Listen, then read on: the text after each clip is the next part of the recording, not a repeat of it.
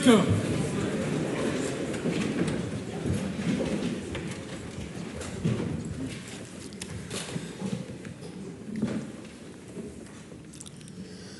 Ngangach o itu omnis wowo okia e riko alalum ta atakwa na omnis por e otomis mauri. Omnis wowo okia e riko maur on sofa tachiare, ma fa la la mo okia otomis hoi fenganga e tironi te I la pola omnis la aso kwa amnek tutu neri ton nek te is. E o poto ma inia e hoi o kinga, hoi anisinga, ma fuong vovoi se onlele ne hongwiti is new sironge. Amen. Amen.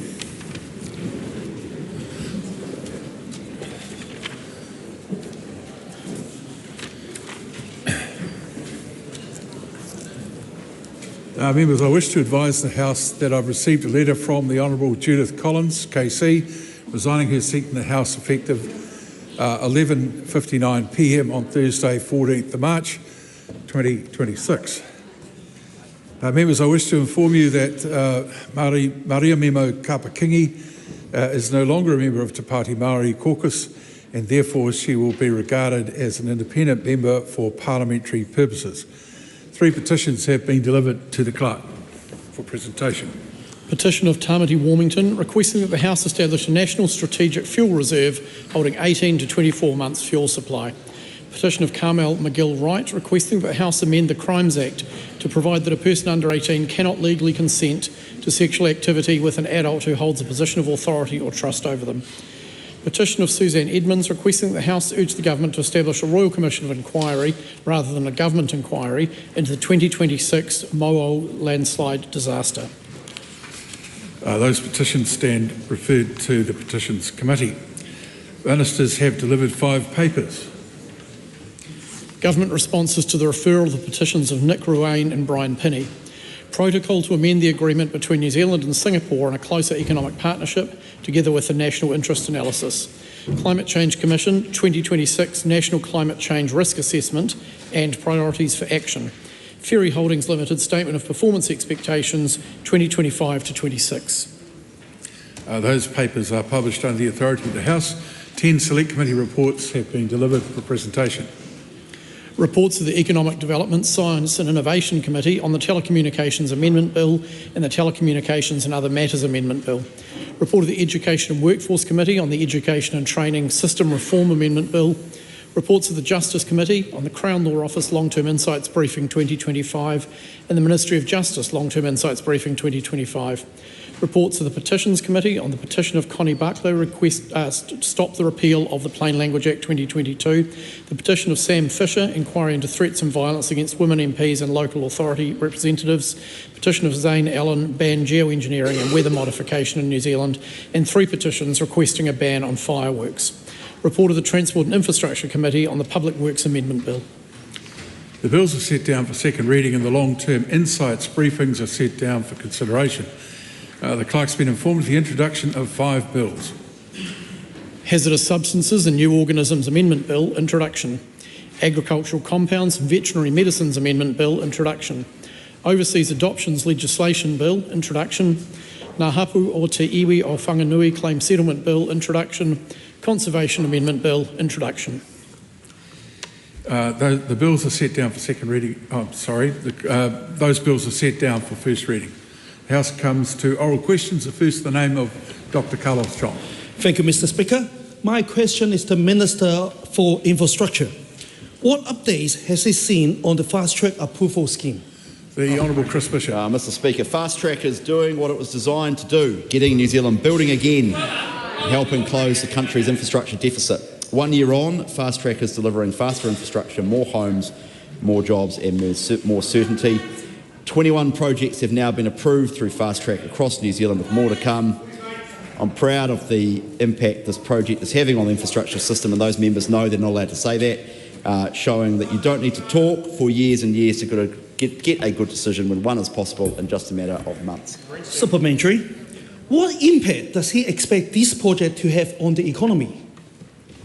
Mr Speaker, the projects are expected to create tens of thousands of jobs and inject billions into the economy. So far, over 8,000 new homes have been approved, about the size of Greymouth. There are 2 Auckland region quarry expansions for 260 million tonnes of aggregate for construction and roads. I'm advised that could build a 2-lane highway from Cape Reinga to Bluff 4 times over. Another example, which I know my friend and colleague Matua Jones will be interested in, the Waihi gold mining expansion, which could generate $5.2 billion in additional silver and gold exports over 18 years. It's a critical part of this government's mission to get the economy growing again. Just make a point that some of the answers given by the Minister are somewhat obscured by the assistance being given from his own side. Dr. Carlos Chong. Supplementary. Which projects have recently received approval under fast track? Mr Speaker, there have been 3 further approvals since I updated the House late last month. The Ashbourne project was approved on the 21st of April, hundreds of new homes and 2 solar farms in the Waikato. On the 1st of May, the Pound Road industrial development was approved in Canterbury.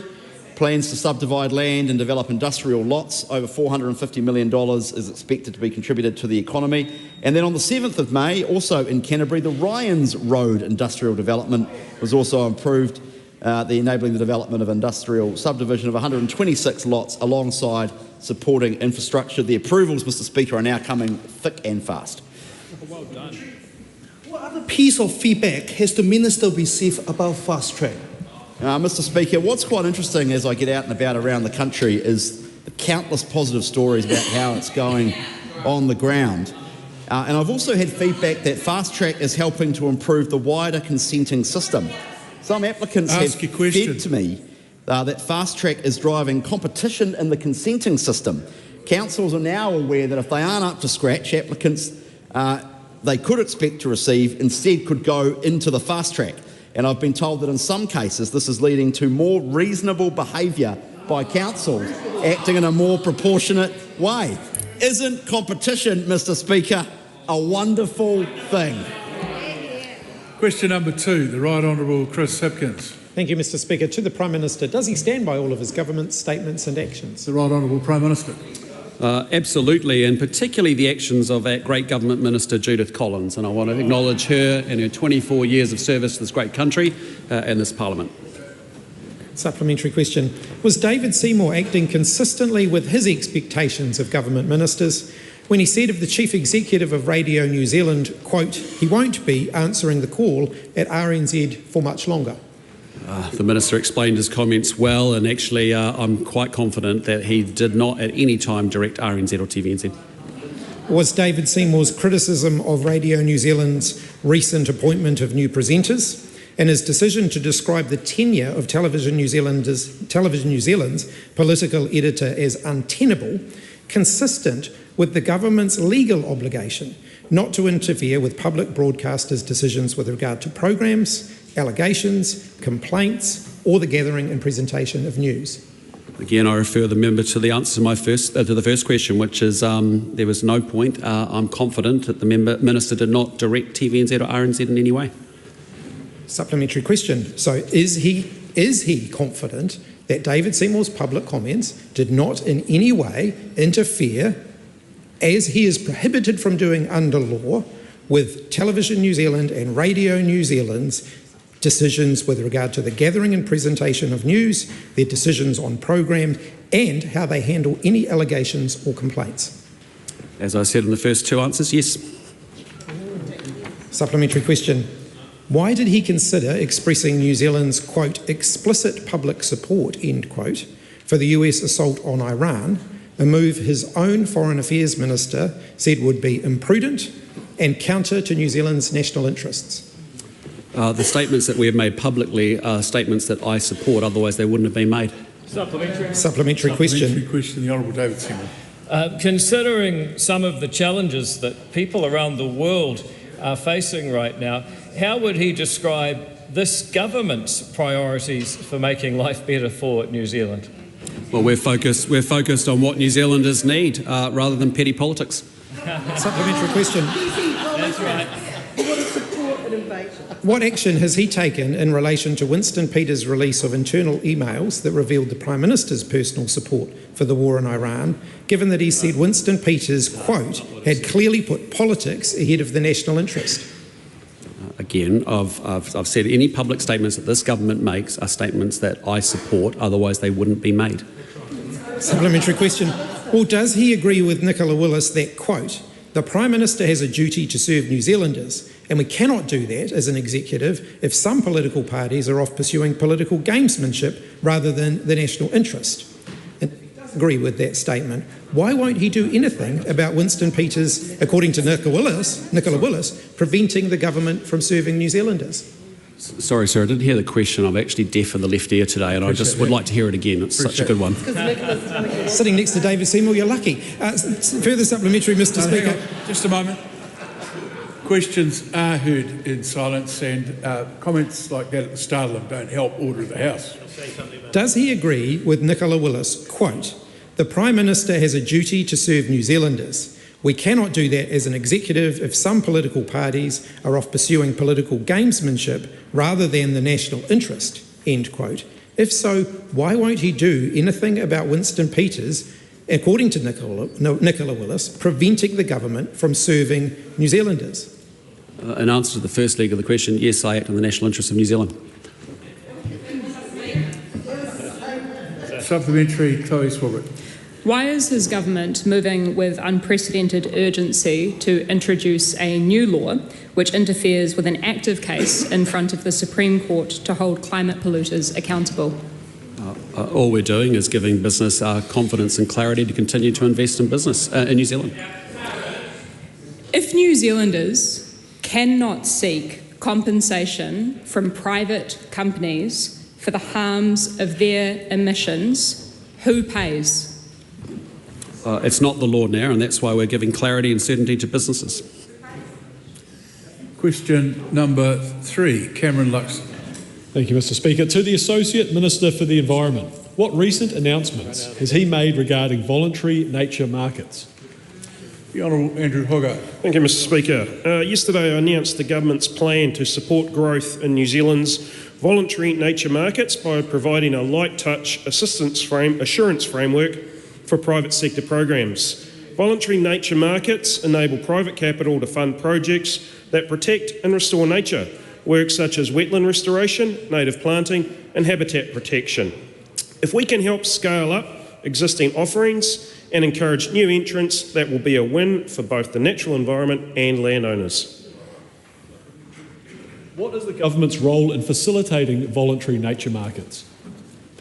Thank you. I'll start with what the government isn't doing in relation to voluntary nature markets. We won't be running a market and we won't be forcing people into it through heavy-handed regulation. What we will do is offer government recognition through 2 pathways. High-quality programs accredited by reputable international bodies will be recognised by the government, and domestic providers will be able to have their programs assessed against market principles that work for New Zealand. Government recognition is a clear market signal, not a Crown guarantee. However, it will lower the cost of due diligence and give confidence to investors, landowners and developers. How will this initiative support organisations in the community that protect and restore the natural environment? Well, it most certainly will support community organisations. I'm excited about the opportunity that the Kiwi2 Nature Trust and catchment care groups will have to expand their good work with landowners through potential access to increase funding from the private sector. Voluntary nature markets will be successful if they are robust and reliable, but judging that can be tricky. The government assessment and endorsement pathway will help groups that don't have the resources to undertake that full due diligence. Supplementary. And how will this initiative benefit farmers and other landowners? Well, for too long, government sent the wrong message to farmers that if you do the right thing and invest in preserving or creating wetlands and native bush, you'll be punished with more controls on what you can do on your own land. This initiative flips the script from more regulation to incentives. It means that farmers can get rewarded for the great work they do, and it won't rely on more regulation or government funding. Question number 4, the Honourable Willow Jean Prime. Tēnā koe te manga te whare. My question is to the Minister for Social Development and Employment and asks, does she stand by her statement that, quote, the steps we are taking will put New Zealand and young New Zealanders on a better path, unquote? If so, why? The Honourable Louise Hudson. Mr. Speaker, yes, we acknowledge that many Kiwis are finding things tough at the moment. That's why our government's welfare reset is shifting the dial, driving policies to support job growth to help more people into work. Our government is focused on taking steps to putting all New Zealanders on a better path, and we know that our economy is stronger when more people are working, and as we go for growth, it's really important that as many Kiwis as possible share in the benefits of work. Supplementary. Is having nearly 100,000 young New Zealanders not in employment, education or training a sign that young New Zealanders are on a better path? Well, Mr. Speaker, we know that when the economic times are challenging, young people are disproportionately affected, which is why it's really important in terms of our welfare reset that we have focused on the under 25s. We have more young New Zealanders who are on welfare in job coaching. They get an individual needs assessment, they get an individual employment plan, we support them with the challenges they face to work. And Mr. Speaker, despite it being challenging, in the last year we saw 84,000 New Zealanders leave welfare into work. That's why I'm confident that what we are doing is working. Supplementary. Is adding 10,000 more young people since September 2023 onto job seeker support a sign that young New Zealanders are on a better path? Mr. Speaker, as I said, it is challenging for any young person that's not in employment at the moment and wants to be, which is why we have really reset the welfare system to ensure it is meeting the needs of young people. We accept that there may not be a job opportunity for all of them right now, but the work that we're doing through that intensive case management, through job coaching, through the wide range of programs that support young people is to assist them to take up those opportunities when the job is there. Supplementary. Is cutting apprenticeship boost, making it harder for young people to learn on the job, a sign that young New Zealanders are on a better path? Mr. Speaker, as I said, what we're really proud of is the welfare reset that is enabling, despite there being challenging times and more young people being affected through the job seeker numbers. 84,000 New Zealanders leaving welfare into work, increasing. We are seeing really positive numbers of the under 25s exiting welfare into work, because our government is setting an expectation. We've set a very clear expectation for young people that we are unwilling to tolerate the fact that a young person going on to welfare under the age of 25 will stay there for 20 years. That's not good enough. That's why we're taking action and we are seeing results. Supplementary. When she said she was putting, quote, young New Zealanders on a better path, unquote, did she mean the daily Air New Zealand flights to Australia? No. You got another sub. Best question. Does the Minister have any other plan for young New Zealanders other than for them to have to go to Australia to find better opportunities? Well, even that doesn't quite comply with the Minister. Make a comment so we can move on. Well, Mr. Speaker, if the member had listened to some of the questions earlier in the session, she would have heard my colleague, the Honourable Chris Bishop, talk about fast-track consenting and the thousands and thousands of jobs that creates. I want to ensure young New Zealanders are ready to take up those opportunities, unlike the other side who are happy to leave them there to rot. Question number 5, Rima Nakli. Thank you, Mr. Speaker. My question is to the Minister of Justice and asks, what action is the government taking to bring certainty to climate change tort law? The Honourable Paul Goldsmith.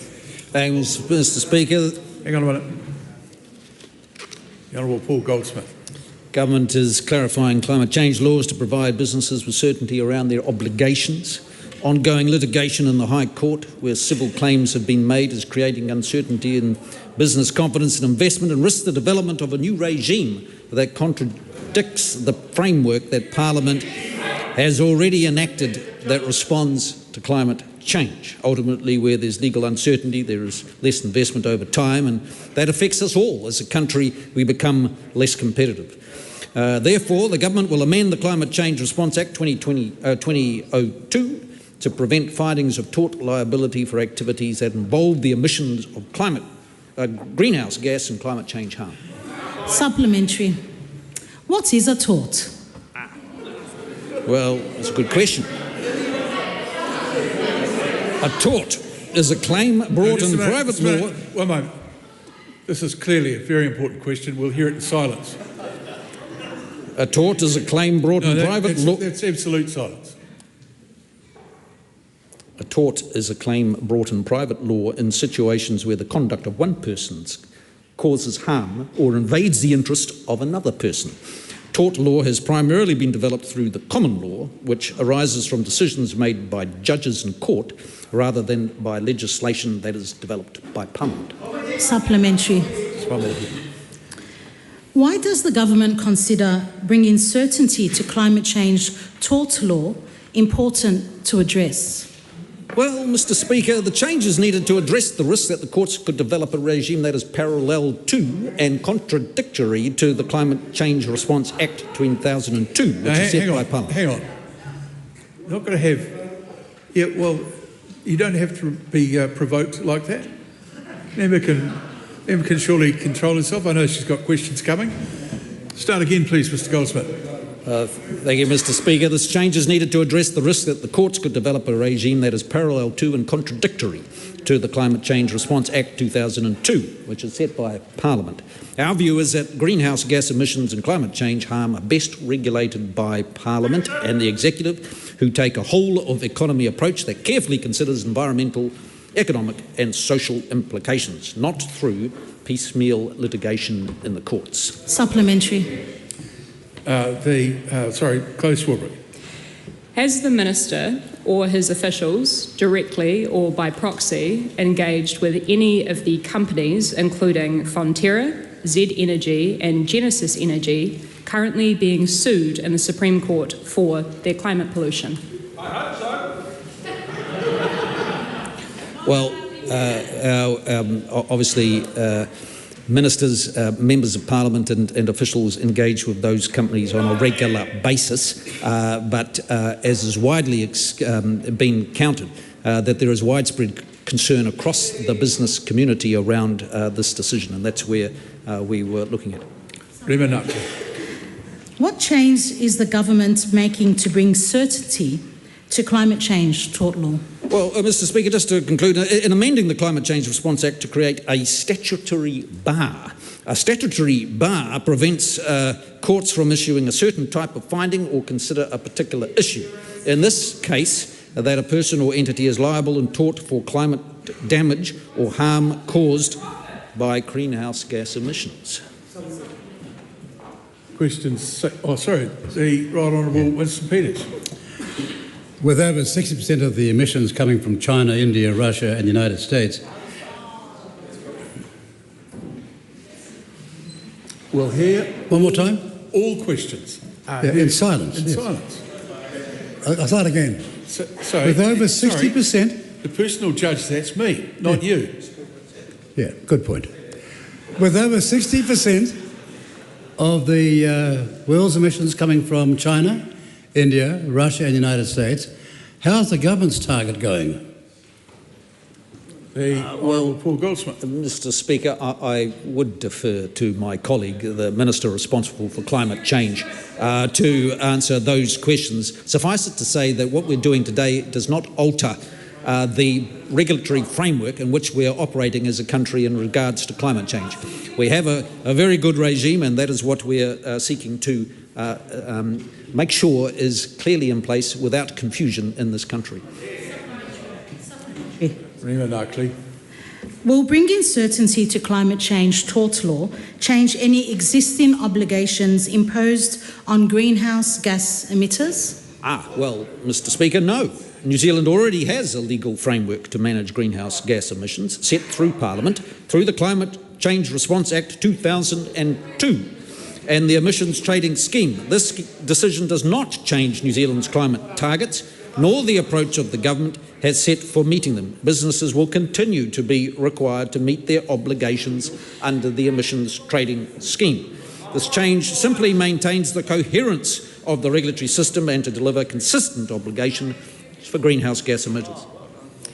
Question number 6, the Honourable Ginny Anderson. Thank you very much, Mr Speaker. My question is to the Minister for Economic Growth and reads, are there more or fewer people in work now compared to when she took office? The Honourable Nicola Willis. Mr Speaker, there are more people in work. If she was creating the economic conditions needed for job growth, then why has the unemployment forecast been revised upwards 2 years on? Well, Mr Speaker, the member will have hopefully seen the Stats NZ result last week, which showed unemployment falling, which is very positive news. It is no secret that New Zealand has been going through a difficult economic recovery over a period where we were responding to a very overheated economy with inflation that went out of control, interest rates that rose rapidly. But we continue to forecast that into the future unemployment will fall, notwithstanding that events in the Middle East are making that a more challenging path for New Zealanders. Is 47% of unemployed people being out of work for 6 months or longer part of her economic plan, given that it's the worst it's been since the 1990s?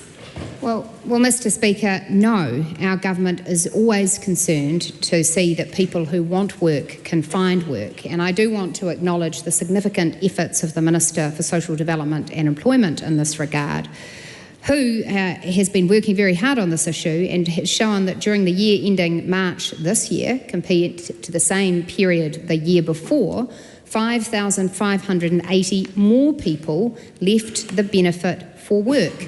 We also saw the number of people receiving job seeker support decrease by 8,289, alongside the number of working age people on a main benefit dropping by 17,661 people. More Kiwis off a benefit in work. Positive news.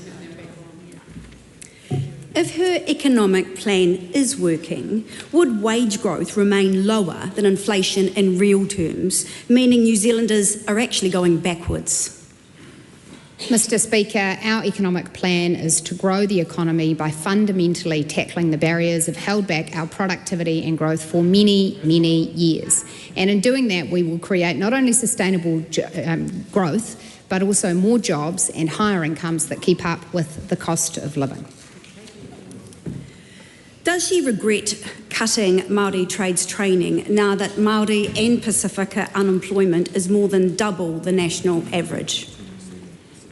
Mr Speaker, in fact, what our government did was rescued the Apprenticeship Boost scheme, which the last government left unfunded with a massive fiscal cliff. So we rescued that program, and I am certain that many Māori and Pasifika will have benefited from that wise decision of ours. Question number 7. When are you ready? You're welcome, Willie. Question number 7, Catherine Webb. Thank you, Mr Speaker. My question is to the Minister of Conservation. What progress has he made towards modernising the Conservation Act 1987? The Honourable Tama Potaka. E te maanga o te whare that this government has introduced the most significant reform of conservation legislation in nearly 40 years. 40 years modernising a system that has become too slow, too complex and frustrating for businesses, iwi, conservation groups and communities alike. We cannot protect a modern conservation estate with a loosey-goosey 1980 system wrapped up in red and green tape. This bill is good for nature, it's good for regional economies, it's good for international manuhiri, and good for the long-term sustainability of conservation responsibilities. Importantly, stakeholders acknowledge that the current system is no longer working, and good conservation is not measured by the size of the statutory book, but by the durability of conservation outcomes. Supplementary. Just a moment. Just a moment. Carry on. Supplementary. Why is the Conservation Act in need of reform? It's maanga o te whare. It's nearly as old as me. It's 40 years old.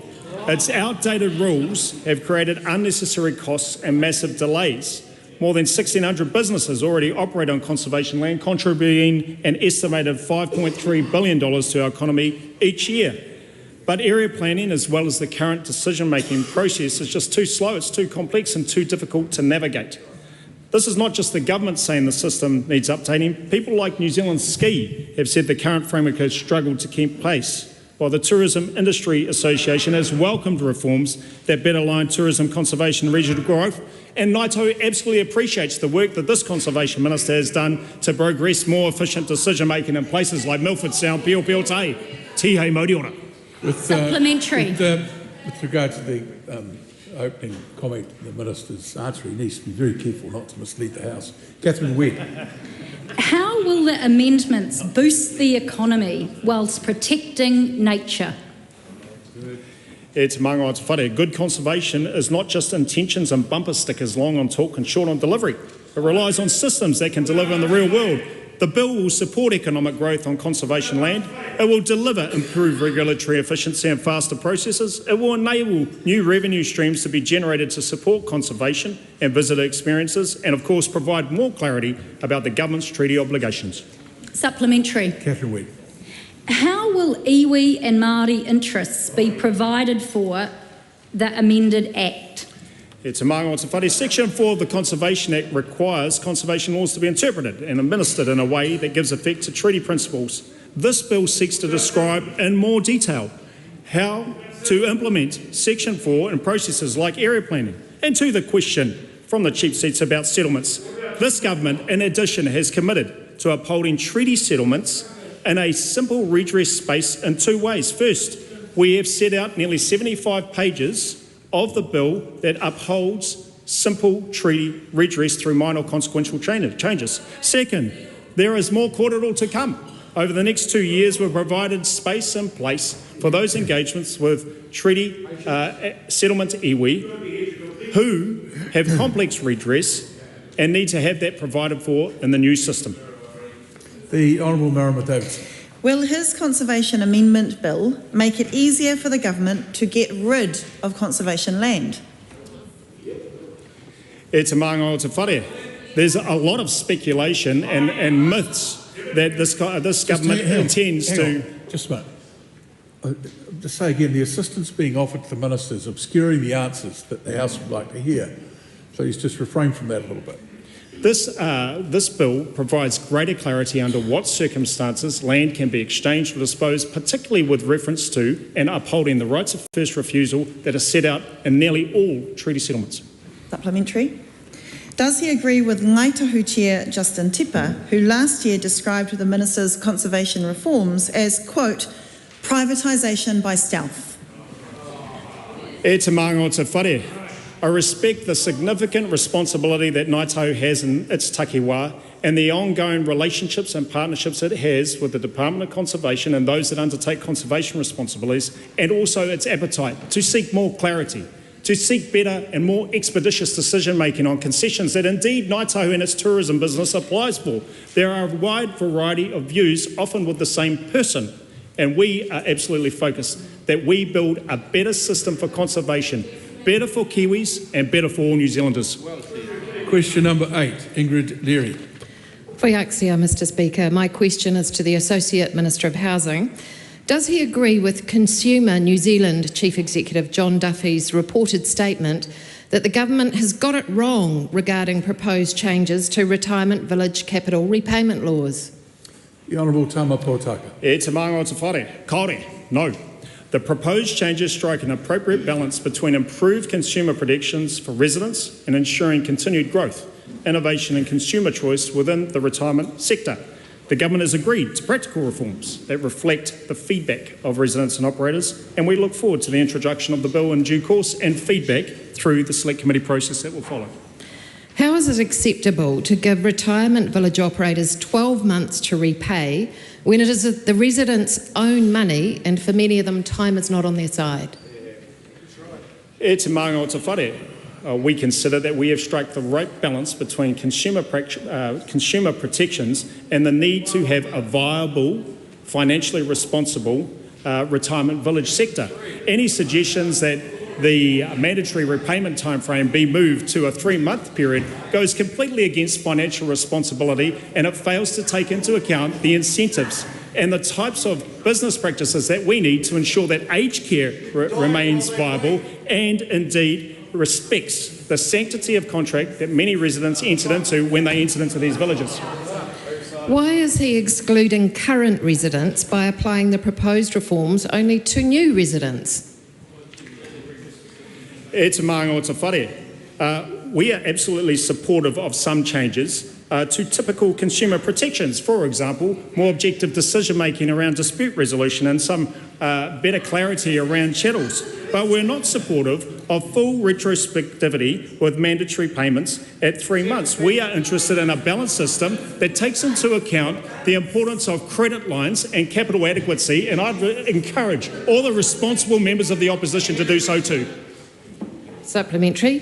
Why is he mandating some provisions to current residents' licences, such as stopping weekly fees immediately when they vacate, yet refusing to mandate repayment to those same residents?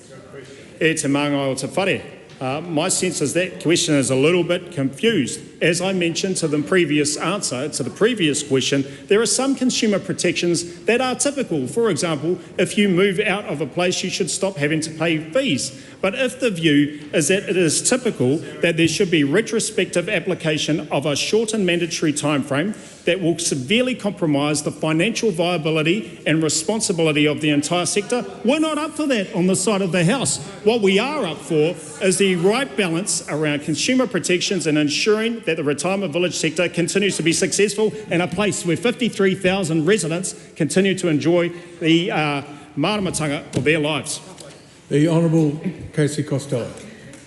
Is the Minister aware of any circumstances in the private housing market where sellers can expect a 10% payment within 5 days and the remainder within 3 months as a guarantee?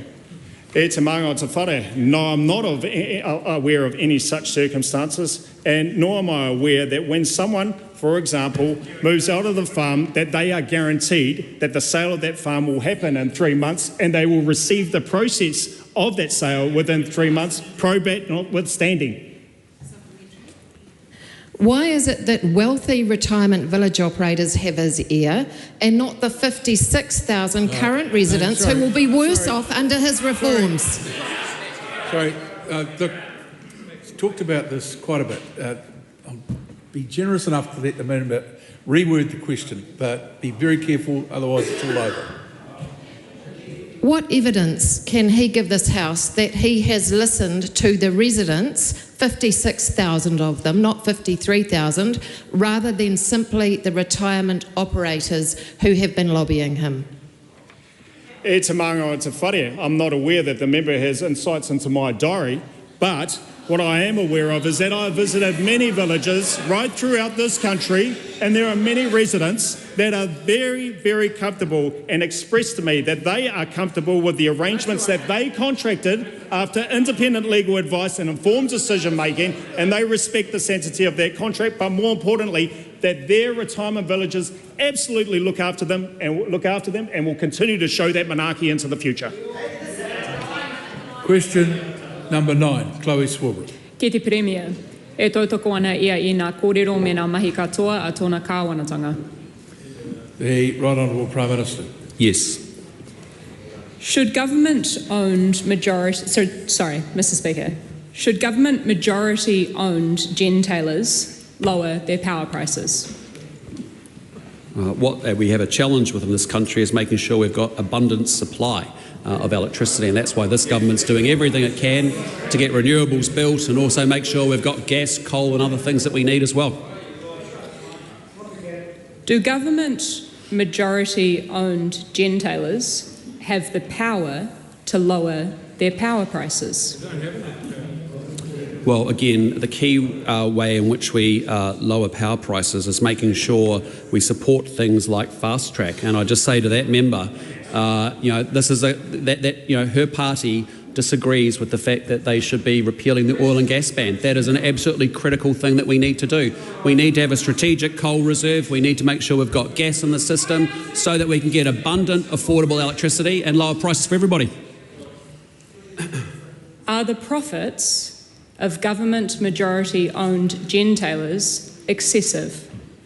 Again, the challenge is about increasing the supply of electricity in this country. That is the single biggest thing that we can do. We saw a failed energy policy that had quite a chilling effect on investors. We saw a very convoluted Lake Onslow program that was billions of dollars in late delivery. We saw $800 megawatt per hour prices in 2024, thanks to a bunch of bumper stickers and post-it notes. Speaker? Point of order, Mr. Speaker. Point of order, close, Robert. I understand that usually, there's a leniency with regard to addressing the question, but in that answer, the Prime Minister did not even address the terminology of profit. Thank God, because it'd be a long afternoon if he was to do that. I think also, if you think about your question, you ask a question that it would be practically impossible to answer. When you ask what was excessive, that would take quite a degree of discussion. There is internationally accepted metrics on that, but Mr. Speaker, supplementary. Well, then I'm sure that the member will provide that to the I'm happy to Clerk's office. table them. No, if you want to, but I Supplementary. don't think there's enough room in the building to table all of that stuff. But it can be used as a backup to a written question. A question on notice. Supplementary. Will his government use their majority shareholding in gentailers to rein in their profits and lower New Zealanders' power bills? We expect the gentailers to be giving consumers a fair deal. That's why we are strengthening the EA with new powers to make sure that they can increase fine and make sure companies play by the rules. Is the Prime Minister comfortable with near record power company profits and dividends being paid out to shareholders, helping to improve the look of the government's books, while 65,000 more New Zealanders could not afford to heat their home adequately last winter? For the member to understand power prices, which we want to see downward pressure on power prices for sure, that requires us to put in place an energy strategy that makes sense and is coherent. Not just go... I'm ignoring the OECD. Okay, it's a lovely report, but we actually have our own view on how we actually put energy policy together in this country. And we're not going to do the mistake that the Labor Greens government did, where you created $800 megawatt power prices and low and middle income working people lost their jobs. Unacceptable. The Right Honourable Winston Peters. In the years 2021, 2022, 2023, how many times did Chloe Swarbrick ask those questions? That's a matter of House record, not for the Prime Minister. Question number 10. Question 10, and no one else, Tim Costley. To the Minister for Local Government, what recent announcement has he made about simplifying local government? The Honourable Simon Was. Mr. Speaker, last week Minister Bishop and I announced a new Head Start pathway to fast-track local government reform. Through the Head Start pathway, councils will have 3 months to put forward proposals for new unitary authorities. This will enable those councils that are ready to reorganise to get on with it. This change is part of the government's plan to streamline the complex maze that is local government so that it delivers better services for ratepayers. Why has the government created the Head Start pathway? Well, Mr. Speaker, following the government's draft proposal for local government reform released last year, there was broad recognition across the sector that change was needed. Councils told us that they want to move faster, they want to have more flexibility to lead reform in a way that works best for their communities. The Head Start pathway responds to that feedback. We want to give those councils who are ready the opportunity to move faster and create the regional governance arrangements that work best for them. Mr. Speaker, what happens after councils submit their proposals? Well, Mr. Speaker, once the proposals have been received, Cabinet will assess them and make sure that they are practical, reduce duplication and deliver better outcomes for communities. For those that are accepted, the government then intends to pass bespoke legislation in 2027, giving effect to those proposals. For the remaining councils, they will fall into a slower backstop pathway. This will take effect following the 2028 local government elections and will replace regional councils. Well, to the Minister, how has this announcement been received? Well, Mr Speaker, very well. I'm pleased to report that the Head Start proposals have been received positively by not only ratepayers, the business community, but also the local government sector. Local Government New Zealand welcomed the announcement as a step forward. Meanwhile, Alan McDonald from the Employers and Manufacturers Association called it a pragmatic step and noted that fewer layers of governance and clearer regional coordination should translate into lower costs and more coherent infrastructure and for planning decisions. Question number 11, Dan Rosewood. Thank you, Mr Speaker. My question is to the Minister for Rural Communities. What recent advice, if any, has he received regarding changes to funding levels and eligibility criteria under the Mayor's Task Force for Jobs programme for rural communities? The Honourable Mark Patterson. Mr Speaker, I have received no official advice on the Mayor's Task Force for Jobs. That sits under the auspices of the Minister for Social Development. Supplementary. Did he advocate against cutting the Kaikoura Mayor's Task Force for Jobs programme, which reduced jobs from 30 to 12 a year in a rural community with few alternative employment pathways? I'm not sure that, in terms of the Mayor's Task Force for Jobs, my understanding is the funding hasn't been cut, but there has been a reallocation of resources to areas in greater need. So that's an operational decision for MSD. But what I will say is the member is looking at this through far too narrow a prism. You've got to look at the wider work program that the government's doing. Minister Upson referred to the 84,000 people that we've recycled out of welfare. Look at the major reforms Minister Stanford's doing with the NCEA and getting a vocational pathway in there to channel young people into vocational pathways, or the work that Minister Simmons is doing with polytechnic reform. I was in Telford the other day. We just put $2.5 million into upgrading the facilities there. 74 kids there now, going to 144 with ambitions under the SIT to get to 235. That's real action. Supplementary. Does he accept that tightening eligibility criteria for these programs away from school leavers risks undermining early intervention efforts that have historically kept long-term benefit numbers low in rural districts? Look, I'm a big fan of the Mayor's Task Force for Jobs. I've had involvement myself in the Clutha region with the Job Opportunities Programme. Sorry. That barrage of response before the Minister's even got one sentence out is unacceptable. Honourable Mark Patterson. Thank you, Mr Speaker. I can assure the member I'm a staunch advocate for Mayor's Task Force for Jobs. I have a periphery involvement with the Clutha District and the Job Opportunities initiative there. I do know that it works, but the key issue here is we've actually got to have some jobs for these young people to go to. You've got to zoom out a little bit. That's why you should be supporting the fast track. We've just heard of the hundreds of projects, the hundreds and thousands of houses, the mining projects, the renewable energies boom, the like, the water storage and irrigation projects we're promoting under the Regional Infrastructure Fund, the flood protection projects. Yep, good. Tighten it up. There is so much to go on with. We're actually focused on creating the jobs in the Growing for Growth program. Supplementary.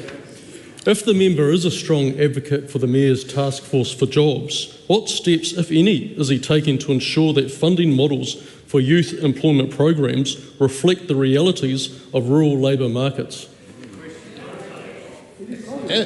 As I said in my primary answer, I haven't had any official advice because it's not something that's been raised directly with me by the mayors. Subsequent to your written questions, I have made some inquiries and I am aware that there has been some adjustments in how the funding's allocated and the emphasis on job seekers as opposed to just school leavers. So that's an operational decision for MSD. Yeah, good. But Mr. Speaker, this is an important scheme. Yeah. We continue to support it, and I'm there to advocate for it. Supplementary question, the Honourable Louise Upson. To the Minister, can he confirm that in rural areas like the Clutha district, that Mayor's Task Force for Jobs are achieving, in Clutha district's case, 183% of its target of rural employment? I am aware of the success of the Job Opportunities project in the Clutha district. But that's got to be seen in the wider context of the suite of work the government's doing is to get young people into work.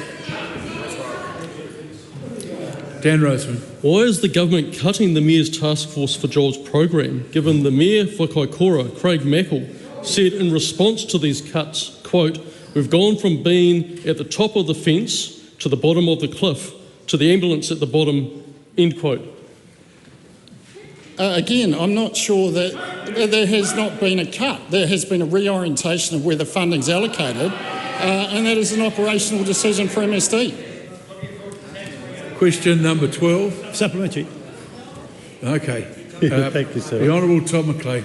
Thank you. Could the Minister confirm that rural confidence levels as farmers have gone from some of the worst ever recorded 3 years ago to now net positive and extremely good for our communities? And secondly, could this be to do with the government announcing it's going to cut all regional councils?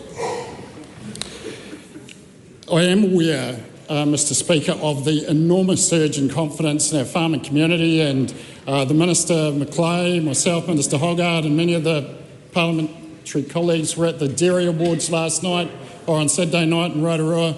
Fantastic energy through there, industry doing really well.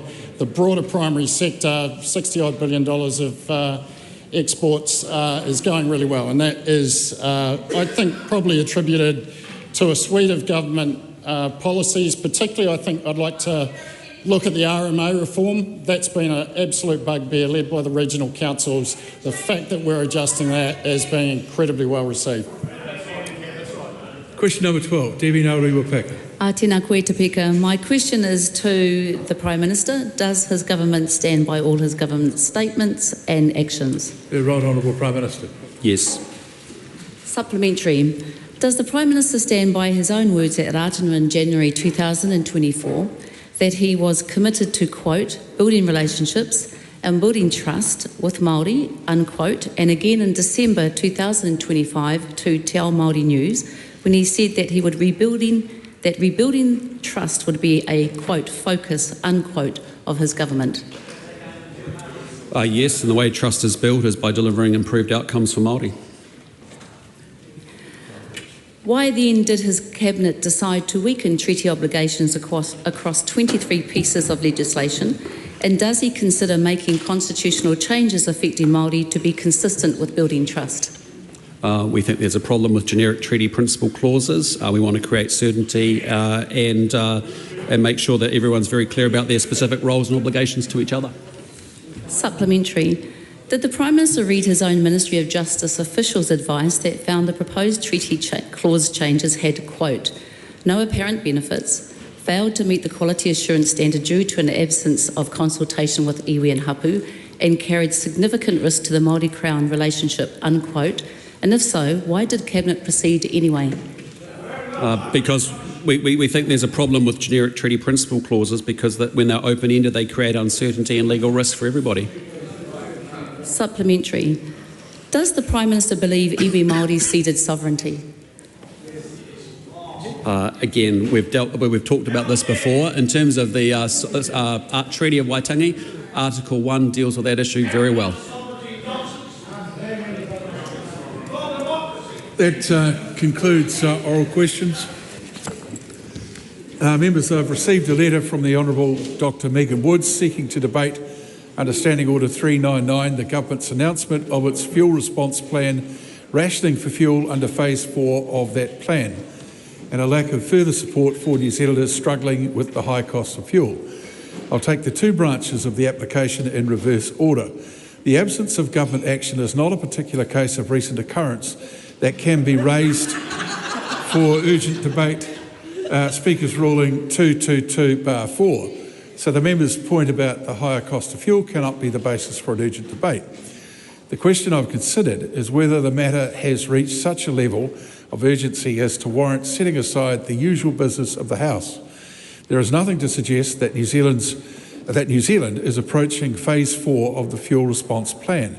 For that reason, the matter does not reach the level of urgency that warrants the immediate attention of the House. The application is declined.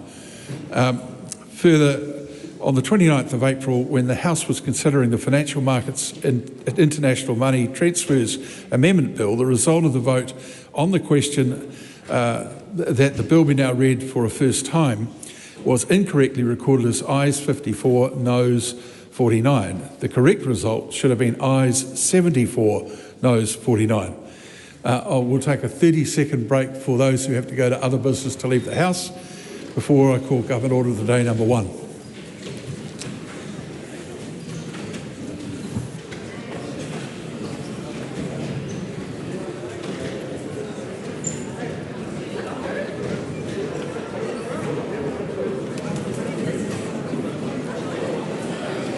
Members should leave the House quietly and without any conversation on the way. All members. All members.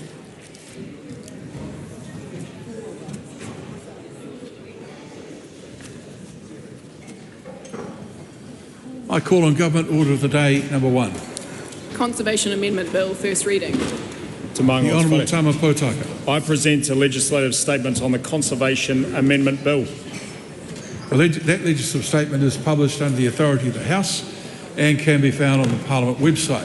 The Honourable Tama Potaka. I move that the Conservation Amendment Bill be now read at a first time and will nominate the Environment Committee to consider the bill.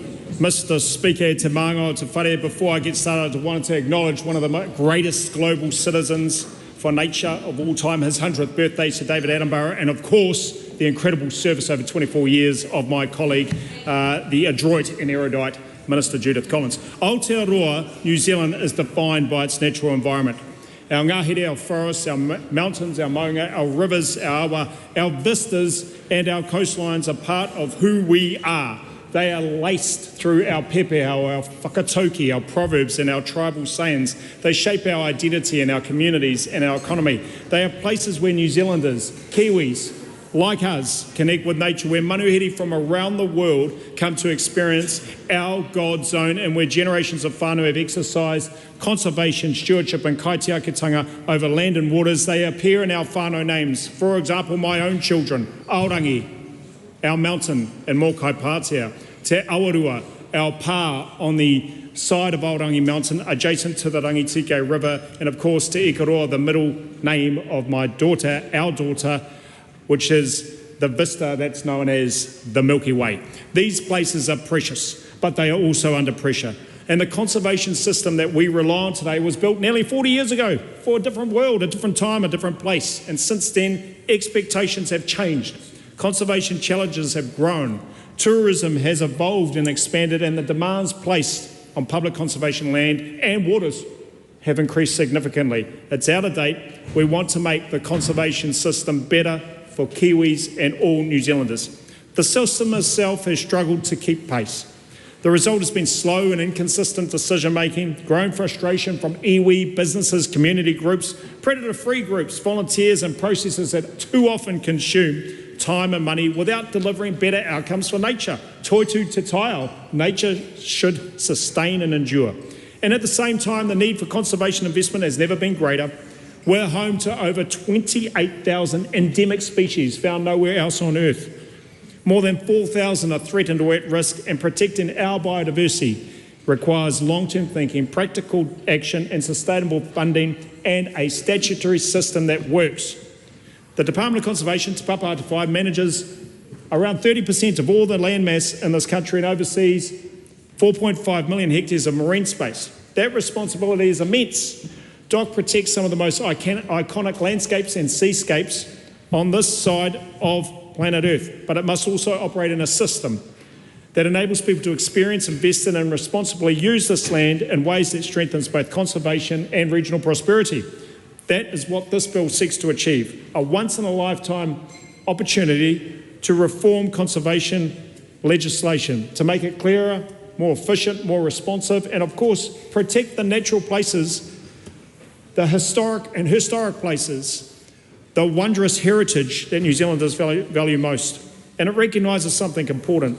Conservation and economic development do not sit in opposition to one another all the time. Done properly, they can support one another. That's what we believe in. Strong conservation outcomes support regional jobs, biodiversity, recreation, our international reputation, of course, tourism.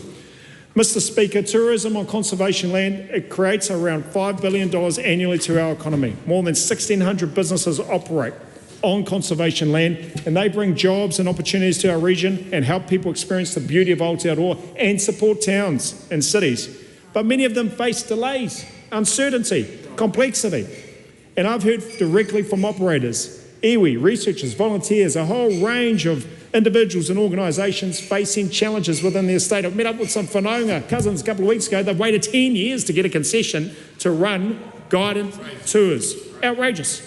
So in 2024, I set some concession targets, processing targets, and since then, applications have doubled in pace. They're processed twice as fast, and the backlog has been halved. But operational improvements themselves are not enough. We must change the underlying statute. We reform the concessions and planning system to give greater certainty, faster decision-making and clearer pathways for appropriate economic activity on conservation land, and actually a whole range of recreational and cultural activities too.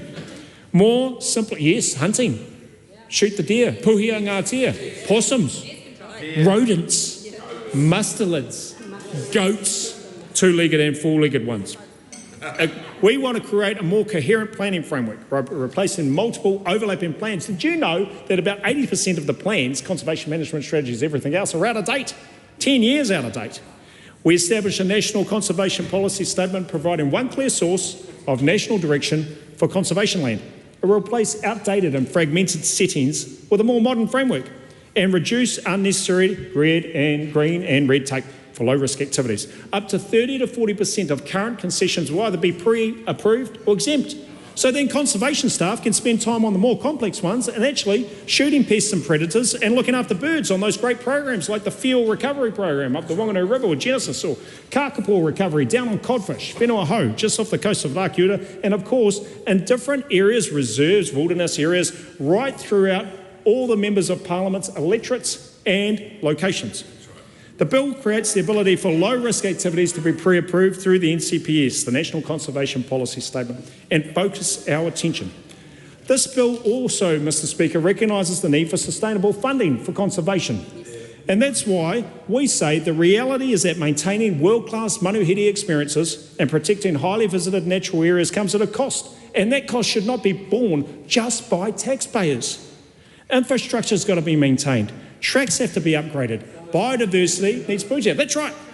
But right now, we carry nearly all of the burden as New Zealand taxpayers. And while I'm proud of what we deliver, we don't do it alone. We rely on strong partnerships with businesses like Air New Zealand, the Isaacs Conservation and Wildlife Trust, just off the Christchurch Airport, Trojan Holdings, Sir John Davies and others, Real NZ, the whānau down there in Queenstown, Ngaitahu whānau, and organisations like Raukumara Paemonga, people like Ora Barlow and Caleb Parepapa out there shooting thousands of goats up on the Raukumara Range, and Next Foundation, Andrew Grant, Bill Kermode and others with that audacious philanthropic gift of the ploughmans, Neil and Annette, $150 million for environment, and more coming from people who want to improve the conservation landscapes and seascapes that we look after, these wondrous, magnificent, absolutely beautiful places, especially in Northland and Hamilton.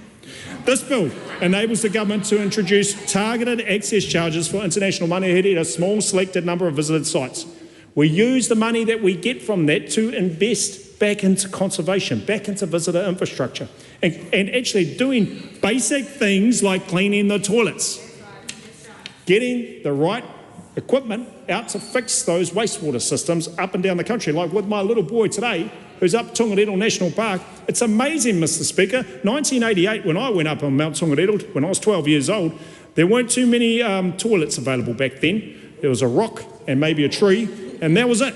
But now it's phenomenal. You've got facilities on the Maunga that can be used by international and other visitors that go up and visit it, but they need to be cleaned, they need to be emptied, and we've got all sorts of gadgets that measure all that exciting stuff. Might I add Taranaki Maunga? My brother over here, MP David McLeod, an absolutely phenomenal place that exudes kaitiakitanga and conservation. It's about ensuring that visitors who come to experience some of these most iconic locations contribute to protecting and maintaining them for future generations. Yes, we are going to charge foreigners to go on some tracks around the country.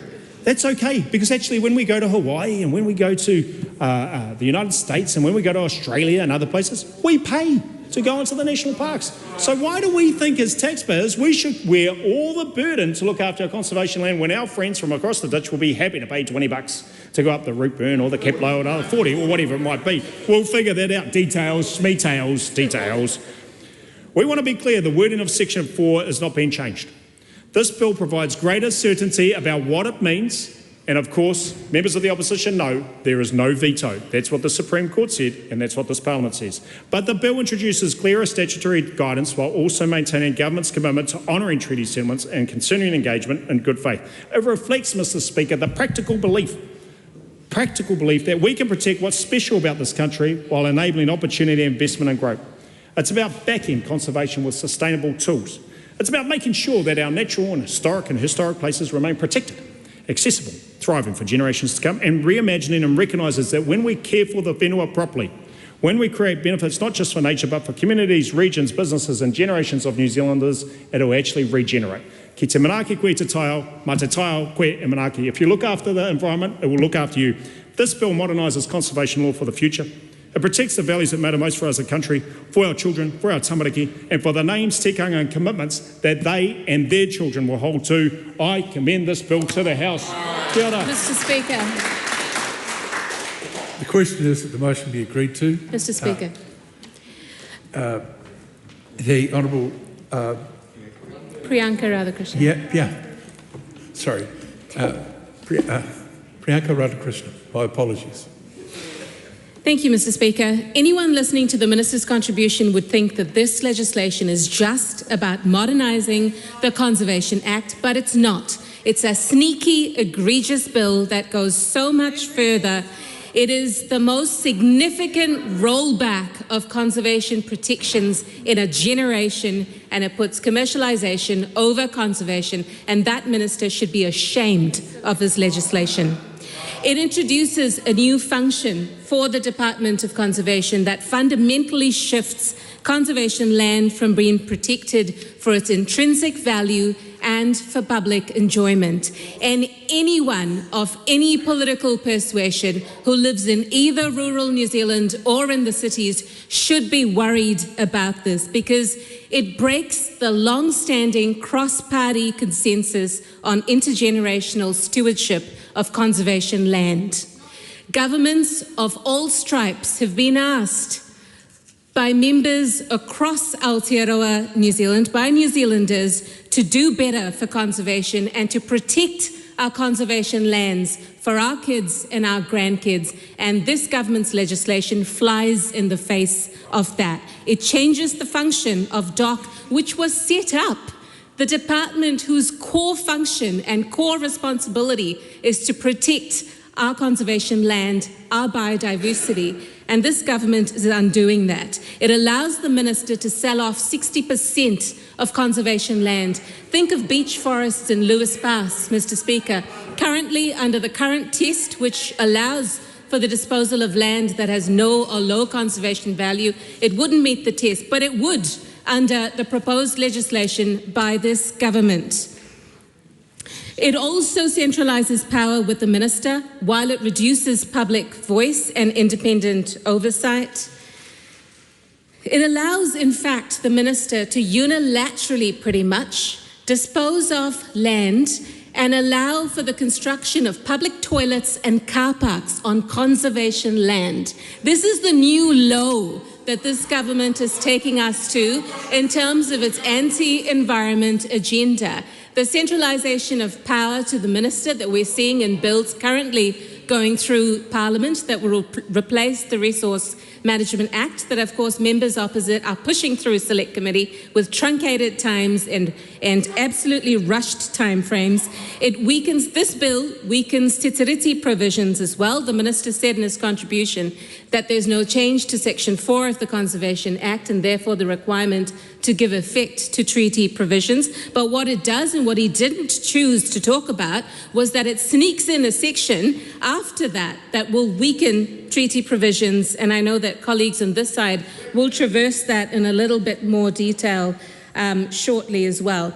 The other point that I wanted to make, Mr. Speaker, is the fact that this legislation will allow for land disposals where land, it says in the legislation, where land is not important for the conservation of threatened species or ecosystems. Now, on the surface, that sounds good. It means that the minister won't be able to unilaterally sell off land with the highest conservation value. But what he hasn't said, what the minister hasn't said, is that it then allows for land with slightly lower conservation value, but as habitat to at-risk species. So think the kaka, kakariki, the northern blue penguin, all of their habitats, land that their habitats are on, can be sold pretty much unilaterally by this minister with hardly any public oversight in that process. To that point, the bill also significantly weakens the role of the New Zealand Conservation Authority and conservation boards, and in fact takes away their statutory authority that is currently given to them under the Conservation Act. Now, the point that I want to come back to in terms of how egregious this is that outside of, DOC themselves have said in an OIA document that outside of owning land, they have very few levers to protect rare and distinctive species and ecosystems, and that the disposal of conservation land means removing all statutory obligations on the landowner to manage land for conservation purposes. Ultimately, Mr. Speaker, this is one of a series of decisions that this government has made in their anti-environment agenda. It's known as the Shane Jones clause in this one, to bring in economic growth over protecting the environment.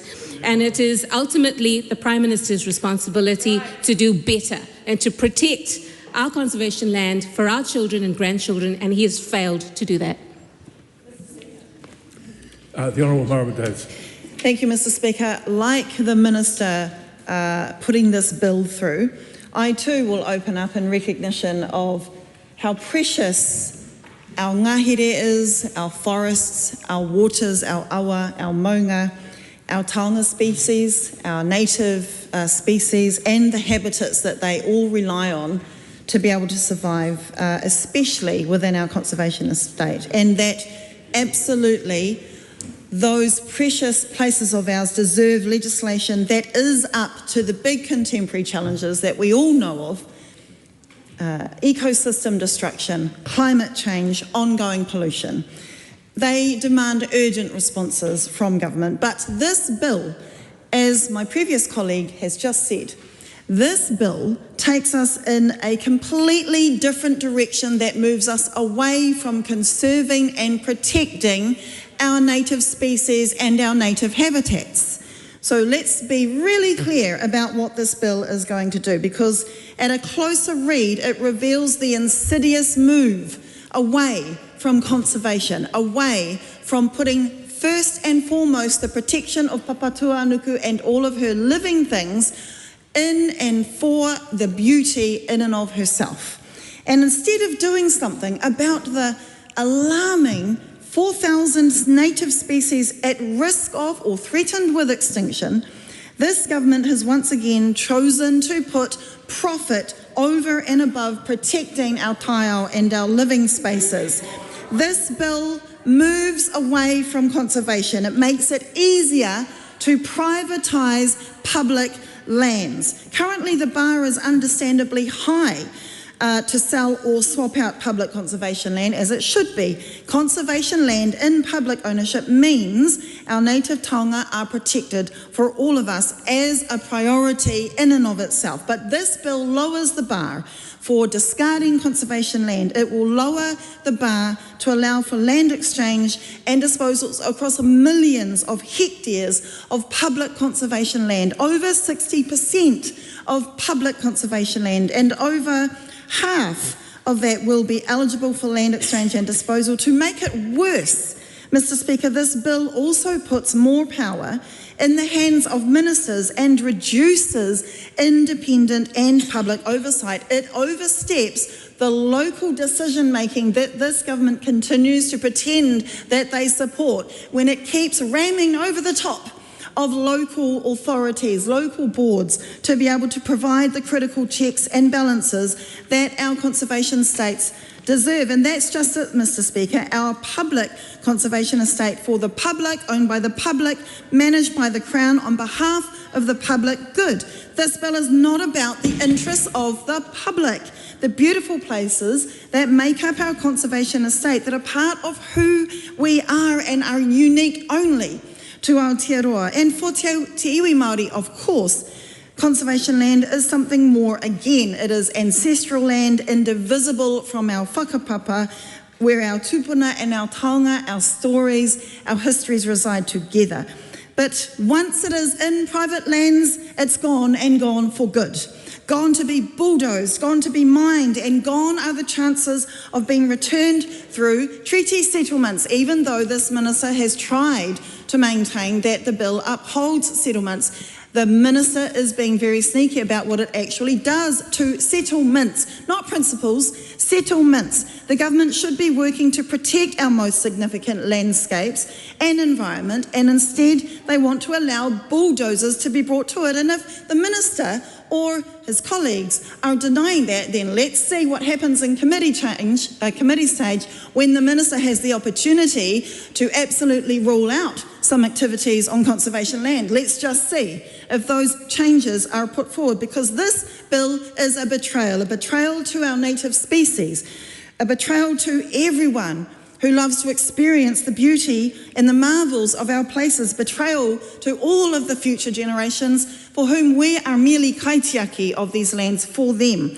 That is why today, Mr. Speaker, we cannot support this bill. And my final message is that we heard the minister, in his words, try to uphold how he sees the protection of conservation land, and against the budget cuts, including in 2024, which amounted over conservation as a whole to $135 million, how can he try to uphold a priority of protection and conservation against a backdrop of constant cuts? Mr. Speaker. Cameron Luxon. Thank you, Mr. Speaker. I rise in support of this Conservation Amendment Bill. For too long, New Zealand has had a conservation system that often treats people as the problem. It has treated a new track, a new hut, a new wharf, a better facility, as we've heard today, a better visitor facility, or a business who's looking to provide an experience as something suspicious before it's even been considered. This government does not believe that that is the right approach. Conservation can go together with people enjoying the natural endowment that this country has. We believe communities, businesses, visitors and conservationists all have a stake in making the estate work better, and hunters are prime amongst them, I must say, Mr. Speaker. There are a few things that this bill provides that are desperately needed. First is some certainty. We need to know when you're going for a concession as a business owner what you are actually dealing with, and this bill provides that. It's clarification on the treaty requirements in Section 4 of the Conservation Act. Long overdue. How can we have certainty in all manner of things if we do not know what rules we are all playing by? Better use of the public land, Mr. Speaker. It should serve the public, it should serve conservation outcomes, and it should serve the identity of this country. When it is done properly, people can protect and increase what they experience, but they can only participate and grow fond and protect if they can experience. Fairness, Mr. Speaker, finally, for the taxpayer. If people are coming from around the world enjoy what we have in our conservation estate, using the assets and infrastructure that's been provided by hard-working taxpayers, it makes sense that they can contribute too, and this bill enables it. Thank you, Mr. Speaker. Andy Foster.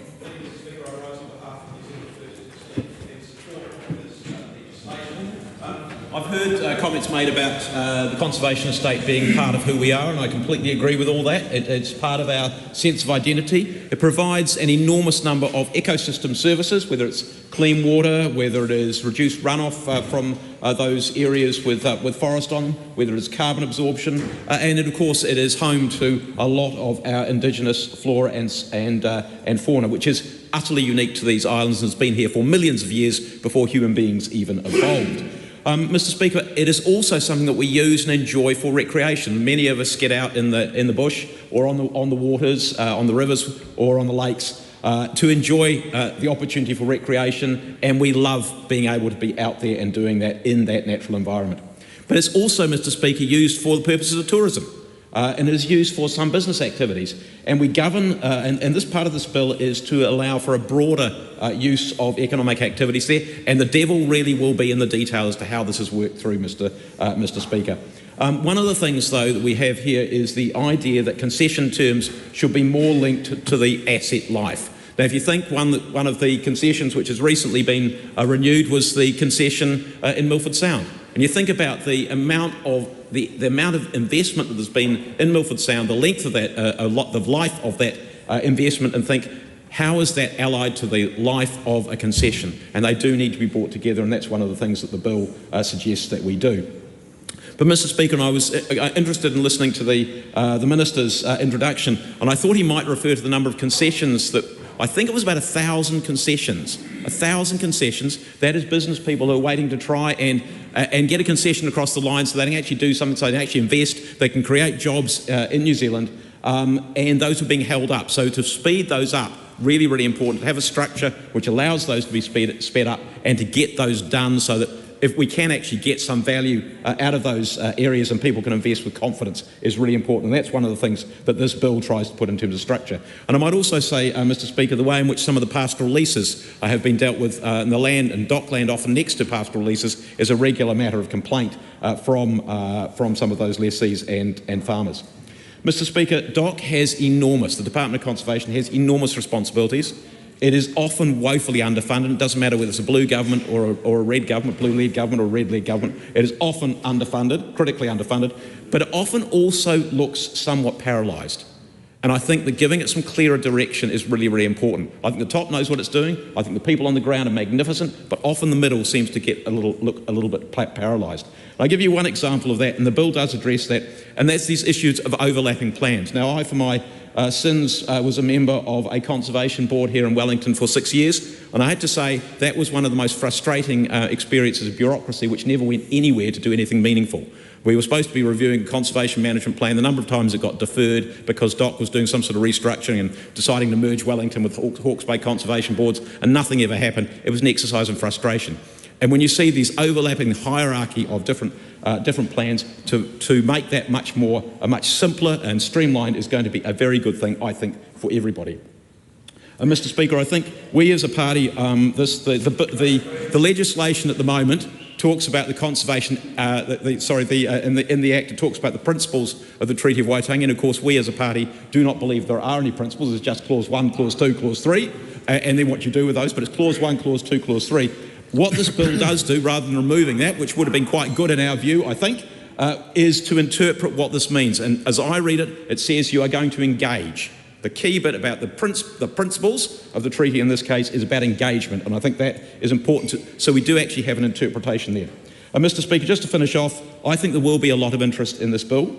I think the classification process will be a lot of interest there. The stewardship land, that's one of the areas I think in particular there will be some interest around. This government has actually made some progress on this, and I would say that we've had roughly 1/9 of New Zealand, 1/3 of the conservation estate, which itself is 1/3 of the country, has been sitting in limbo land and stewardship land since 1987. That's not good enough. We do need to address that. I think there will also be considerable interest in the disposals and swap process, and they are not unilateral.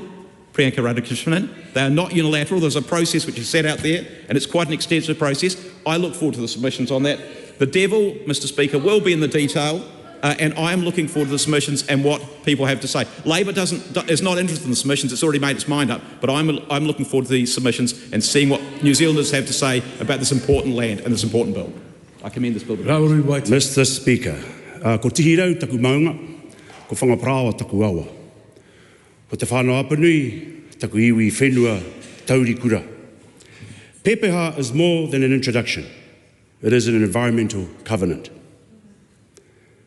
To recite my maunga, my awa and my whenua is a declaration of responsibility to protect.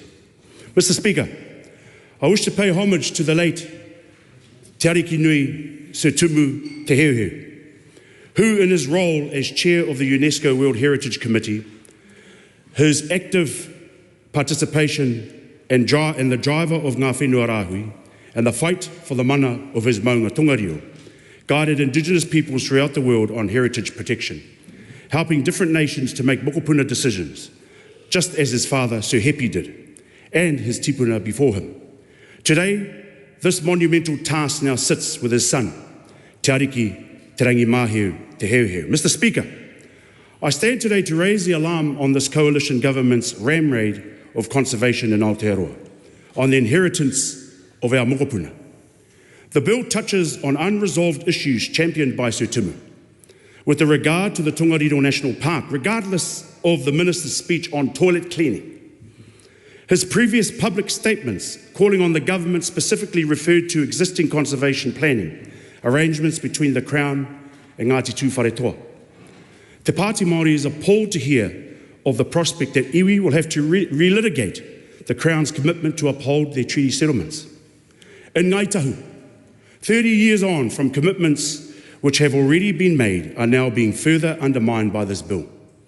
This demonstrates a blanket lack of good faith and only adds to the iwi Māori suspicion about the Crown's ability to act with honour in the 21st century. Many of the early settlements talk about entering into a new age of cooperation between iwi and the Crown, and iwi take those commitments seriously. Waikato Tainui has warned, kia tūpato ki te remu o taku kākahu. Beware the hem of my cloak. Other iwi such as Ngāti Whare and Tūhoi are completely encompassed and surrounded by docklands, which never belonged to dock to begin with. 30 years on from post-settlement, other non-settled iwi are witnessing the durability of existing settlements and see a future where their efforts to settle will be undermined by this bill. Current settlement negotiations, including Ngāpuhi, will be watching closely as this coalition government's action and inaction creates an unwelcome, chilling effect on the settlement process entirely. Treaty settlements contain deeply complex arrangements which require technical precision in achieving transfer without causing further breaches, assuming that right holders of those settlements agree with changes in the first place. Amending settlement legislation should not be treated lightly. How can this government believe it can amend any legislation regarding Te Tiriti o Waitangi when it continues to fail to uphold it? Proceeding otherwise fails to uphold the spirit and the intent of the settlement, which we are told is full and final, except where the government of the day changes its mind, laying a dangerous pathway for ending the Crown's policy of full and final settlements. Section 4 of the Conservation Act is only the oldest treaty provision on the statute books and has been criticised for its lack of influence and delivery on treaty rights since its introduction in 1987. Te Pāti Māori supports for changes to Section 4 is conditional on the broad support by Te Iwi Māori on proposed changes made with Iwi Māori while acknowledging the independent voices of whānau hapu iwi, who may take different positions which reflect their own place-based conservation realities. The Minister proposing this bill happens to be an iwi member and former leader of Ngāi ki Tāmaki, who led the landmark Supreme Court decision, Ngāi ki Tāmaki Tribal Trust, and the Minister of Conservation. In 2018, where the Department of Conservation was successfully challenged on Section 4 treaty provisions of this Conservation Act, Minister Potaka, of all people in this House, knows what is at stake here, knows what it takes to lead our people through settlement, knows what it means to persistently pester the Crown to do what it says it will do. Te Pāti Māori will not stand by as the inheritance of our mokopuna is open up for development of the benefit of this government. Mr. Speaker, we oppose this bill in this current form and welcome submissions to Select Committee from Hapu and Iwi. Kia ora tātou. Catherine Weir.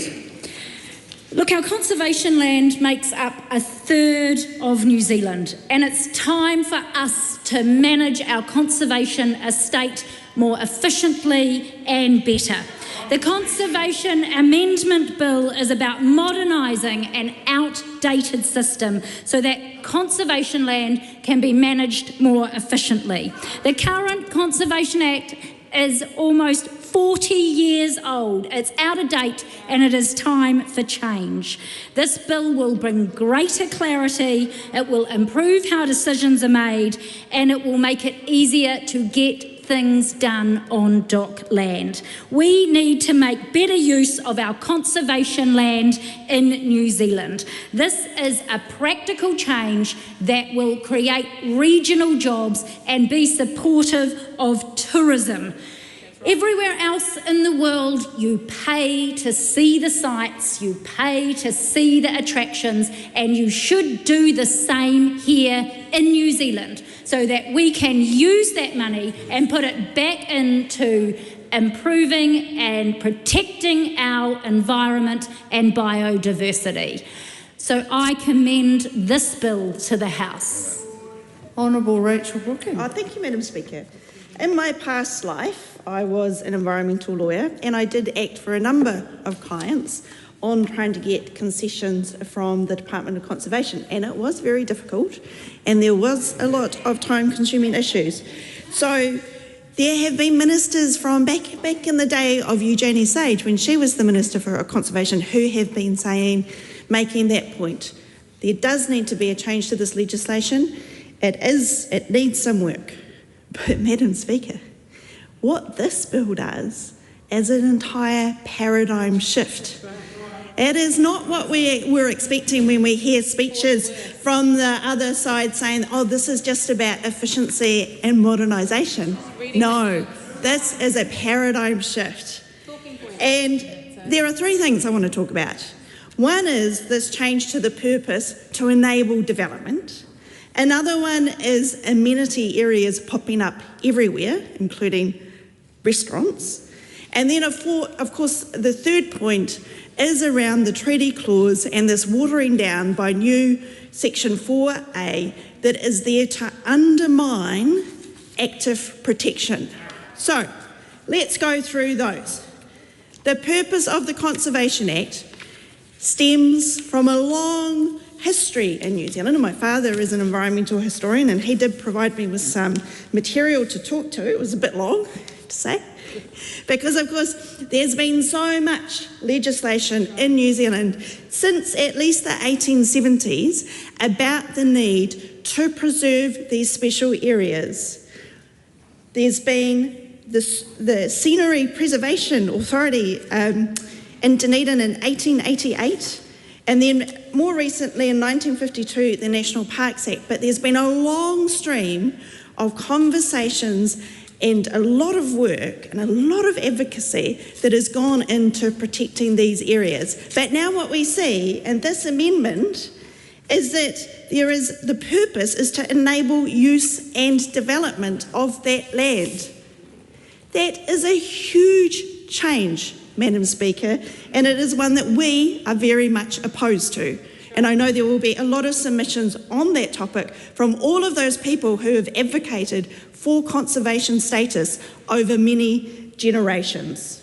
The second point I want to talk about is what Clause 16 is and the following clauses, and that is that the Minister can set out amenity areas. And amenity areas, we've heard the Minister talk about the importance of toilets, and that's, toilets are important. I'm not going to have an argument about exactly where and when you have toilets, but this amenity areas, the definition includes accommodation and restaurants. So, Madam Speaker, I am asking the members opposite, are they intending to go to Mitre Peak to attend a wine bar?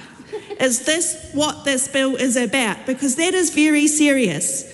and it undermines, as I just said, this whole piece of work over generations to preserve these areas so that people can enjoy them, but not so that that wilderness experience, that experience of being in nature is totally undermined. And that is what this bill is doing. The third point goes to the treaty clause. So the Conservation Act has a very strong treaty clause, and that is to give effect to the principles. Whilst that clause is not changed by this amendment bill, there is a new clause that's added in just after it, and its whole point is to water down, someone over there said give some context or explanation, but it is a watering down of that give effect to provision. Because giving effect to requires active protection. But what we see in the new 4A is a bit of consultation, a bit of consideration, 1 or 2 reports, and that is it. That is not active protection, Madam Speaker. And we know that most conservation land is in the South Island, the best island, and the majority of that is in Ngāi Tahu's Takiwa. And we know that they have a settlement, one of the oldest settlements, and they have already said that this legislation totally undermines that settlement. So shame on anybody across the aisle there who says that they are blue-greens, because this is diminishing every piece of the conservation estate and those settlements. Members' time has expired. Grant McCallum. Thank you, Madam Speaker. As the co-chair of the Blue Greens, as formerly just mentioned from the member opposite, I rise to support the Conservation Amendment Bill. During last weekend, on Sunday, on the way back from the Dairy Awards evening in Aotearoa, I dropped into the Aotearoa Sanctuary and had a look around. Just an amazing, amazing thing that's happened there. The locals have spent a lot of great work. Guess what? To actually look after areas like that, and in I know the Speaker will appreciate this, you need funding for that sort of thing. Right. And this bill will allow and let's go to a couple of core principles of the Blue Greens. One, economic growth and improving the environment can and must go hand in hand. And New Zealanders have a unique birthright to access and enjoy our special places. Well, guess what? All that also comes at a price and a cost. By allowing people to have appropriate businesses on conservation land and to charge visiting tourists to go there, we can all go and enjoy these special places, and we can also build things like toilets, which are required, because it's a hell of a lot better to have toilets than people wandering behind the bushes. I commend this bill to the House. Speaker. Joe Luxon. Oh, thank you much for the opportunity to take a call on this amendment bill, Madam Speaker. If we were to listen to the Minister's speech, we would be believing that this is all about getting rid of the pests, the deers, the goats, and all those things. And yes, whilst those are important and big issues in our conservation areas, that is absolutely not what this bill seeks to do. We've heard from Cameron Luxon saying, and also Catherine Wedd, that it provides greater clarity and certainty, but I would say certainty for who? Then we heard the word business in the same sentence. Business, what about certainty for our future generations that they are going to continue to be able to access the conservation estate without having to walk past a wine bar or walk past a restaurant? Sure, toilets are important. I'm not going to argue that point either. But what about certainty for iwi? What about certainty for our native species that would be at risk of extinction if we do not look after our conservation estate? We heard a member opposite talking about tourists having to pay to partake in the beauty of New Zealand's nature. And sure, I don't disagree with that, so long as that money is spent on the upkeep of things like tracks, protecting our native species and areas, not funding restaurants and wine bars in the most pristine areas of our conservation estate. Madam Speaker, I want to talk about the issue around treaty settlements and treaty obligations under this piece of legislation. There are concerns that this bill will force iwi to renegotiate full and final settlement. And if we look to a recent article where Te Runanga o Ngāi Tahu Kai Whakahaere Justin Tipa says, and I quote, "It puts iwi in the position of being forced to renegotiate important parts of their settlements to fit within a narrow framework." The Crown made full and final settlement commitments to Ngāi Tahu and other iwi, and this bill breaks that promise. As my colleague Rachel Brookings said, it does retain Section 4, but it does hollow out and replaces the giving effect to with a procedural checklist rather than the active binding obligation that already exists within the Treaty Principles review already underway. This bill quietly preempts that process by weakening treaty obligations and conservation law before it has even begun. Madam Speaker, the Prime Minister promised to all New Zealanders to fix the cost of living, but nothing is getting better. There is no real legislation that provides relief to everyday hard-working New Zealanders. And today we see the introduction of the Conservation Amendment Bill, which seeks to recognise economic opportunities to enable the use and development of conservation to the greatest extent possible. This is simply a way of propping up National's failed economic strategy, and all New Zealanders will be paying the price for that, Madam Speaker. Madam Speaker, they talk about economic growth, providing a new function for the department to recognise economic opportunities that arise from the use of development of land and other resources. And Madam Speaker, I'm guessing that mining may well be one of these opportunities, given that Minister Jones was bellowing out mining during question time when he was asked when there were questions being asked of the Minister about this particular amendment bill. Madam Speaker, the department is going to enable the department to use the development and develop to the greatest extent conservation land. What does that actually mean, Madam Speaker? It is very ambiguous. And how long is a piece of string? And at what cost to highly valuable conservation land that currently, and maybe not for much longer, belongs to all New Zealanders, given what we know from this piece of legislation, that it allows the Minister to sell off, or to get rid of, conservation land as he sees fit. It gives the Minister a heck of a lot of powers, Madam Speaker, and all New Zealanders should be time concerned. has expired. Madam David Speaker. McLeod. Thank you, Madam Speaker. I'm pleased to take the call in the first reading of the Conservation Amendment Bill, and a bill that's been around for some time. The Minister mentioned it's almost 40 years. Back in 1986, that's only 9 years after Winston Peters came into Parliament. Did you know that?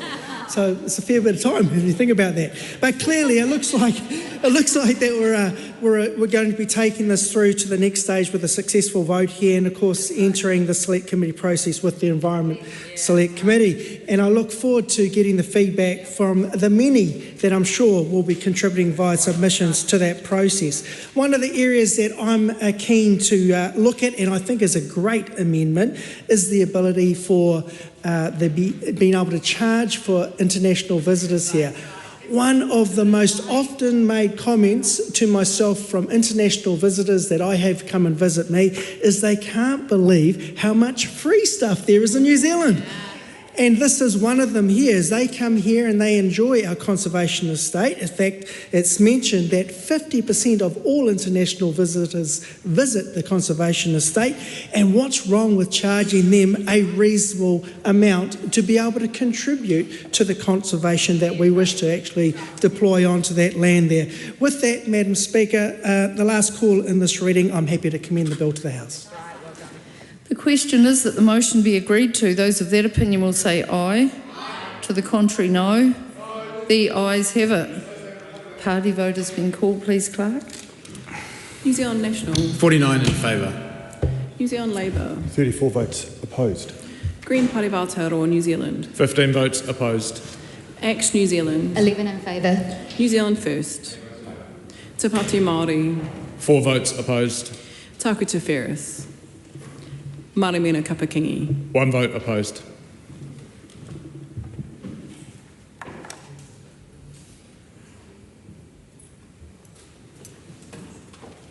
The ayes are 68, the noes are 54. The question is agreed. Conservation Amendment Bill, first reading. The question is that the Conservation Amendment Bill be considered by the Environment Committee. Those of that opinion will say aye. To the contrary, no. The ayes have it. I call on Government Order of the Day number 2. Environment, Disestablishment of the Ministry for the Environment Amendment Bill, second reading. Madam Speaker, Honourable Nicola Grigg. I present a legislative statement on the Environment, Disestablishment of the Ministry for the Environment Amendment Bill. That legislative statement is published under the authority of the House and can be found on the Parliament website. Honourable Nicola Grigg. Madam Speaker, I move that the Environment, Disestablishment of the Ministry for the Environment Amendment Bill be now read a second time. Madam Speaker, the Environment, Disestablishment of the Ministry for the Environment Amendment Bill, which we'll call the Bill from here on, will allow for the Ministry for the Environment to be merged into the Ministry of Cities, Environment, Regions and Transport, which we'll call MCERT, alongside the Ministry of Housing and Urban Development, the Ministry of Transport and the local government functions of the Department of Internal Affairs. Of these agencies, the Ministry for the Environment was the only one that was created by statute, and that means that that legislative amendments are required before its structure is changed. The primary purpose of MCERT is to unlock the potential of New Zealand cities and regions. It will reduce duplication and complexity and bring a joined-up approach that reflects the strong links that exist between environment, housing, infrastructure, transport and regional development. It will provide a simpler and more responsive public service. It will boost economic growth and productivity through lower transaction costs and means more integrated planning and investment. The bill ensures that the functions being carried out by the Ministry for the Environment every day since its creation in 1986 will continue. These functions are being transferred as the responsibility of the Secretary for the Environment, who will lead MCERT. Madam Speaker, let me acknowledge the feedback of submitters and concerns that we have heard from some people that considerations about the environment won't be prioritised or will be diluted in this new ministry. I can assure this House this is not the case. There are no substantive changes to the functions of the Ministry under the Environment Act of 1986. The amendments are structural and technical only, and there is no reduction in environmental protections. As the Secretary for the Environment, the new Chief Executive of MCERT, he will be responsible to the Minister for the Environment for these functions, whilst also having regard to important matters in Section 17 of the Environment Act, which remain unchanged. Section 17, of course, covers key environmental considerations like whether proposals or policies may result in increased pollution or have uncertain environmental effects. In fact, under the changes, there are new and stronger provisions that require the Secretary to report to the Minister on the Ministry's work annually. And I'll provide further detail on the addition of Clause 13A under Section 34 later in my comments. This reporting brings stronger accountability than the current system and gives the Minister the opportunity to seek assurances and ensure that decisions being taken are not ones that will be detrimental to the environment. In essence, the Minister will have more leverage to oversee good decision making to protect the environment through this mechanism.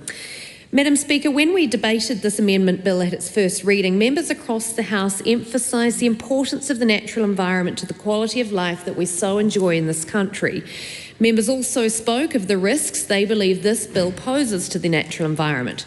I stand with members and their constituents who take pride in our natural environment here in New Zealand, but I do not share in many of the characterisations made about this bill. This is not about reducing the importance of the environment in New Zealand. Our natural environment is and will continue to be a source of great pride for all New Zealanders in our cities and regions and to those based overseas. I remind the House, the Secretary for the Environment through MCERT will continue to advise the Government on all aspects of environmental administration, including the management of natural and physical resources and ecological systems.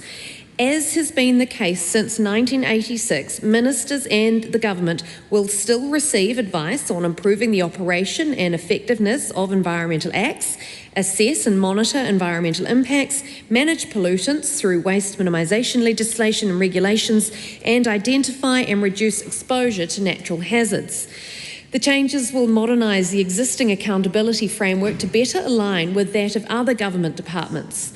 It will also enable other instruments under the Public Service Act 2020 to implement the government's desired machinery of government change. With the establishment of MCERT, the environment will continue to have a strong voice at the heart of decisions on long-term challenges facing our natural and built environment in the coming years. I'm sure this House can agree our natural and built environments are intimately connected, and we see this every day. As severe weather events occur and there is greater awareness of natural hazards and of shocks to particular regions, we need to be thinking more about these connections across planning, housing and transport, flood and natural hazard mitigation, waste pollution, ecosystems and, of course, our climate. Madam Speaker, MCERT will bring a joined-up approach with portfolios brought together that can coordinate better and help us tackle some of the country's greatest economic and environmental challenges. This is about integration rather than silos and reflects the strong links that exist between environment, housing, infrastructure, transport and regional development. MCERT will reduce duplication and complexity and provide a combination of advice to solve complex problems backed by a strong economic engine, high quality data and insights. I'd like to take this opportunity to thank the Environment Select Committee for their work scrutinising the bill and all those who provided input on the bill through the submissions received and the oral presentations given.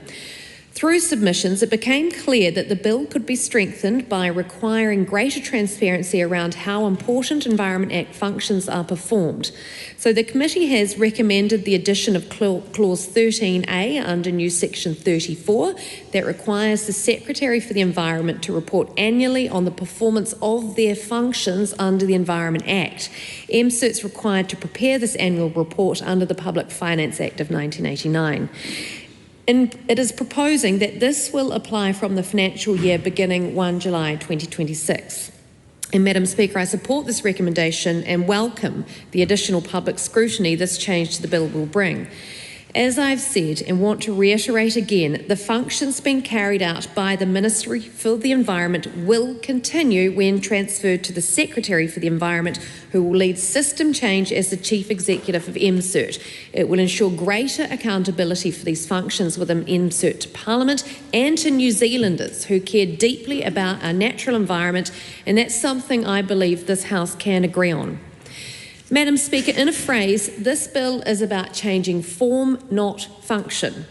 Environment capability will remain a core capability of MCERT. The E in MCERT is there for a reason.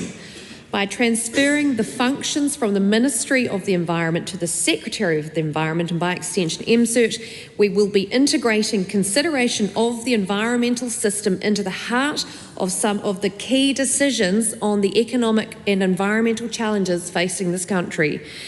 In many ways, this bill will be amplifying consideration of the environment rather than diluting it. So I wish to thank again all the public servants who have been working at these agencies for the benefit of all New Zealanders for up to 4 decades and who will continue to work through this period of change. We are establishing a high-performing agency in MCERT to match our intention and our delivery of high-performing planning, infrastructure and funding and financing, and of course local government systems.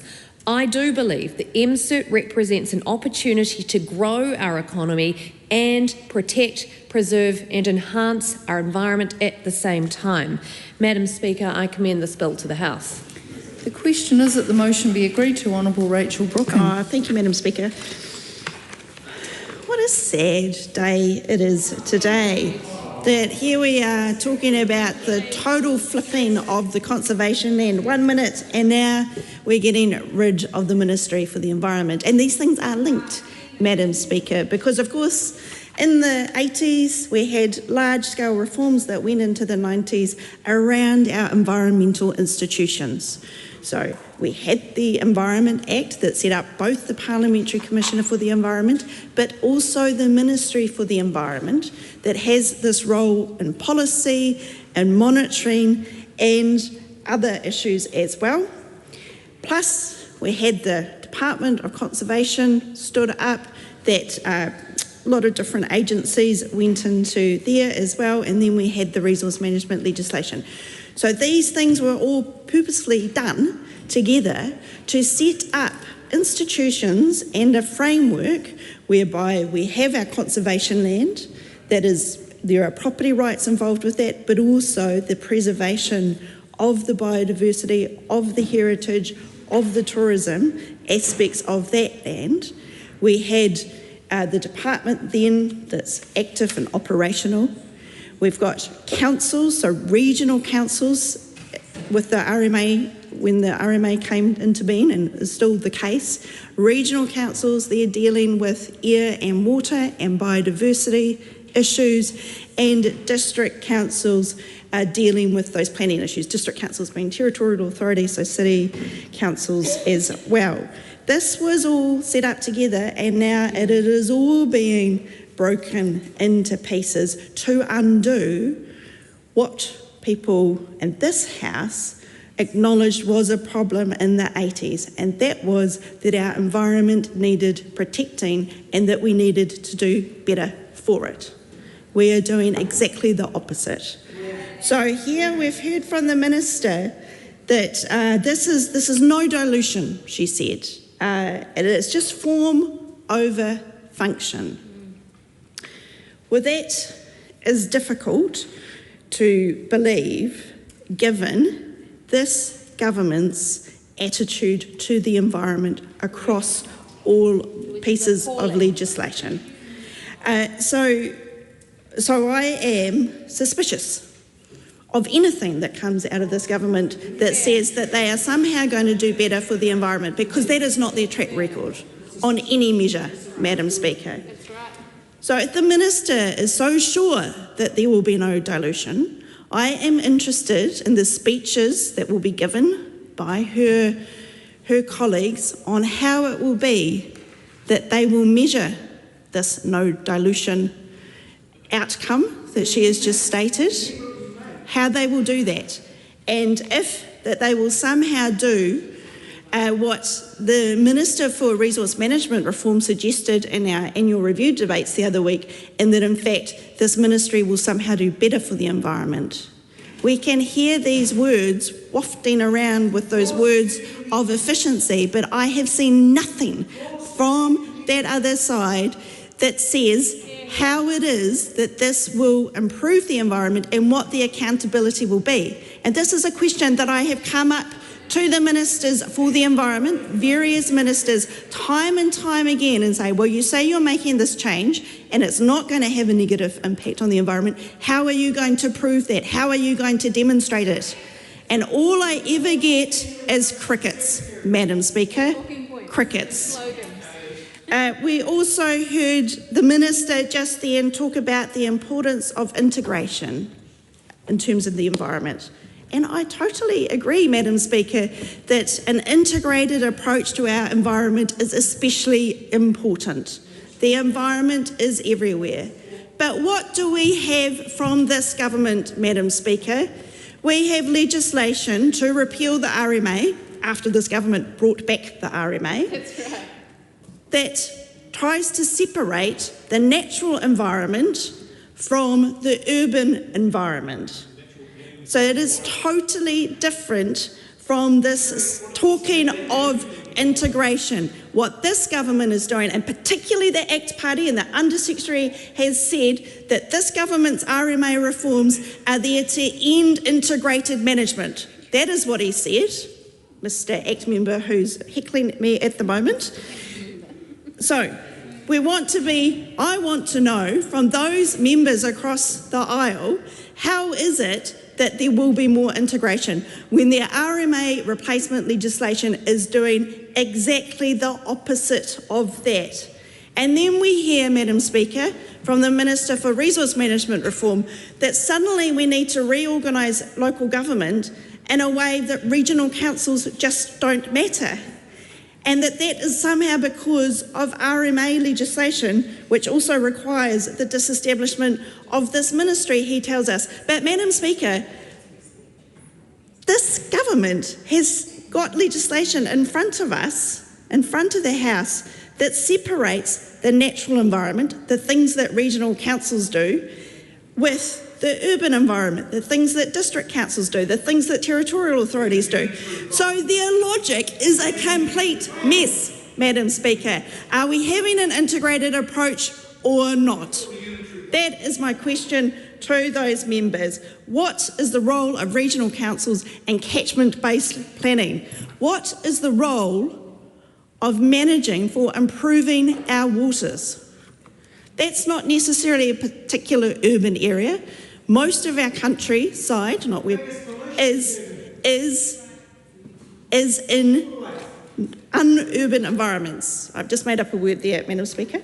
In environments that are not urban, there is great swathes of land that are not urban. So what are we doing to make sure that our rivers are swimmable, Madam Speaker?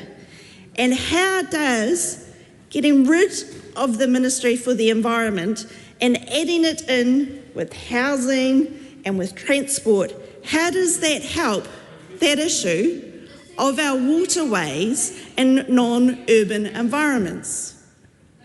I have not heard any answers to that question. Madam, there's people on the other side saying, well, what about the urban environments? I don't disagree that urban environments have environmental problems that need to be dealt with. Of course that's an issue. Of course it is. And so are our rural environments as well. You can do both things. Well, the members opposite are saying that they are going to do both things, and that is interesting because we heard from a number of submitters, Marie Dool was one of them, that was talking about the need for officials to be going to a minister. We don't even know if the vote is going to be separate or not. Is the vote going to remain? Is there going to be a Minister for the Environment? But how within that department, how are they going to get separate advice on these environmental issues? And is it all just going to be muddled up with all of that other advice that goes to housing and transport? And our concern is that that will happen. And we don't know what the reporting requirements are, and that those public interest mandates, they will just fall off the wagon, Madam Speaker. So nobody will be advocating for that better water quality outside of urban environments. That is what we are deeply concerned about.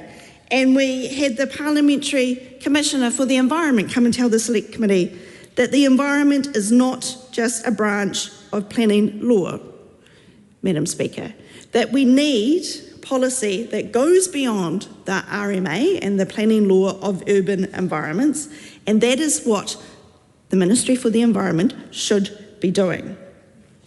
Madam Speaker, I also want to talk, so I've talked on this contestability of advice. It's a very real issue that I've not heard addressed by the other side. We're also concerned about the process of this legislation. So we had a very short Select Committee turnaround period, and we did not have a regulatory impact statement. I'm hearing members across say that, well, it's a very short bill. And that is interesting. That is where this government has got now, that, oh, don't worry about it, the bill is little. The bill, it's simple, not just little. It is disestablishing a government department that is part of our environmental institutional infrastructure is not a simple thing. And I would remind those members to think about the people who are involved in these workplaces as well, and that they have had to come and face up to our committee telling us that they should be disestablished. So I thank them for their work, and it is like everything else here, it's a terrible piece of legislation. Time has expired. Madam Speaker, says land farm. Thank you. My apologies, Madam Speaker. You're right. Where do I start with this? I think firstly, I want to be really clear in thanking submitters. And that's because the one thing that I take heart from this absolute abysmal action that this government is undertaking is the voice of submitters was so clear and so strong.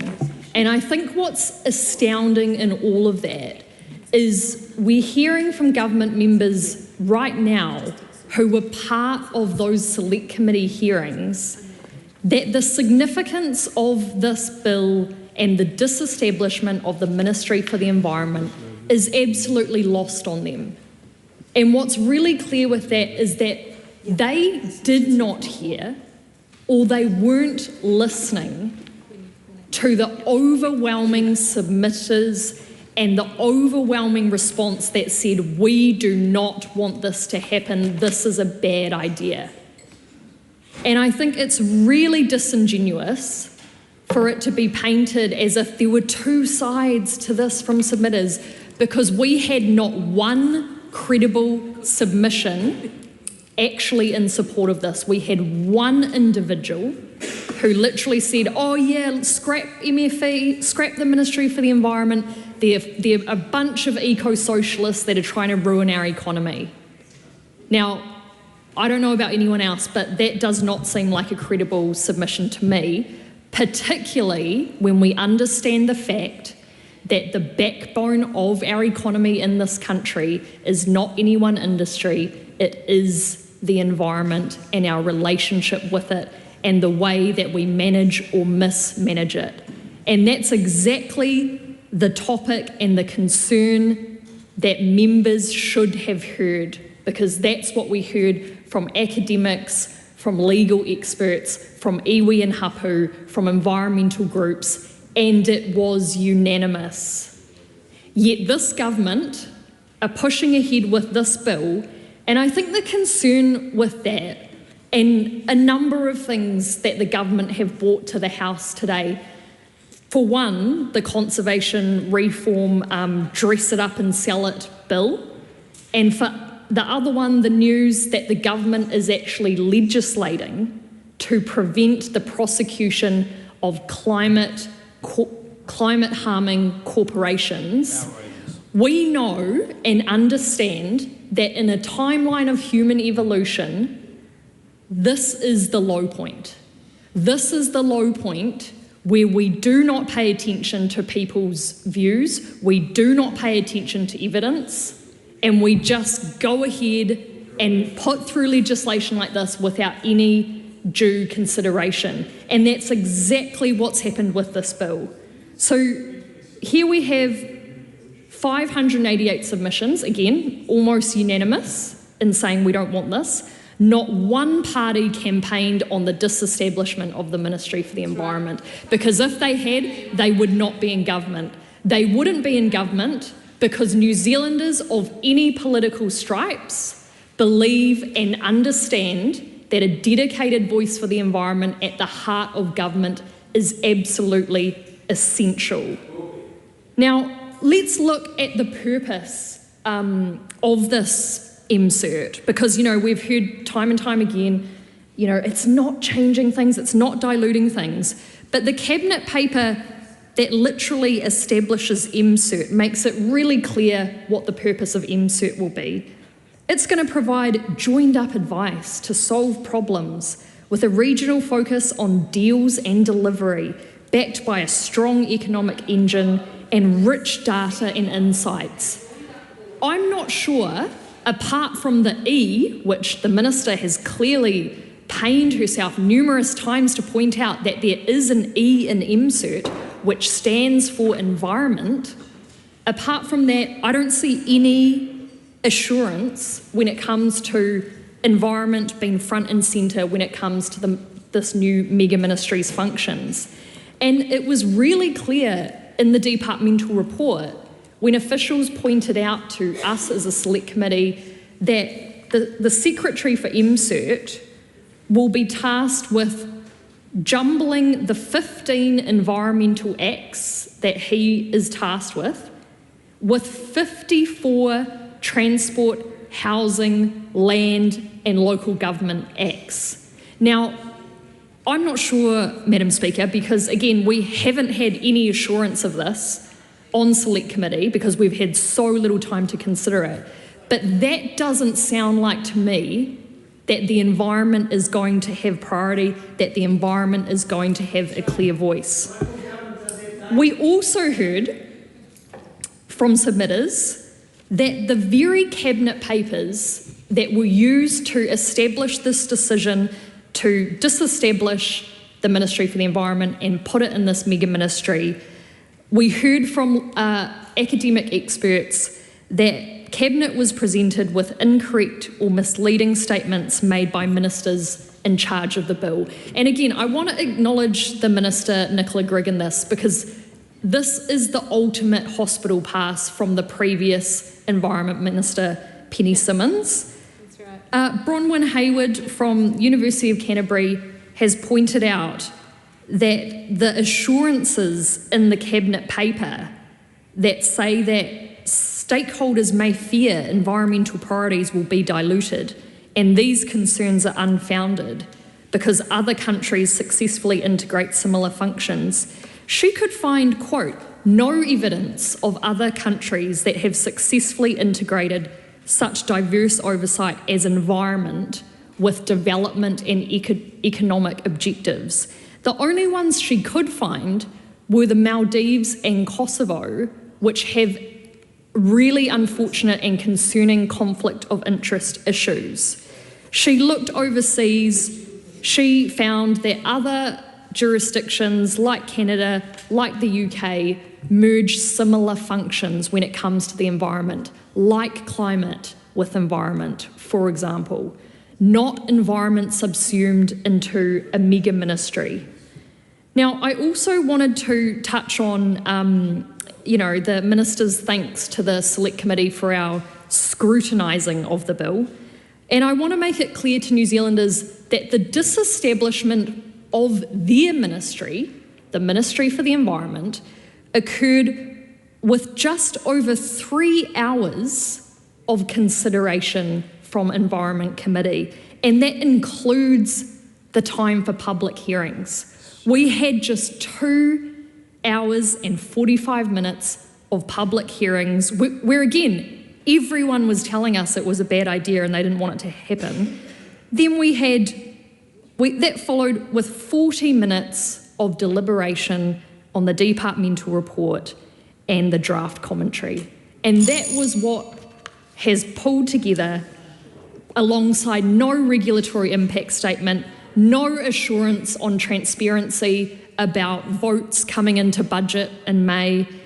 This is an absolute travesty for New Zealand, and this government should be absolutely ashamed of themselves.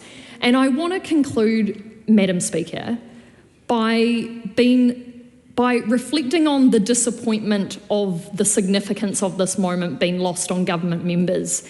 And that's because of the history where 40 years ago, New Zealanders decided that they wanted to elect a government who campaigned on the establishment of not only the Ministry for the Environment, but the Parliamentary Commissioner for the Environment, because the environment matters.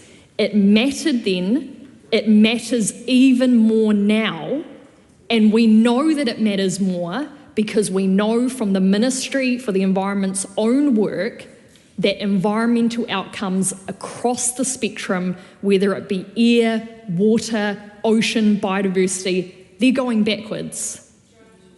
And it's absolutely shocking that we have a government today that does not understand that and so flippantly moves to abolish the one heart of government that could have had a clear voice. And we won't have that anymore. What's really shameful about that is I think when it comes to New Zealanders, it's in our nature to care for the environment. It's in our nature to actually understand that when we harm the environment, we ultimately harm ourselves. The Green Party condemn this decision. We are so ashamed of it and we will not be supporting it. Madam Speaker.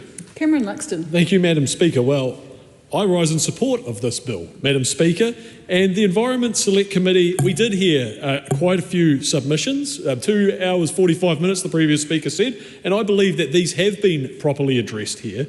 The Secretary for the Environment will now be required to report annually on the performance of the Environment Act functions, and that report will sit inside a new ministry which will be created and report to this House. That is the MCERT ministry.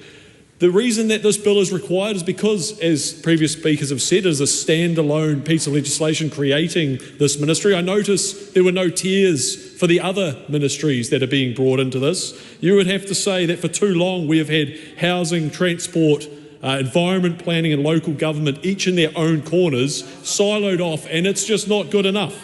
Let's be honest about something. People have confused a separate bureaucracy with protecting the environment. They've never been the same thing. A logo on a door in Wellington does not clean a river, and a standalone ministry does not make a wetland. Madam Speaker, we do not accept that this is an attack on the environment. We believe that you can protect the environment while also making space for the beautiful humans of New Zealand that live within the environment. We need space for everybody. We need joined up planning, end of the silos, end of the multiple ministries. This is a good piece of legislation. Thank you, Madam Speaker. Dr. David Wilson. I rise on behalf of New Zealand First to address this bill, the disestablishment of the Ministry for the Environment. Look, we know there were many submitters who were fearful and worried about the disestablishment of MFE, and fair enough. It is what we know, and this is a bold change. So, Madam Speaker, we hear them. But one of New Zealand First's election promises was to set up a Ministry for Infrastructure, absorbing Ministry for Housing and Urban Development and other infrastructure aspects. This is about integrated and spatial planning. So, Madam Speaker, during the amalgamation of Auckland, we went through a whole lot of angst about how all of these things would come together on the ground. Aucklanders were sick and tired of roving around different ministries, different departments and different portfolios, how many ministers they needed to see just to get something done on the ground. That was the hardest thing. So we had a siloed Wellington, and here we had the amalgamation of Auckland looking at spatial planning for Auckland, where things go, both in terms of the physical aspects of that, but also, Lan, member for the Green Party, also the environmental overlays, the economic overlays, the social and community overlays that need to be integrated into a spatial plan for a city region the size of Auckland. Very important to all of us that that succeeds. So what this is trying to do is to provide an opportunity for Wellington to address those kinds of concerns by being more integrated, having a better front door for all of those concerns to come together in terms of long-term planning. Absolutely vital. So we hear this. So in terms of this, all points towards a more integrated approach rather than a siloed one.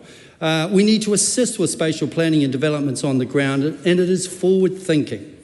And for those that are still sceptical, and there are, I just point you back to how successful the spatial planning in Auckland has been and how integrated that has been, and that we need to respond to all of the regions of New Zealand in an integrated way. And so we commend this bill to the House. Thank you. Tēnā koe te pika. Debbie Ngāriwa-Peka. Thank you. I stand in opposition of this particular bill. You know, what we've been seeing month after month, week after week, hour after hour, is continual eroding of the protection of our taiao. And I heard the speaker before me talk about what it means in an urban sense. It doesn't mean, and that should not be the excuse for either or. We should surely be at a stage where we can and what we're seeing is an erosion of another layer of protection of our taiao. And it's an erosion that's not supported in any way or form by iwi, who the government has an obligation to have a partnership with. And we're continually seeing and hearing the excuses of why we should get rid of the only agency that has a role to protect Aotearoa. And that goes hand in hand also with some of the things that we're seeing happening in the local government, erosion here. And the thing that worries us the most is how Aotearoa loses representation, and loses its voice and sight on anything that's going. And when I look at some of the aspects, and let's just take one slice of what this impact has on iwi settlements.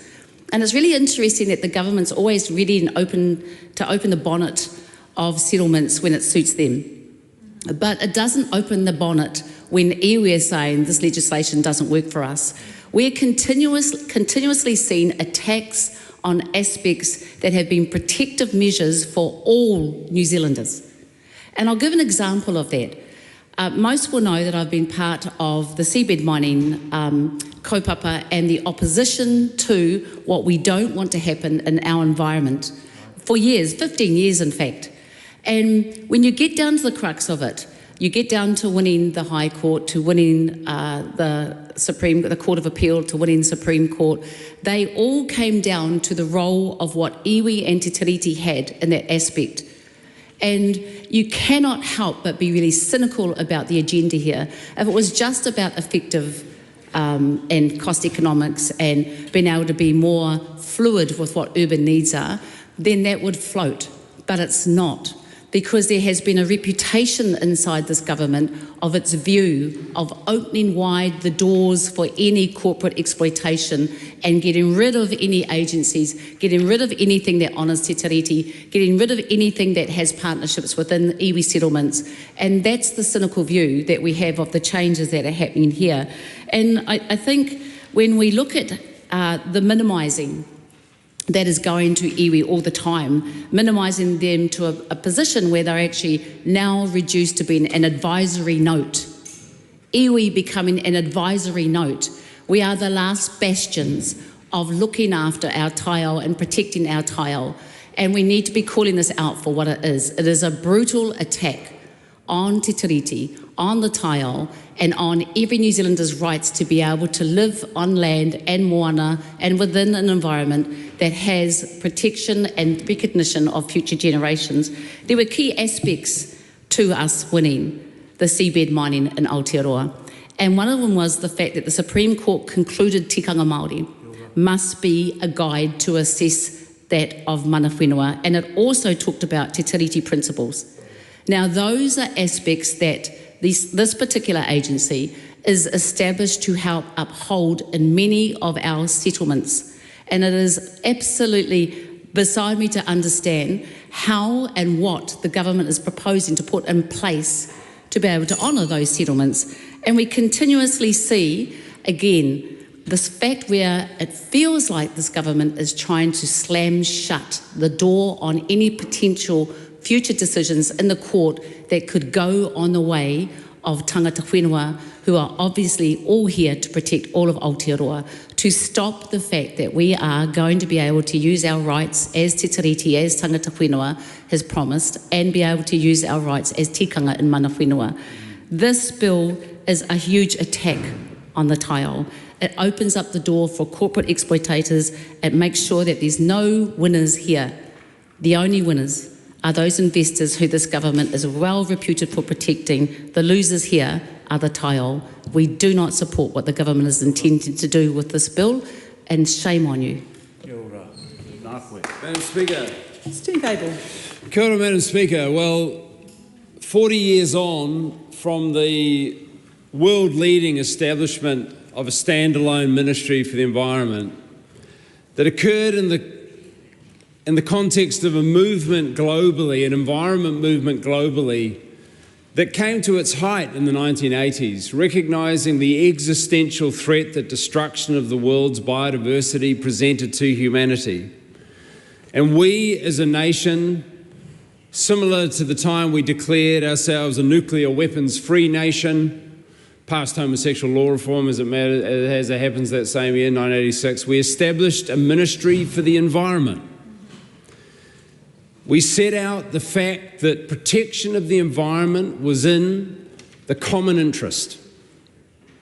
It was a recognition that something could not be possibly more important than establishing a basis for life on Earth and for the thriving of our society and indeed the function of our economy. Because without that nest of natural existence on which we depend, there is no human thriving. There is no economy. There is no health and well-being. Well, 40 years on, Madam Speaker, this government dedicated to the war on nature is blowing up the Ministry for the Environment. And we should not be surprised, Madam Speaker, because they have done everything in every legislative realm to diminish, to weaken and to undermine environmental protection. They've passed legislation to weaken water protections so that people's drinking water is not safe. So the ambition that we might be able to swim in our rural rivers again is once again undermined. They have allowed the expansion of dairying, Grant McCullum, in the Canterbury Plains, the primary cause of nitrate contamination, the primary cause of climate change.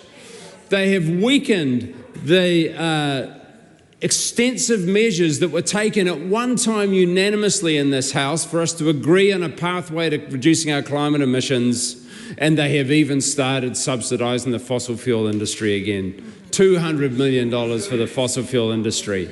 And they have done at every turn, they have taken opportunities to dismantle protections for the environment.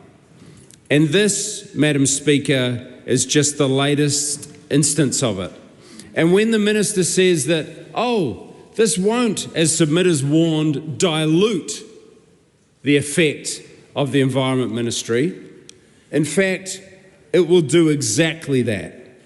We heard from submitters that disestablishment of the ministry would weaken long-term environmental stewardship, dilute oversight, and signal a change of national priorities. It sure does signal a change of national priorities, as if the signal wasn't loud and clear already. For them, the way they address the pollution problem is not by dilution of the pollution, but by dilution of the ministry that deals with pollution. They are indeed weakening the agency that this core environmental ministry is set up to deal with.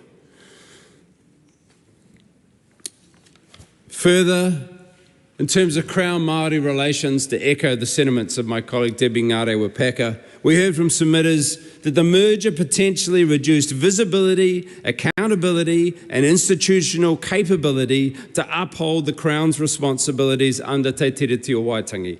Surprise, surprise. Another piece of legislation that weakens and harms and damages the Māori-Crown relationship, as well as trashing the environment at the same time. This government, Madam Speaker, in their one term, will go down in history as the most environmentally destructive government of New Zealand. I doubt that any government will be as bad and as anti-environmental as this one. And it is right that in their final year, in the dying breaths of their final term, this one-term government gets rid of the Environment Ministry.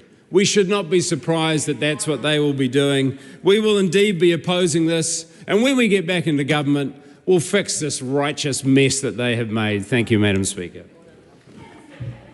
We'll just bring back a little bit of common sense and look, on this side of the House, we are progressive. You can achieve development as well as protecting the environment at the same time. And look, this bill, it is structural, it's administrative, and it is the first step to creating the Ministry of Cities, Environment, Regions and Transport, MCERT. And of course this is going to support housing, transport, urban development, environment, climate adaptation, housing affordability, infrastructure, and protecting our environment at the same time. And of course, it is going to support our new RMA framework, which of course is about getting things built and consented in this country so New Zealanders can get ahead. This is good,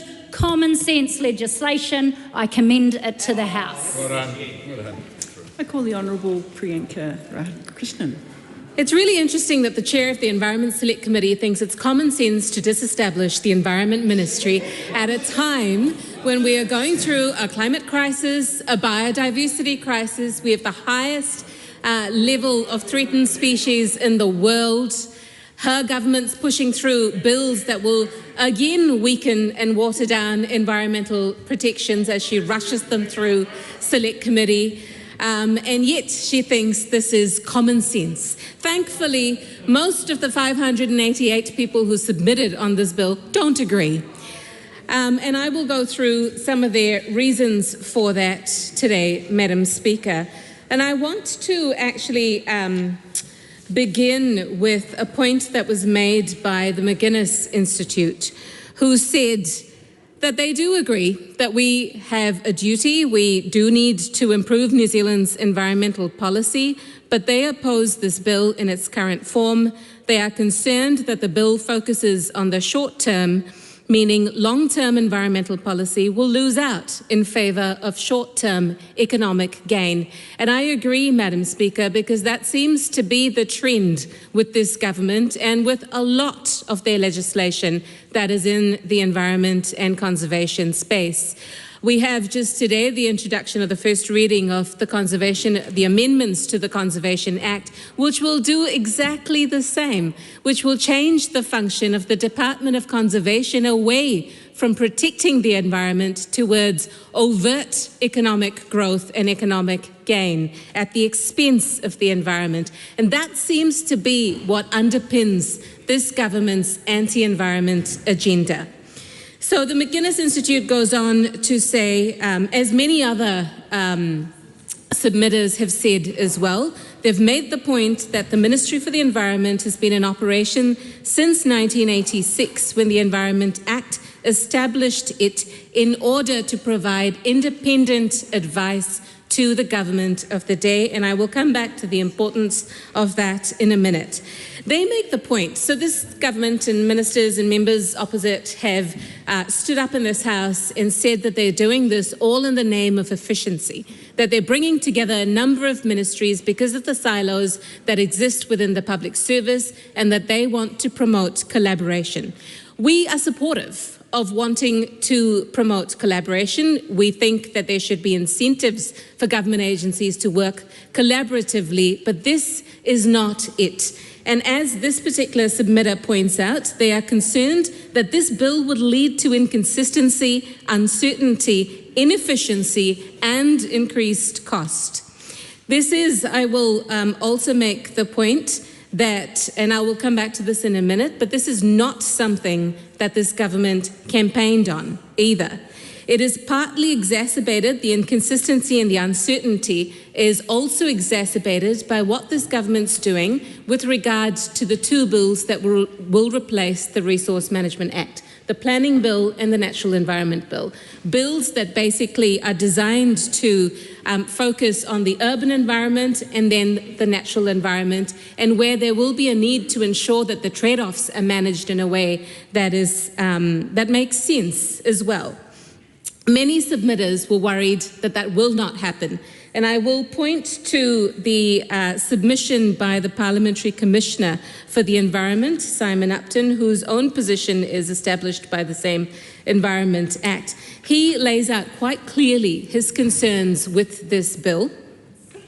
He starts off by saying that, and I'll come back in a bit of a process point about the fact that there is no regulatory impact statement for this piece of legislation. He does lay out why that is, and he says quite clearly that no exemption was sought at the time when policy decisions were being made, but that the Ministry for Regulation has now determined that these proposals would have been eligible for an exemption. And he goes on to say that that's because the Ministry for Regulation considers that the bill only makes sort of minor impacts, which is a point that we've heard raised by government members in their very short contributions to the second reading of this bill as well. However, PCE then goes on to say, but what this bill will enable the government to do will present a very different face to businesses, individuals and not-for-profit entities. The current government intends the ministry in charge of the environmental management to be a new consolidated ministry that, as we've heard, also will be in charge of not only managing the environment, but also will be responsible for cities, for transport and the regions. He makes the very salient point, Madam Speaker, that what is missing from this is a focus on rural New Zealand, which I find incredibly curious for a government that purports to be the government or the party for rural New Zealand. And in fact, he goes on to say that that's where arguably some of our biggest environmental challenges will lie. He also talks about the specific risks in amalgamating all of these areas and including the environment in that when it comes to the two bills that are going through the House and going through Select Committee at the moment.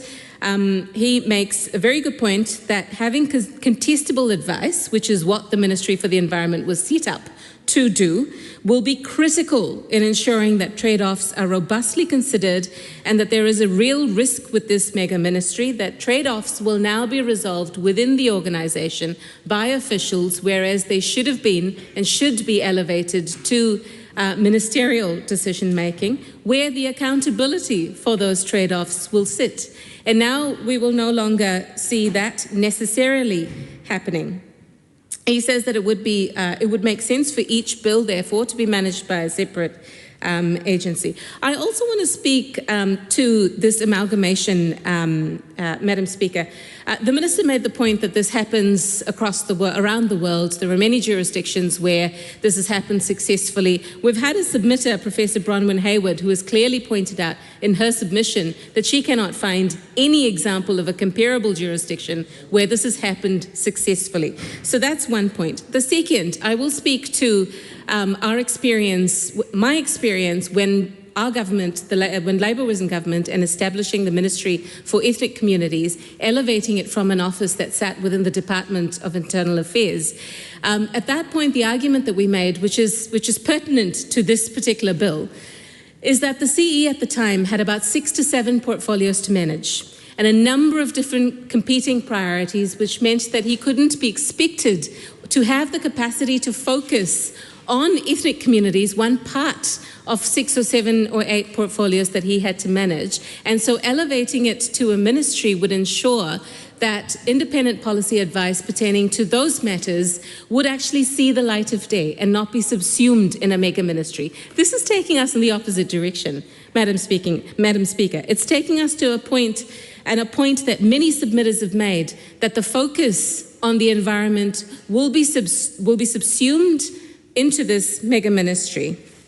And it's for those reasons that PCE argues that the Ministry for the Environment should be left out of this amalgamation, and I would tend to agree as well. Other submitters go on to make this point, that there's a lack of evidence where mega ministries have worked internationally, the fact that it relies on internal decision-making within the mega ministry, and it risks creating a concentration of powers without adequate checks and balances, also particularly important at a time where people are starting to lose their trust and confidence in public institutions. I don't believe that this sort of rushed legislation that lacks the transparency and transparent oversight when it comes to environmental legislation is a good thing for us when it comes to democracy either. Some of the other points that have been made is to put this in context of what we are seeing currently. The submission by Waiheke Resources Trust says, and I quote, Madam Speaker, Aotearoa, New Zealand is currently facing escalating environmental pressures, including climate-driven extreme weather events, biodiversity loss, freshwater degradation, and growing ecological instability. At such a moment, the removal of a dedicated environmental ministry risks weakening policy leadership, diminishing institutional accountability, and undermining the coordinated national response required to address these challenges. It goes on to make the point that community organisations are doing a heck of a lot of work in this space, but that it cannot replace strong national environmental governance. To end, Madam Speaker, I will quote the process. This bill was introduced on the 15th of Feb, had its first reading on the 19th of Feb, open for submissions on the 20th of Feb. Less than 2 weeks when it comes to business days is what people had to submit on a bill that will disestablish an important ministry. We had less than 3 hours of hearings, and bear in mind we had 588 submissions. It's a terrible bill. I call Grant McCullum. Thank you, Madam Speaker. Before I take my call on this very important bill, I'd just like to acknowledge today, and the reason we have so many visitors in the gallery, is today is the valedictory speech we given by the Honourable Judith Collins, someone who's contributed a lot to our party and to our country, and I'm really looking forward to seeing her, wishing her the best for her future endeavours, because she's certainly done a heck of a lot for this place. Right, moving on to the purpose of this bill, and anyone would think, listening to the opposition on the other side there, that we do not care about the environment. Well, that's rubbish. Absolute rubbish. What we are doing is we're putting the environment at the heart of the decision-making process around when we're combining transport, housing, and certain local government functions, making those decision-making processes. And in particular, one of the key things this government's trying to address is housing affordability. And because that is one of the key things that will lead to a much more coherent and unified society. And by making environment part of the process and working hard to be at the centre of the decision making, we will have a much stronger chance of achieving those goals. And I commend this bill to the House. This is a split call. I call Dan Rosewarne. Thank you, Madam Speaker. Thanks for that previous contribution over there on the other side of the House. Now I know why the House is starting to fill up, and it's not on this bill, the government disestablishment of the Ministry for the Environment Amendment Bill. So that's fantastic. But I'd just like to start with the Minister's opening remarks, Madam Speaker. She acknowledged the feedback of submitters, but let's take a look at how many submitters there were. So there was over 580. So I think from here, there was 580 that actually opposed this legislation. There was 4 that were neutral, and then only 1 that actually supported it. So whether that acknowledgement actually took place, I'm not too sure. But anyhow, let's crack on with the bill here. The Honourable Rachel Brooking very well articulated how different districts and authorities plug into the ministry, and how the disestablishment of the ministry would actually make things a lot more complex, with preserving our environment. And I must say, Madam Speaker, in my previous role, I used to have the pleasure of taking overseas visitors on tours of New Zealand, and would meet up with locals, would tour some of our local landmarks, go over some of our world-leading tracks, and they absolutely loved it. A lot of places in New Zealand that we took for granted, they were overwhelmed, and they can't believe that we would take some of this for granted, how we would wind back the protections for this environment. They see it as our greatest asset. One example was I brought a Korean delegation over. That's a population of 51 million on a landmass smaller than the size of the South Island. And they were just absolutely flabbergasted about how beautiful this country was. And when we talk about winding back a lot of this legislation, they just at a loss as to why we do it. And so that is definitely a worry, and this bill actually winds a lot of those protections back. The Green Party contribution, talked about, how no parties actually campaigned on the disestablishment of the ministry. And that's a concern, because if it did, it would have absolutely cost votes. Cameron Luxon, our ACT member, who's heckling over there, he was reading off his speaking notes.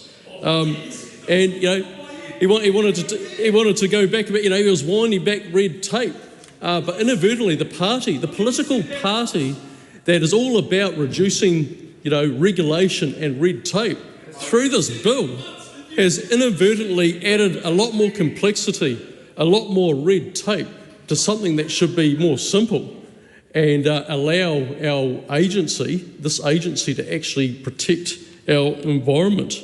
Debbie Nawera-Packer quite rightly said that, iwi becoming an advisory note, the last bastion of protecting our environment, and, effectively slamming the door shut on tangata whenua, and that's something that we all need to be worried about.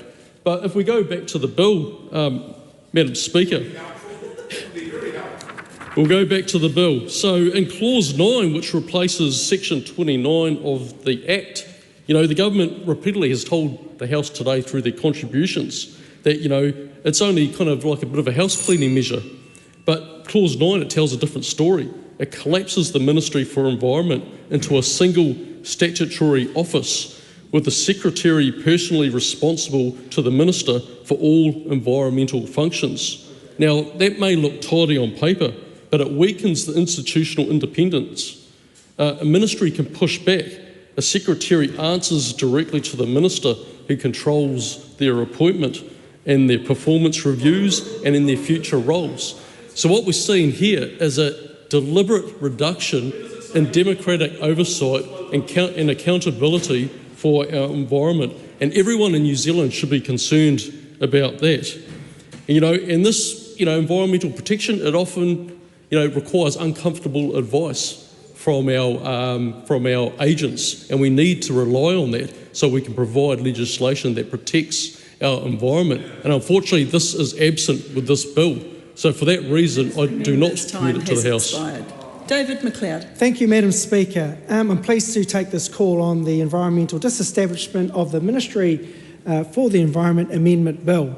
This bill is actually quite a small bill. It's only 8 pages long, and it has an intention of facilitating the government's plan to combine the functions of a number of entities, those entities being the Ministry for the Environment, obviously, the Ministry of Housing and Urban Development, the Ministry of Transport, and also the local government functions within the Department of Internal Affairs. Now, during the Select Committee process, yes, there were a lot of submissions there that gave us lots of advice, and one of the amendments that came from that was strengthening the feedback from the Secretary for the Environment, who will have the ultimate responsibility for this new ministry, back to Parliament. We have inserted a new clause, and it's requiring the Secretary to report annually to ensure that he's reporting on the performance of their function as it is required under the Environment Act. So we have listened as a select committee. It is a small bill, and it sets in place a future for this new ministry nicknamed MCERT, Ministry for Cities, Environment, Regions and Transport, and I commend the bill to the House. The Honourable Dr Deborah Russell. Madam Speaker, this government has no commitment to the environment. If I look at what this bill is doing, it is removing our precious Ministry for the Environment and diluting all its powers by mixing them into a mega ministry where the focus on the environment will be lost. It's a disgrace.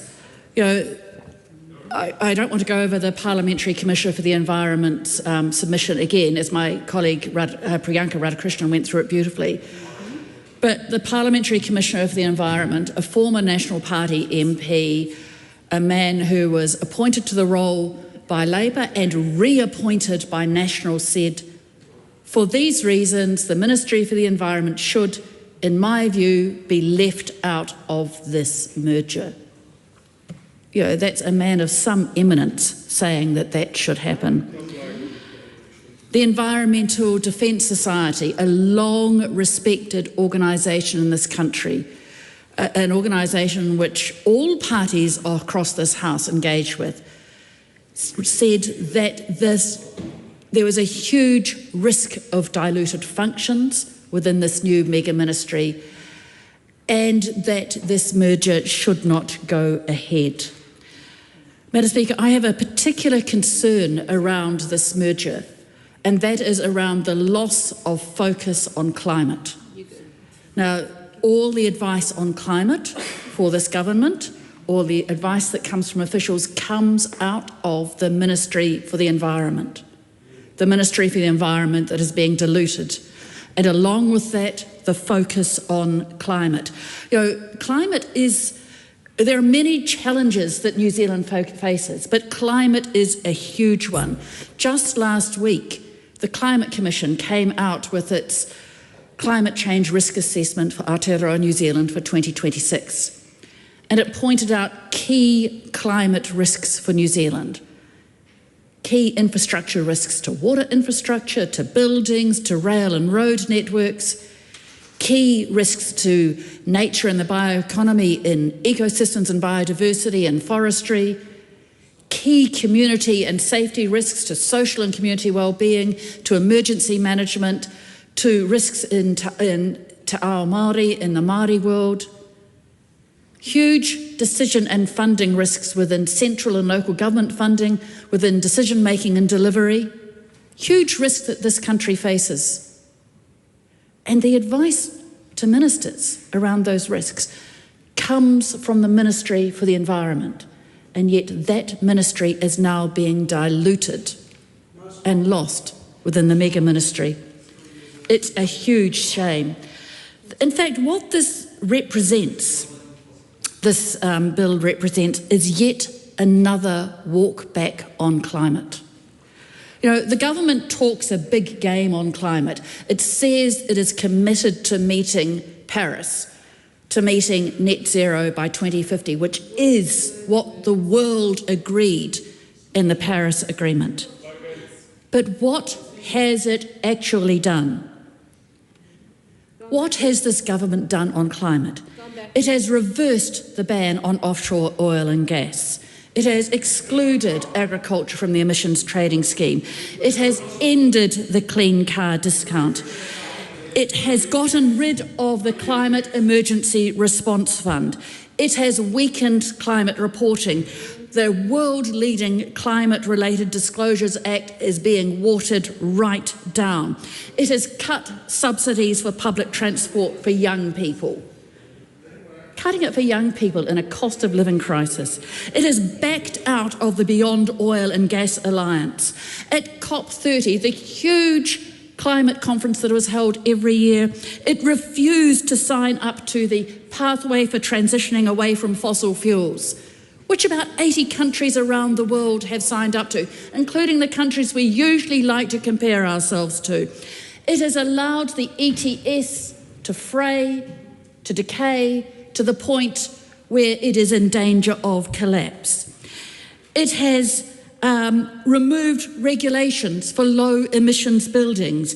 It has diluted the clean car importer standards. It has cancelled Auckland Light Rail. It has added road user charges to electric vehicles such that a light electric vehicle pays exactly the same road user charge as a 3.5 tonne ute. Now, I've got no problems. I'm coming to it, Madam. It's part of what this government has done on diluting climate. And a 3.5 tonne ute, you go ahead and drive it if you want to. That's entirely a person's choice, but let's at least pay the costs associated with it. And just today, in its walk back on climate, in its diluting on climate, it has removed the capacity to litigate. It has said it's going to remove the capacity to litigate for torts around climate change.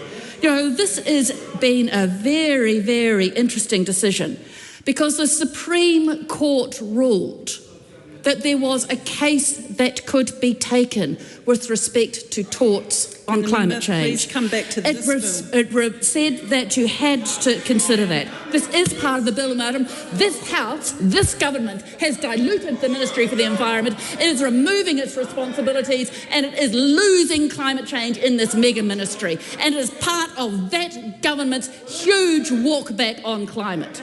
A walk back that continues day by day by day with decisions that deprioritise the climate. And today they have removed the capacity to litigate, they have removed the capacity for an individual to take big companies to court to hold them responsible for their climate emissions. And in fact, the reason that was given for this is saying, the minister who just said, well, it was creating uncertainty in business confidence. And that is a very clear signal about what this government is about. This government needs to remember that business is a subset of the environment, not the other way around. Business is a subset of the economy. It is a subset of the environment. The economy is a subset of the environment. We cannot work in business unless we have a livable world. And in fact, it's a clear signal about what will happen in this big new ministry. A clear signal that in this big new ministry, the focus on climate will be lost. And that is a shame. It is an absolute shame that that should happen. You know, it's pretty clear that this government has actually just given up on tackling climate change.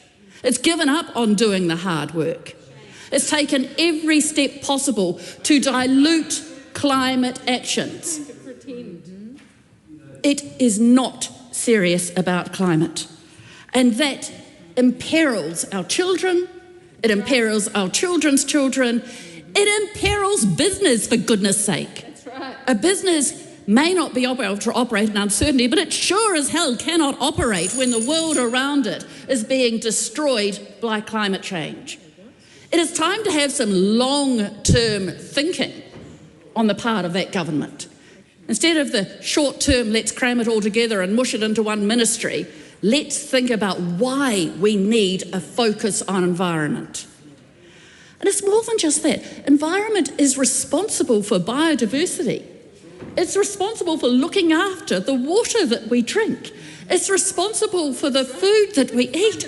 There are these sorts of fundamental issues that are considered by environment, and yet it is being diluted in this mega ministry. It's an outrage and a shame. Backtrack on the basics. It is, thank you. It is a backtrack on the basics. So when this government says it is serious about the environment, when it says it is serious about climate, where is the evidence? They don't care about it. And in fact, in terms of the evidence of that, the way that they brush away trouble, brush away concern, let's go back to the process for this bill. That's right. Let's go back to the incredibly short process. So short. The process where this bill was introduced on the 15th of February, the first reading was on the 19th of February, and then the chair of that committee, for reasons that no one could fathom, decided that it was appropriate to have less than 2 weeks allowed for submissions. A unilateral decision. Now, that is a ridiculous thing to do. If that chair was really committed to the environment, the name of her committee, that would never have happened. Instead, we've had a rushed process with just a very few days of submissions, getting the nuisance of the environment out of the way. And that is the attitude of that government. Let's get the nuisance of climate, the nuisance of the environment, the nuisance of those who care about the world that we live in out of the way. Madam Speaker. Ryan Hamilton. Oh, that was so depressing. It was like a negative weather watch with the rain coming down and the wind was blowing and the flood was rising. Madam Speaker, this bill is really quite simple. It's about taking the Environment Committee, the Environment Ministry, and putting it into another ministry. Nothing's disappearing. There's no drama. Cheer up. The sun is shining. I commend the bill to the House. The question is that the motion be agreed to. Those of that opinion, please say aye. Aye. To the contrary, no. The ayes have it. A party vote is called for, Madam Clerk. New Zealand National. 49 votes in favour. New Zealand Labour. Toru te kauma whānga pōti whakahe. Green Party of Aotearoa, New Zealand. Te kaumarima ngā poti e whakehe. ACT New Zealand. 11 in favour. New Zealand First. 8 votes in favour. Te Pāti Māori. E whānga poti whakahe. Takota Ferris.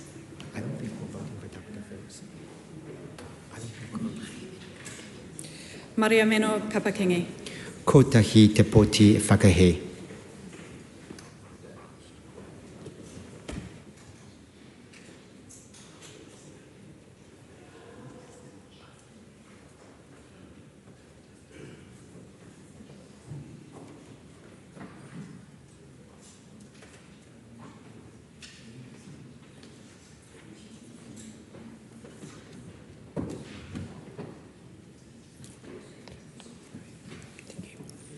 Members, the ayes are 68, the noes are 54. The question is agreed to.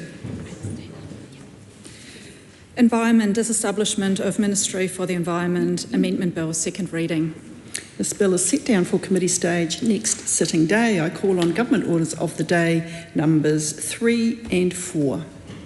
Interrupted debate on the third reading of the Anti-Money Laundering and Countering Financing of Terrorism Amendment Bill and the Anti-Money Laundering and Countering Financing of Terrorism Supervisor Levy and Other Matters Amendment Bill.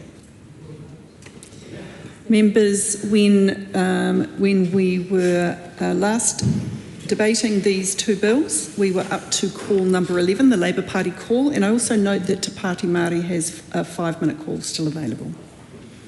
Madam Speaker. Camilla Ballett. Thank you, Madam Speaker, and we move back to a different matter from the environment to money laundering, and such as the varied subject matters that come across our desks when we are members of this House. Madam Speaker, these bills are bills that have been heard together at first reading and second reading. They were debated. They were sent to separate select committees, the Justice Select Committee and I think the EDSI Committee. I stand to be corrected if that's wrong, but I believe that's correct. And then they came back to the House and were and had the same second reading, and then they were debated separately at the Committee of the Whole House stage. And during that period of time, the Minister with conduct of these bills, the Honourable Nicole McKee, I thought did an excellent job actually of answering our questions on money laundering. So I want to acknowledge the Minister for that, for the time that she spent allaying some of our concerns and answering the detailed questions that we had in relation to money laundering. And that was in relation to, I think the bill that I mainly focused on was the and the one that deals with the levy. I won't read the whole title out again, as that has been ably read out by one of our clerks just a few moments ago. But I want to acknowledge the Minister for doing that. Sometimes with these types of bills, we usually in the House, we have a shared view that there should be adequate, effective laws and regulations in relation to money laundering, and I think often the concern that members of the opposition have is to make sure that those bills that are in front of us that we haven't had the same degree of consultation and involvement with that the Minister has had are fulfilling those objectives. And so certainly I do think the Minister was able to answer many of our questions and allay many of our concerns, and I do promote that type of engagement to other ministers, because it does make it easier for us to then do what we're about to do now, which is support both of these bills at third reading, and that won't be a surprise to the Minister, because I think mine's almost the last call on this bill, but I do think these are serious matters and ones that I know the Minister gave due attention to, and also that we have given attention to as well. So I will make a few more comments on both of the bills before we go to vote on them. The levy bill does create a single supervisor of the Department of Internal Affairs, and that is something that I think everyone is supportive of in terms of having a single supervisor. I understand that's the regime in Australia, which has shown to be effective. This bill will introduce a tax or levy for this work. There were some comments made in previous contributions in the House on this bill that is somewhat unusual, because we do expect people to comply with anti-money laundering legislation. We don't necessarily expect that we would institute a separate tax or levy for this work, but nevertheless that is the way that this particular piece of legislation has been designed. Additionally, for that, it will allow new regulations. And I suppose the overriding concern that we had in the Labour Party was to make sure that when these simplification of regulations were occurring, that didn't mean that there was a less robust regime in relation to money laundering. I do note that in this bill, the levy bill, that there is an annual review of what is occurring, and so I do wish to note it now that I do think that it will be necessary to look at the annual review to make sure that these particular regulations, although they are simplified, are meeting the needs of the public in relation to ensuring that we haven't made money laundering something which is easier. I accept the advice and the word of the Minister in the House that that's not occurring, but I think to be prudent, because of the seriousness of the matter, we should look to the annual review to ensure that that isn't the case. The other aspect which is important, and I think it relates to both bills, is also making sure that money laundering isn't used for some of the worst types of crimes that we have. Money laundering in and of itself is obviously a crime. We want to make sure that we have appropriate laws, and the Minister's incentive, I think, for making sure that this is simplified is that this can be complied with whilst the law and whilst there is a regime which does prevent that.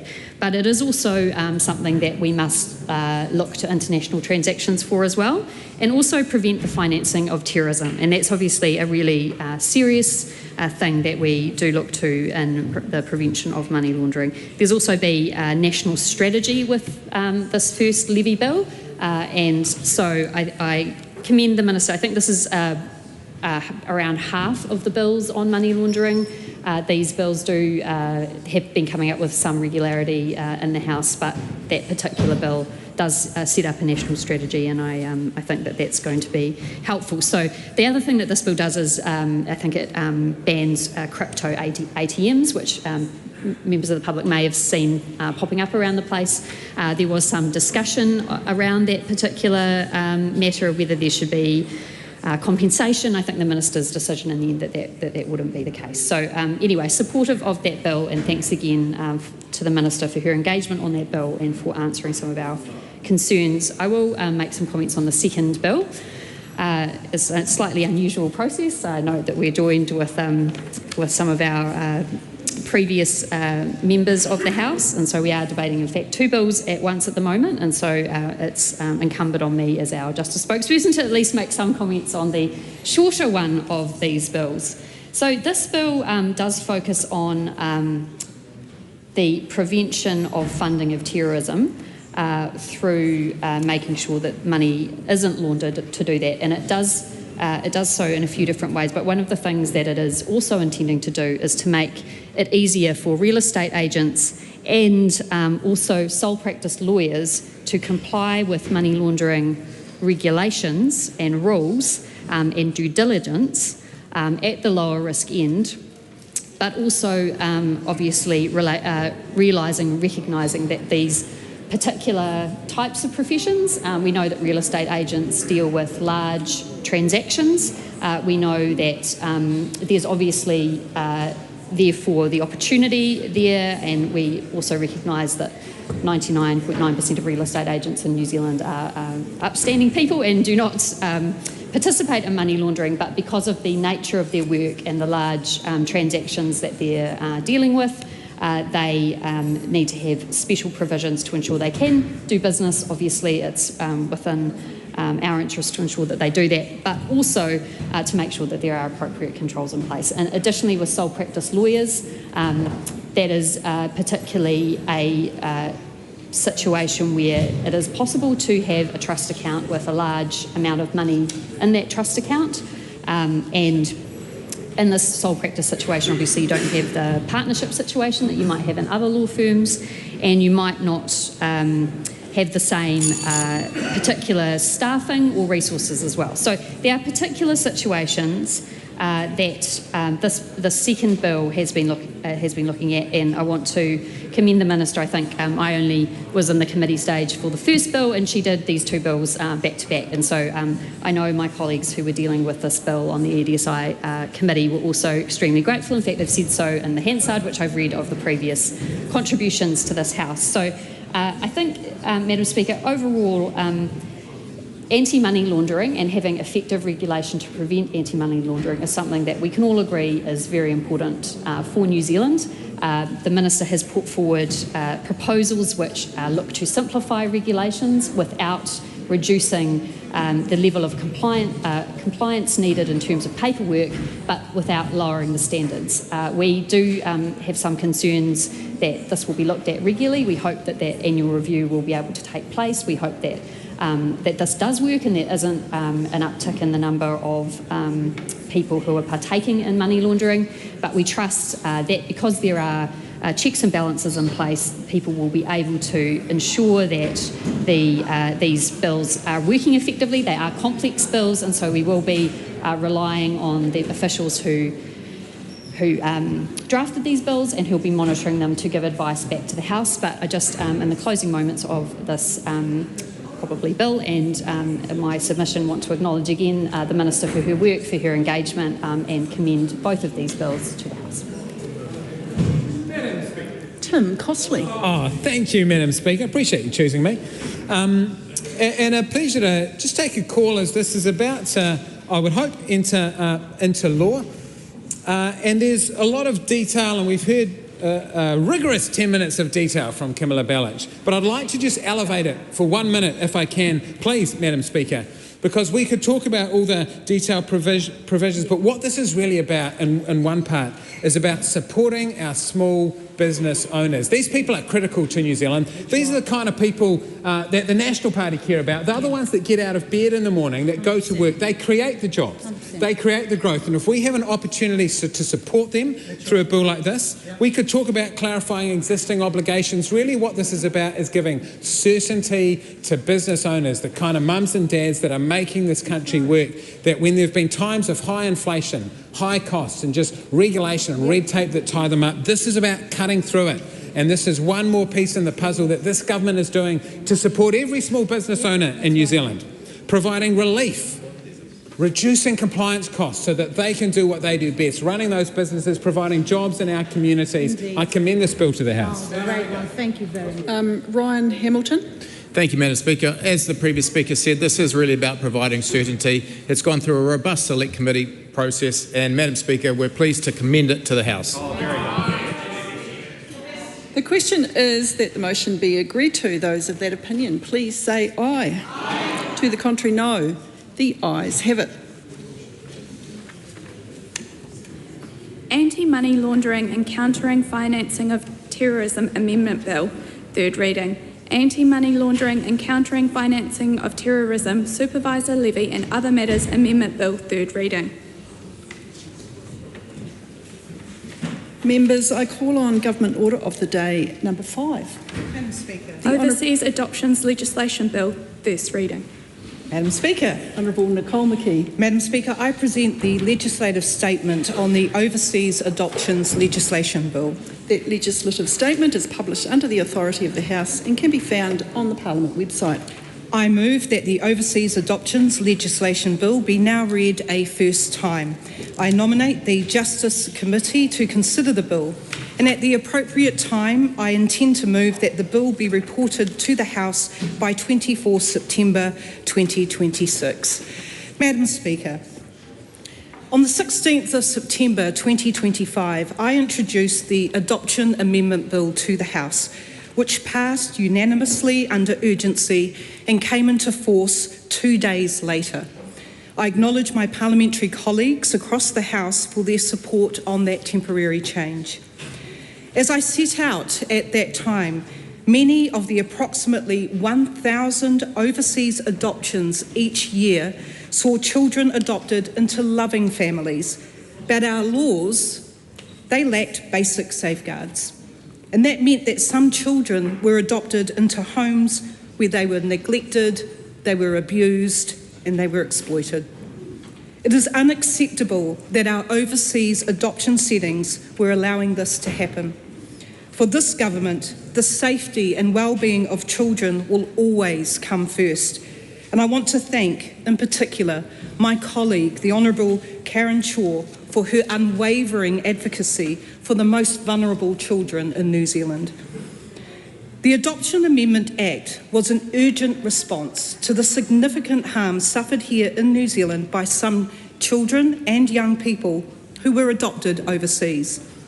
The Act introduced temporary measures to prevent harm coming to more children, including immediately and temporarily suspending recognition of unsafe overseas adoptions for citizenship and immigration purposes.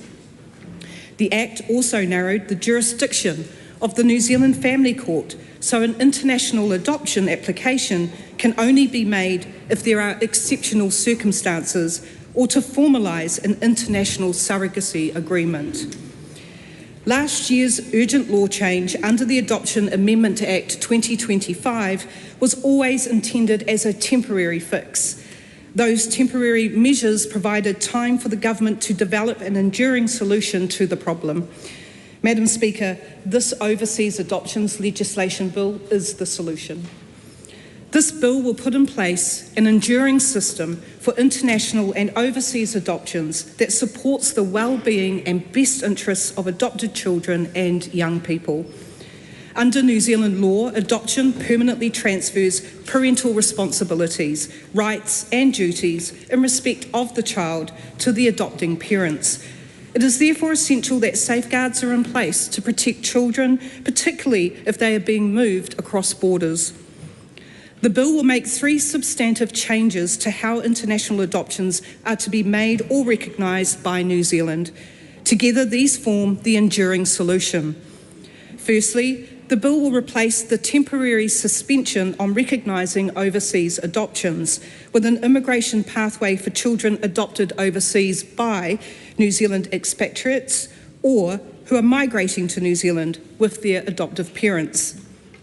Secondly, the bill will create a new immigration pathway for children adopted in courts of designated countries by people living in New Zealand. And thirdly, the bill will continue to allow adoption applications to be made in the family court where there is sufficient link to New Zealand or in other limited circumstances. It's important to note that none of the changes in the bill affect the Hague Convention pathway for inter-country adoptions. Madam Speaker, I'll now outline these 3 changes in further detail. For the first change, the recognition of overseas adoptions, the bill will lift the temporary suspension on recognising overseas adoptions. Currently, children adopted by New Zealand citizens or permanent residents from non-exempt countries cannot have their adoption recognised for citizenship or immigration purposes. Instead, the bill creates an immigration pathway to enter New Zealand with appropriate safety checks. This pathway will be available for children or to children adopted overseas who are either migrating to New Zealand with their adoptive parents or who were adopted by New Zealand expatriates who have been living overseas for 12 months or more for a purpose other than adoption. The second substantive change is to create a new immigration pathway to enable children adopted by New Zealanders to enter New Zealand. To use this pathway, the adoptive parents must be ordinarily resident in New Zealand at the time of the adoption, and the adoption must be made in a designated country. A country can become designated if our government is satisfied that the country's regulatory regime provides sufficient safeguards to prevent harm to adopted children. This new pathway will enable New Zealand to recognise its close cultural ties and relationships with other countries. The third substantive change in the bill is to the jurisdiction of the New Zealand Family Court. The bill enables the Family Court to make international adoptions where exceptional circumstances apply, and the application will promote the child's welfare and their best interests. While the Family Court is well placed to assess the best interests of the children, it will not always be the right forum, like when adoptive applicants or children are living overseas. To invoke this exception, the court must be satisfied that at least one adoptive parent or the child is living in New Zealand. This ensures a sufficient connection to New Zealand, and hence that the Family Court is the right forum to make decisions in that child's best interests.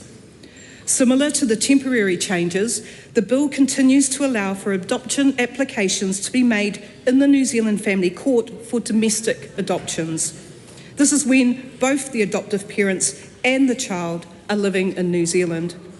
Adoptions to formalise international surrogacy arrangements will still be able to be made in the Family Court, provided the arrangements are consistent with the laws of all relevant countries.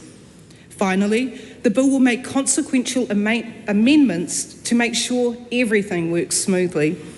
As the changes in this bill are intended to replace the temporary measures in the Adoption Amendment Act, they will need to be in place before July 2027, when the suspension enacted last year is set to expire. While these enduring reforms may add some additional steps for some families, our top priority remains the safety of children. It is not acceptable that our adoption laws have been used in a way that harms children and young people adopted from overseas. We need to permanently close these legislative enablers, which is what the enduring measures in this bill will do. Mr. Speaker, I encourage anyone with an interest in adoption law to have their say when this bill goes to Select Committee. In particular, I want to urge our Pacific communities where customary or cultural adoptions are common to look at how this bill may impact them in the future. I welcome any suggestions of practical improvements that ensure that the law will work as it's intended to. But one principle will not change. The safety of our children comes first. Mr. Speaker, I commend this bill to the House. Thank you, Mr. Speaker. Pleasure to take a call on the Overseas Adoptions Legislation Bill at first reading.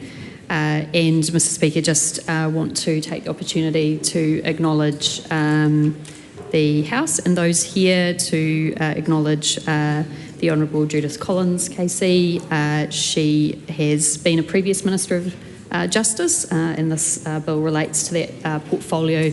And so wanting to acknowledge her service, if this is the last opportunity on behalf of the Labour Party to do so, and those friends and family who are in the House to celebrate her tonight.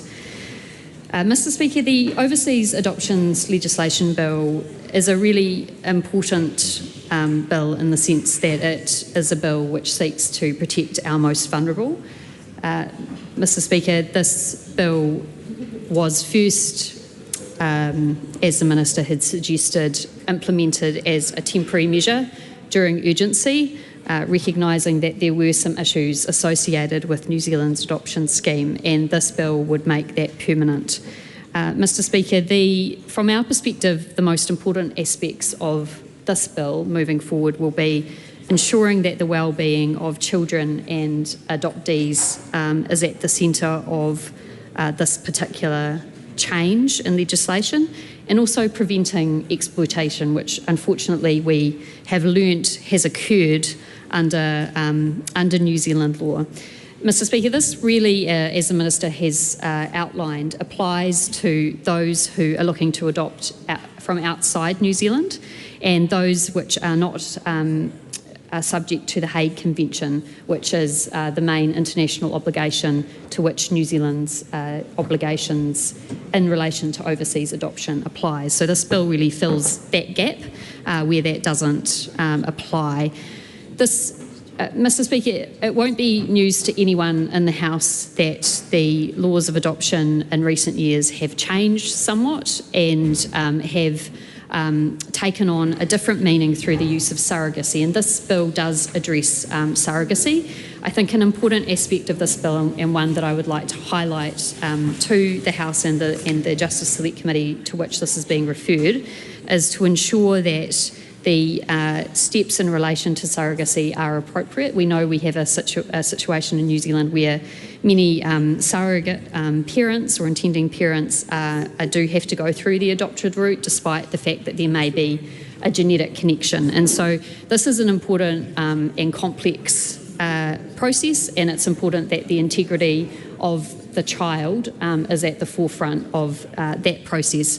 It's not something that is, I think, straightforward, and that's why the Select Committee process will be of immense importance. And I do encourage those families that do have a view or have been through an adoption process or a surrogacy process which they believe may be affected by these new changes, if they do have something to contribute, to make a submission to the Select Committee.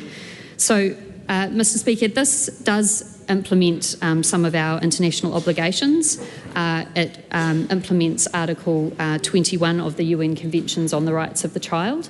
That sets out a very high-level expectation on how adoption should be taking place, and that the child should be at the centre of decisions that are made here. I have had a look through this proposal carefully with the information that's been available to date, and I do think that from what I have seen, this has been the focus of this legislation. So again, I thank the Minister for making sure that this legislation is something that hopefully is likely to receive support throughout the House, and I'm sure that she shares my desire that this is scrutinised in a really sensitive, appropriate way, with the child at the centre, and also making sure that we do everything we can to avoid any unnecessary, any exploitation at all that may come with international adoption. So, Mr. Speaker, I commend the bill to the House. Lawrence Hunan. Thank you, Mr. Speaker. I rise on behalf of the Green Party of Aotearoa, New Zealand, to also support the Overseas Adoptions Legislation Bill. And I also want to acknowledge the Honourable Judith Collins for her years of service. And I will, Mr. Speaker, as appropriately shorten my speech so that we were not we're not delaying the start of the valedictory statement by the Honourable Judith Collins. And you know how much it pains me to shorten any speeches. Regarding the Overseas Adoption Legislation Bill, it is important to note that the Green Party did support the previous interim bill that the Minister has introduced. I also want to thank the Minister for her transparency, but also her communications with the rest of the House when that interim bill was coming into effect. And it is important to say that this bill is on the similar line as what we saw in terms of the interim bill. Mr. Speaker, it is important to note that this bill has one singular important focus, which is ensuring and supporting the well-being and the best interests of the adopted persons, and particularly of children, under a number of international conventions, one of which is the Convention on the Rights of the Children, but also around the Hague Convention as well. Now, for this particular bill, one of the things that we'll be looking forward to during the Select Committee stage is around the changes that's being made and additional levels of protection that will be introduced, particularly with family court and also with the immigration service. Understanding that this is, Mr. Speaker, an omnibus bill, so there are quite a lot of complexities to do with this broader change of power. One of the things I think for the Green Party in particular that we'll be interested in is what does this mean in terms of for the adopted person, an adopted child, regarding the citizenship status, as we're seeing that a new immigration track has been introduced, and what that would mean in terms of their ability to apply for citizenship by grant under the Citizenship Act 1977.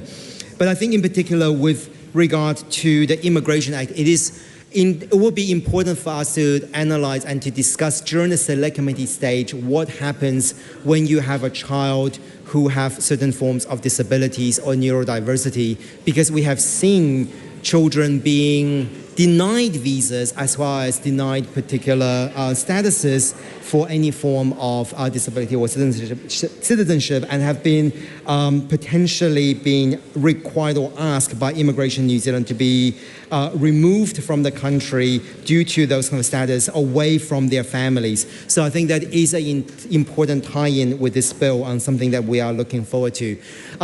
With that, Mr. Speaker, I will actually leave it there, and the Green Party is going to support this bill, and we look forward to the Select Committee process. Thank you. This is indeed a rare occasion, Mr. Sunan. The House now, in accordance with the Business Committee, breaks from its program to hear a valedictory statement from the Honourable Judith Collins.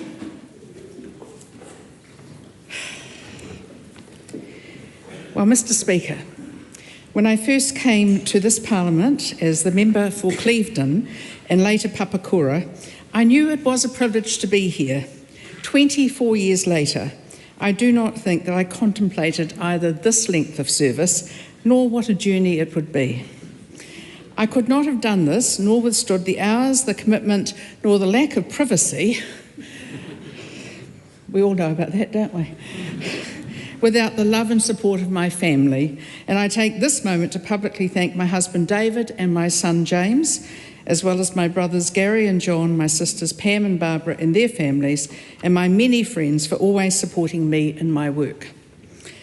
None of the last 24 years, feels like almost hours.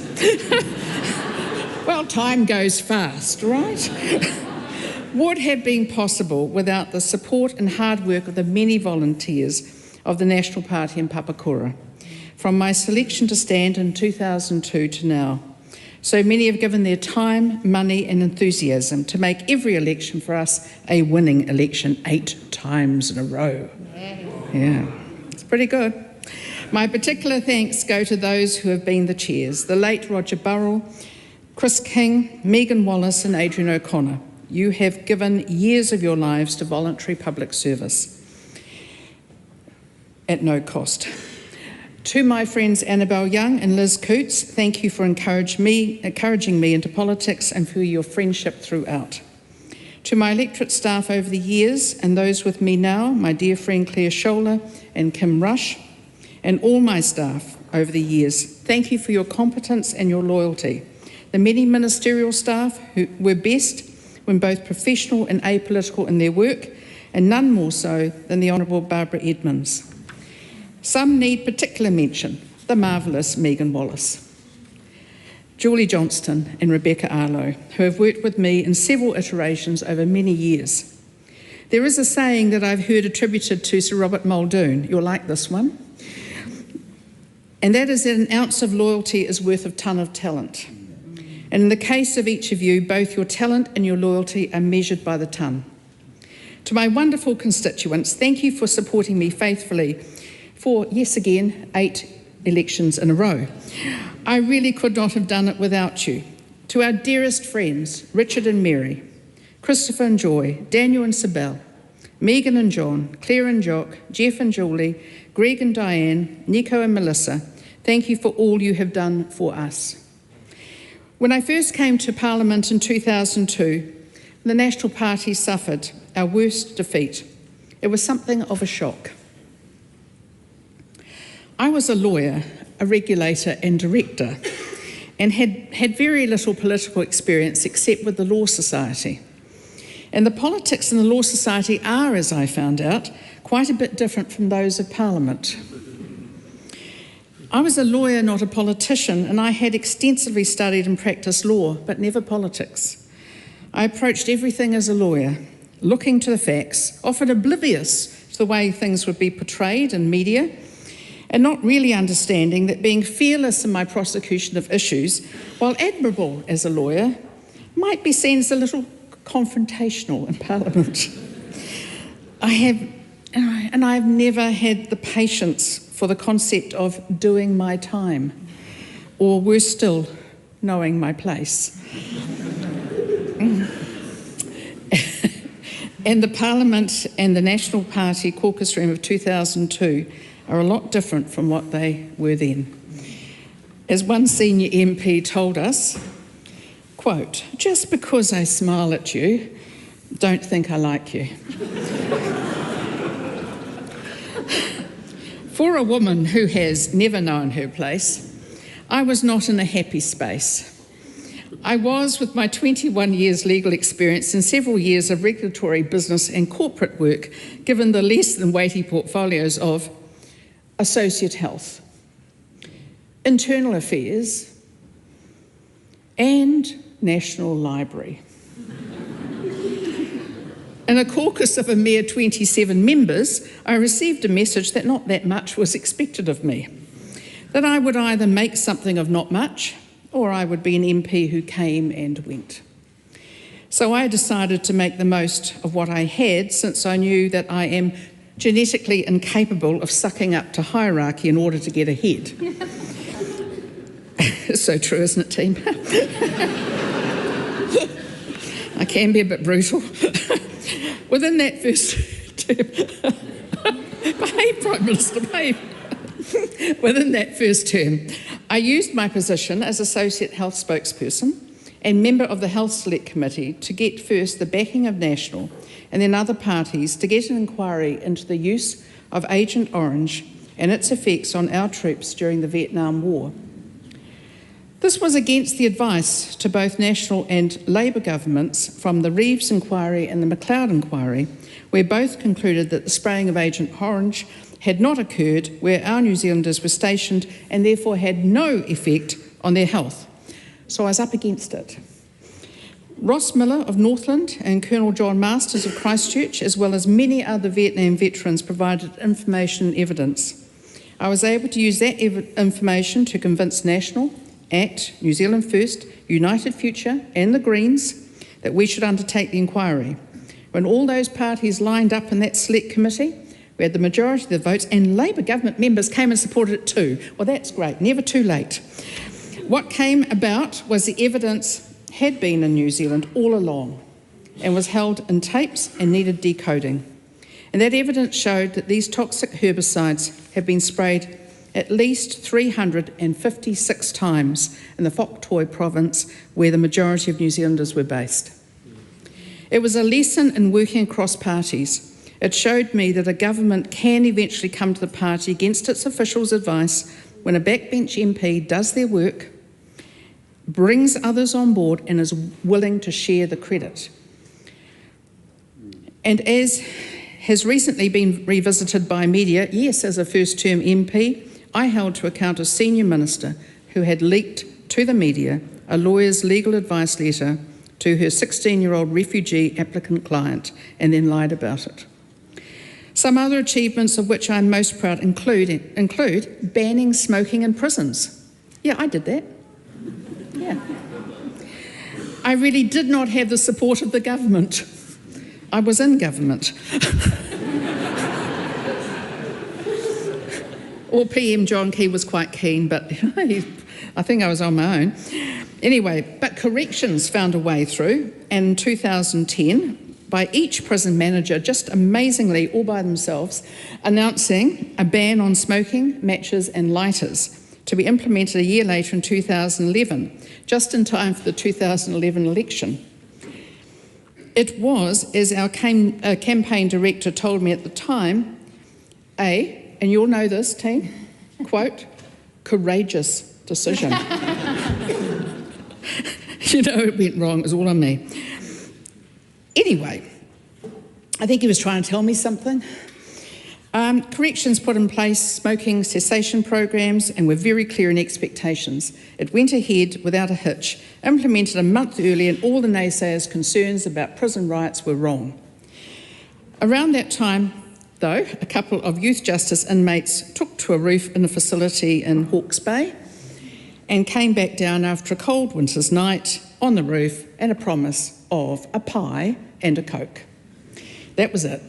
Eventually the courts held that the ban was unlawful, but by that stage Parliament was right on board with the no smoking rule and new legislation from my successor as Minister of Corrections made it permanent, and it was passed without any problems. So that smoking ban had several unintended consequences. First, it put more money in the pockets of prisoners' families. It made our prisons a healthier environment for staff and inmates, and it almost overnight stopped prison fires. Corrections did an excellent job, and apart from the pretty legal advice regarding prison managers' powers, it could not have ended better.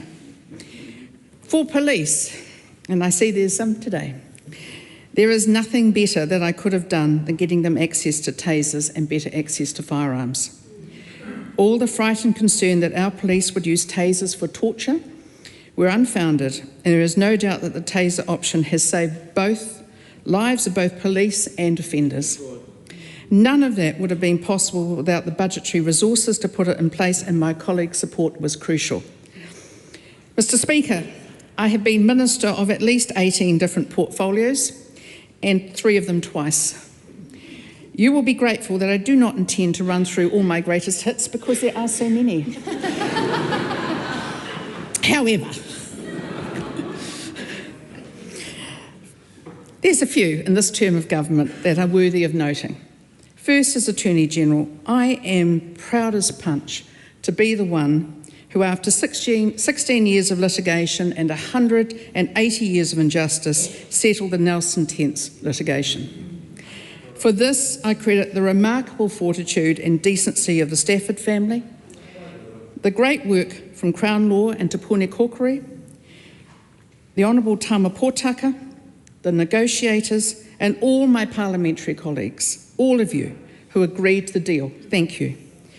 A reminder, by the way, that legislation still needs to be passed in order to give effect to the settlement. So, Chris Bishop, you've got one for me. Take that one for me, please finish it.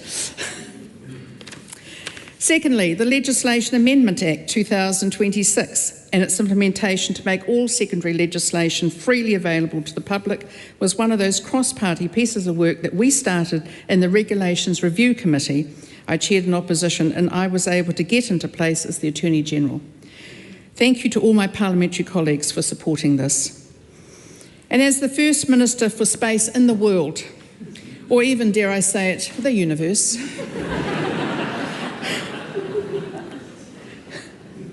it's pretty cool. I have officially consented every vertical launch approval for the past 2.5 years, and there's been quite a few. Our space industry is now worth $2.5 billion to our economy in a year, and it's growing every year, and that's an enormous increase from $0 just 10 years ago. It's amazing. And being a Minister for Space has got me, and therefore our New Zealand tech, defence and space businesses and our space agency into overseas meetings at the highest levels, increasing New Zealand's reputation as a country of innovation, of tech and of space. And that appointment costs us nothing, because it doesn't matter if you have 3 or 8 portfolios, the price paid for the Minister is the same, as I know. I'm just joking, Prime Minister, it's nothing personal. I'm pleased we've come a long way in digitising government and reforming the science system and promoting technology as a Kiwi strength, and adopting AI in government, and being the Minister responsible for our intelligence security agencies, who are no doubt here but you can't tell, and continuing to play our part as responsible and reliable partners in keeping ours and other countries safe. I'm pleased my Cabinet paper on setting up Invest NZ was accepted, and my colleague Todd McClay is now overseeing it to great success. Well done, Todd. But it's in defence where I feel I've made the most significant contribution. It should be no surprise that the daughter of a World War II veteran, yes, it is daughter, not granddaughter, and dare I say it, great-granddaughter, no, daughter. So ageing when people say that. And someone who has been for 24 years the electorate member of Parliament for our Special Forces, would consider this to have been my political destiny. I've come to know many of our defence people well. I would like to acknowledge them all with a special shout out to my friend, Staff Sergeant Tina Grant, whose empathy and courage when faced with her husband Douglas being killed in Afghanistan is still an inspiration to me today. Through Defence, well before I was its minister, I've met the most humble and good people. I was a friend until her death of the last secret agent from World War II, Pippa Doyle. Years ago, I was made an honorary member of the Long Range Desert Group and an honorary sapper. And as the Minister of Defence, last year I travelled with Defence to Ukraine, and I would like to congratulate our Parliament for its unstinting support for the freedom of Ukraine. I am proud to say everywhere I go in the world that our Parliament supports Ukraine, and good on us. Of course, a time of trial occurred for us in Defence with the loss of the HMNZS Manawanui. I stand by my statements at the time. It was a difficult time, but with no loss of life. It was not a tragedy. It also had nothing to do with gender. And I'm proud of backing our people and supporting them during a tough time. And many thanks to all of our parliamentarians for doing the same. On a happier note, the Defence Capability Plan, putting combat readiness back into defence thinking and supporting it with money, was a highlight of my time in government. Thank you to the Ministry of Defence, the New Zealand Defence Force, my colleagues, government coalition partners and Prime Minister Christopher Luxon. Particular thanks must go to the Honourable Nicola Willis for being the first Minister of Finance in many lifetimes to put our money where my mouth was.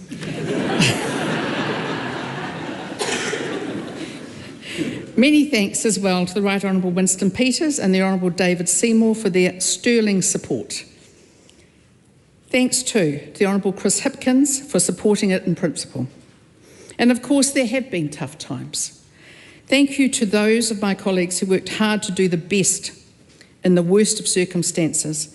In particular, I would like to acknowledge you, Mr Speaker, Dr Shane Retty, David Bennett, Jackie Dean, Andrew Bailey, Stuart Smith, Nicola Willis, Todd McClay, Louise Upston, Harati Apungo and Maureen Pugh for your courage and your friendship during the toughest of times when I was asked to take the reins in 2020 as the third Leader of the Opposition in 7 weeks, during the global pandemic and a few months before the election.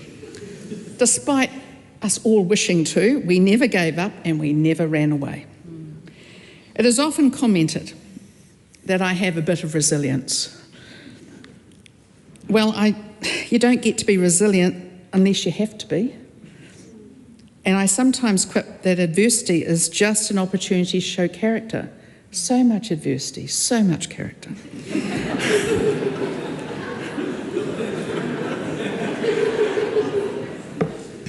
But I accept, I am a resilient soul. And for this I blame my parents. It's all their fault, you know how it is. I was brought up to think I could do anything I sought to do as long as I was prepared to work hard. I was fortunate to have parents old enough to be my grandparents, who taught me to read before I went to school, who imbued in me a love of history and made me feel like my views counted. Some people would unfairly describe me, the 6th child by a long way, of being spoilt. That is not true, and you are not to repeat it. I just never understood that I should know my place, nor accept other people's limitations. And in my choice of parents, I was profoundly blessed. My father always told me to never let anyone make me feel less than them. And my mother told me that I was Mummy's little baby all the way from heaven. I sometimes think I was better at living up to my father's expectations than my mother's.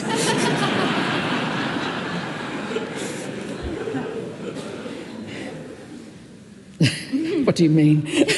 Why are you laughing? On a serious note, we members of Parliament need to be resilient. It's a tough gig.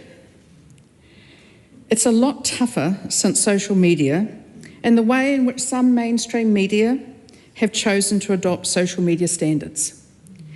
I'm told that it's all about advertising clicks these days, and that's why headlines often seem completely at odds with a substantive article. So some advice to the Fourth Estate. love you as I do.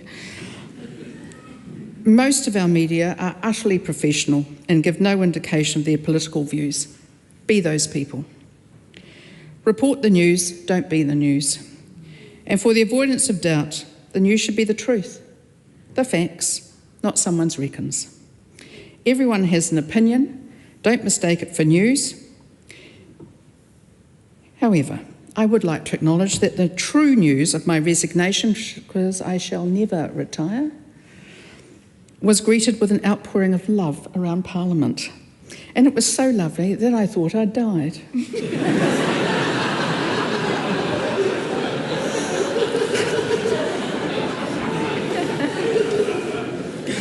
The National Party in Papakura was momentarily devastated, or at least they told me so. Now they have the lovely Emma Chatterton to replace me as their favourite daughter, and I wish her well. And, you know, it feels great to be going out on a high. And for this, I thank you, Prime Minister. You've given me the privilege of so many ministries, departments and agencies. Sometimes I felt I had a little bit too much privilege. But when you phoned me following the formation of the coalition government, you told me to get a pen and paper and sit down. You then proceeded to rattle off 8 portfolios. I thank you for your somewhat extreme confidence in me. But thank you for wanting me to stay a bit longer, and thank you for letting me go a bit earlier. And thank you to the leaders of parties in Parliament for supporting my decision to move to my next career without causing a by-election. I and the taxpayers, thank you. And thank you to the Honourable Paul Goldsmith for his excellent decision, one of the best I've ever seen in a Minister of Justice, and I was one, and appointing me to be the next President of the Law Commission. I truly, truly appreciate your support. To my dearest friends in Parliament, my caucus colleagues, and to my many good friends on the opposing teams, I bid farewell. I now leave politics behind and move into an apolitical world with gusto and even relish. I'm over politics and looking forward to going back to my first loves, my family and the law. Thank you.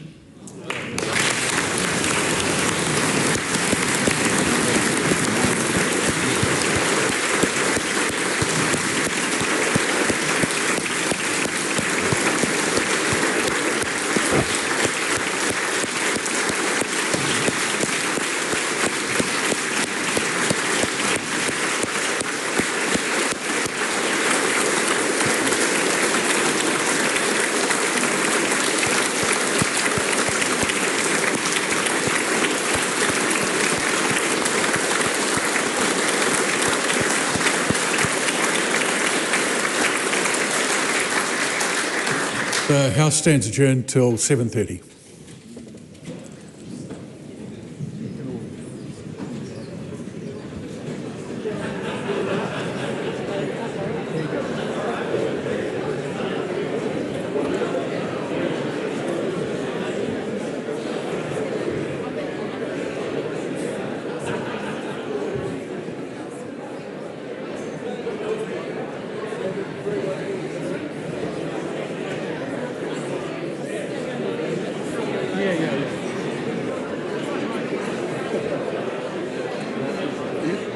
Are you going to do that?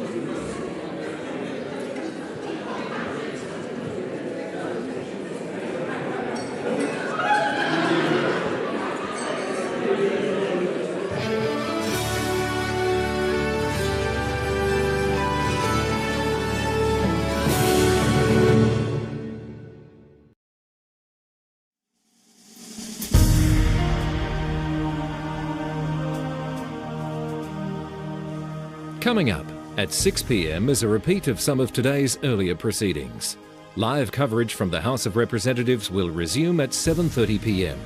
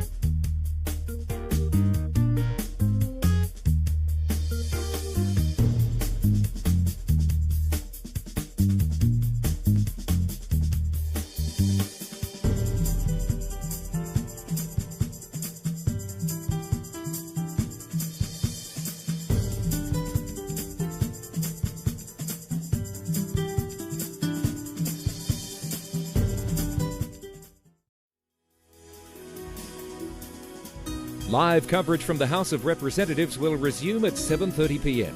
Until then, some of today's earlier proceedings will be repeated.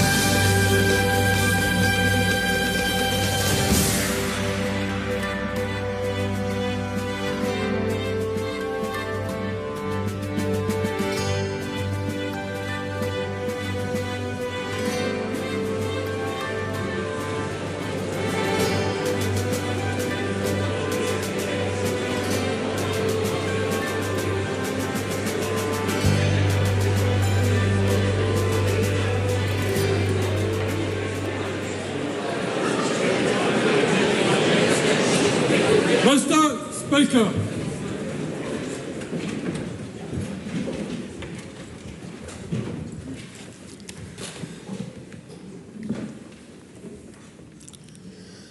Ngangach o itu omnis wowo okia e reko alalum ta atakwa na omnis por e otomis mauri. Omnis wowo okia e reko maur on sofa tachiare. Mawha la la mo okia otomis hoi whenganga e te roni te I la pola omnis la aso kwa am nek tutu neri ton nek te is. E o poto ma inia e hoi o kinga, hoi anisinga, ma fuong vovoi se onlele ne hongwiti is new sironge. Amen. Amen.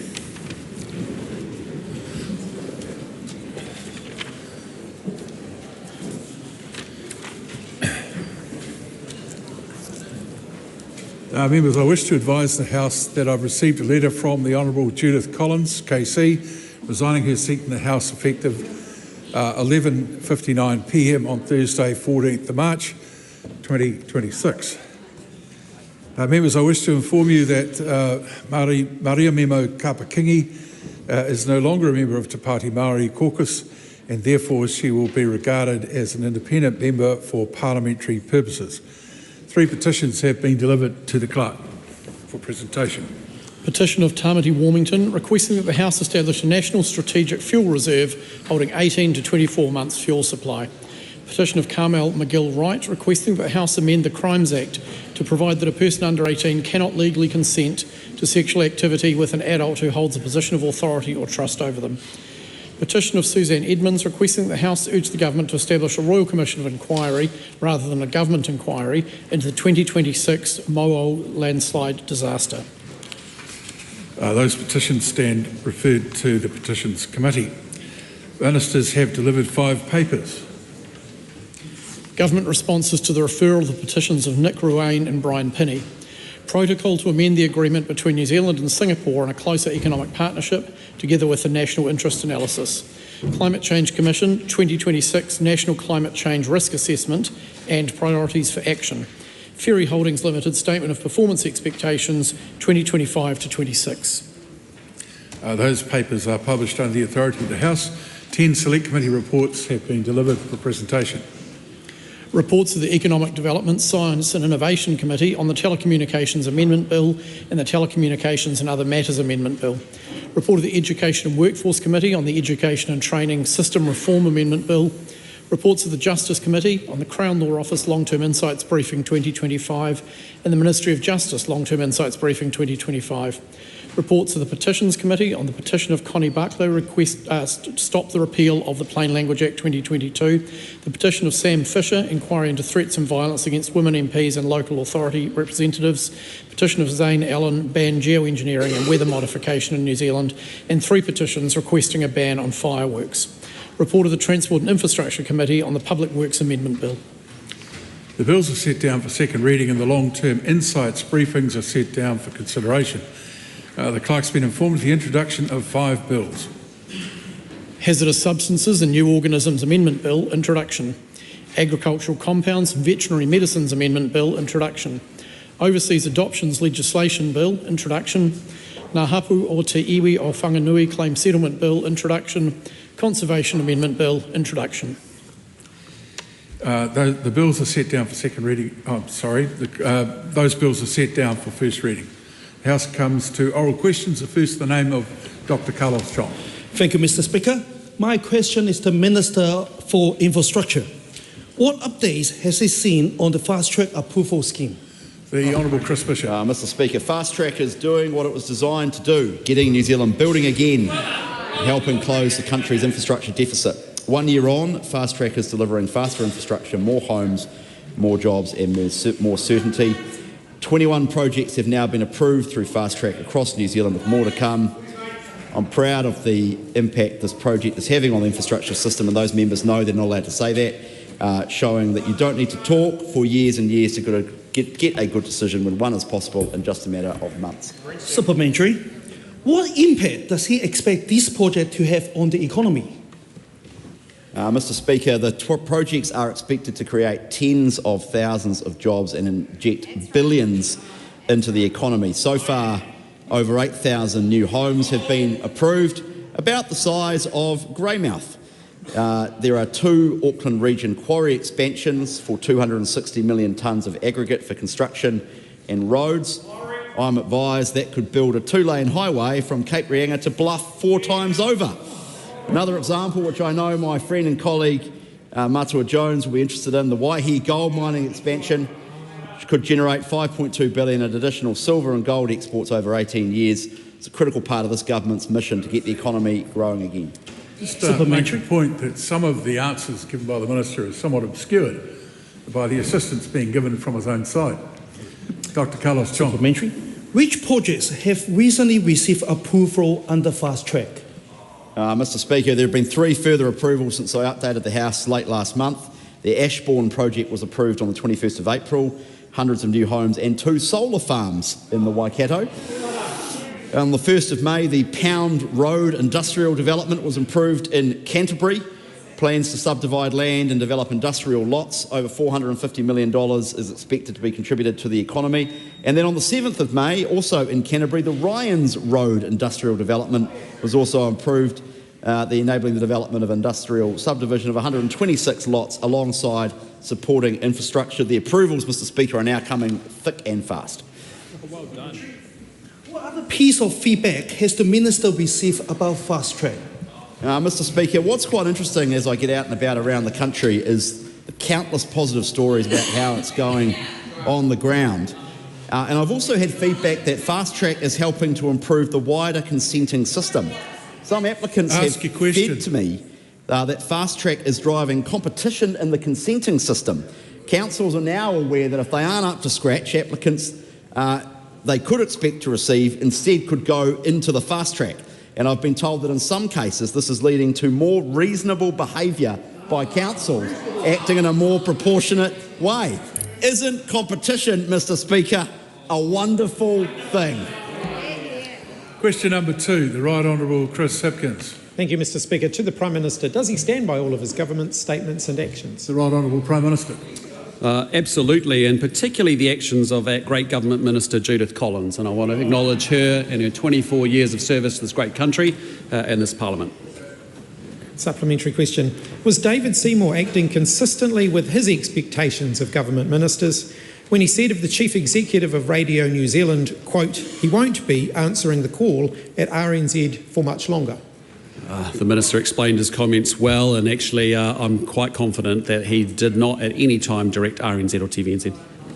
Was David Seymour's criticism of Radio New Zealand's recent appointment of new presenters and his decision to describe the tenure of Television New Zealand's political editor as untenable consistent with the government's legal obligation not to interfere with public broadcasters' decisions with regard to programs, allegations, complaints, or the gathering and presentation of news? Again, I refer the member to the answer to the first question, which is there was no point. I'm confident that the Minister did not direct TVNZ or RNZ in any way. Supplementary question. So is he confident that David Seymour's public comments did not in any way interfere, as he is prohibited from doing under law, with Television New Zealand and Radio New Zealand's decisions with regard to the gathering and presentation of news, their decisions on programme, and how they handle any allegations or complaints? As I said in the first two answers, yes. Supplementary question. Why did he consider expressing New Zealand's, quote, explicit public support, end quote, for the US assault on Iran, a move his own Foreign Affairs Minister said would be imprudent and counter to New Zealand's national interests? The statements that we have made publicly are statements that I support, otherwise they wouldn't have been made. Supplementary question. The Honourable David Seymour. Considering some of the challenges that people around the world are facing right now, how would he describe this government's priorities for making life better for New Zealand? Well, we're focused on what New Zealanders need rather than petty politics. Supplementary question. That's right. What action has he taken in relation to Winston Peters' release of internal emails that revealed the Prime Minister's personal support for the war in Iran, given that he said Winston Peters, quote, had clearly put politics ahead of the national interest? Again, I've said any public statements that this government makes are statements that I support, otherwise they wouldn't be made. Supplementary question. Well, does he agree with Nicola Willis that, quote, the Prime Minister has a duty to serve New Zealanders, and we cannot do that as an executive if some political parties are off pursuing political gamesmanship rather than the national interest? And if he does agree with that statement, why won't he do anything about Winston Peters, according to Nicola Willis, preventing the government from serving New Zealanders? Sorry, sir, I didn't hear the question. I'm actually deaf in the left ear today, and I just would like to hear it again. It's such a good one. Sitting next to David Seymour, you're lucky. Further supplementary, Mr. Speaker. Just a moment. Questions are heard in silence, and comments like that at the start of them don't help order of the House. Does he agree with Nicola Willis, quote, the Prime Minister has a duty to serve New Zealanders. We cannot do that as an executive if some political parties are off pursuing political gamesmanship rather than the national interest, end quote. If so, why won't he do anything about Winston Peters, according to Nicola Willis, preventing the government from serving New Zealanders? In answer to the first leg of the question, yes, I act in the national interest of New Zealand. Supplementary, Chloe Swaggart. Why is his government moving with unprecedented urgency to introduce a new law which interferes with an active case in front of the Supreme Court to hold climate polluters accountable? All we're doing is giving business confidence and clarity to continue to invest in business in New Zealand. If New Zealanders cannot seek compensation from private companies for the harms of their emissions, who pays? It's not the law now, and that's why we're giving clarity and certainty to businesses. Question number 3, Cameron Luxon. Thank you, Mr. Speaker. To the Associate Minister for the Environment, what recent announcements has he made regarding voluntary nature markets? The Honourable Andrew Hogarth. Thank you, Mr. Speaker. Yesterday I announced the government's plan to support growth in New Zealand's voluntary nature markets by providing a light touch assurance framework for private sector programs. Voluntary nature markets enable private capital to fund projects that protect and restore nature, work such as wetland restoration, native planting and habitat protection. If we can help scale up existing offerings and encourage new entrants, that will be a win for both the natural environment and landowners. What is the government's role in facilitating voluntary nature markets? Thank you. I'll start with what the government isn't doing in relation to voluntary nature markets. We won't be running a market and we won't be forcing people into it through heavy-handed regulation. What we will do is offer government recognition through 2 pathways. High-quality programs accredited by reputable international bodies will be recognised by the government, and domestic providers will be able to have their programs assessed against market principles that work for New Zealand. Government recognition is a clear market signal, not a Crown guarantee. However, it will lower the cost of due diligence and give confidence to investors, landowners and developers. How will this initiative support organisations in the community that protect and restore the natural environment?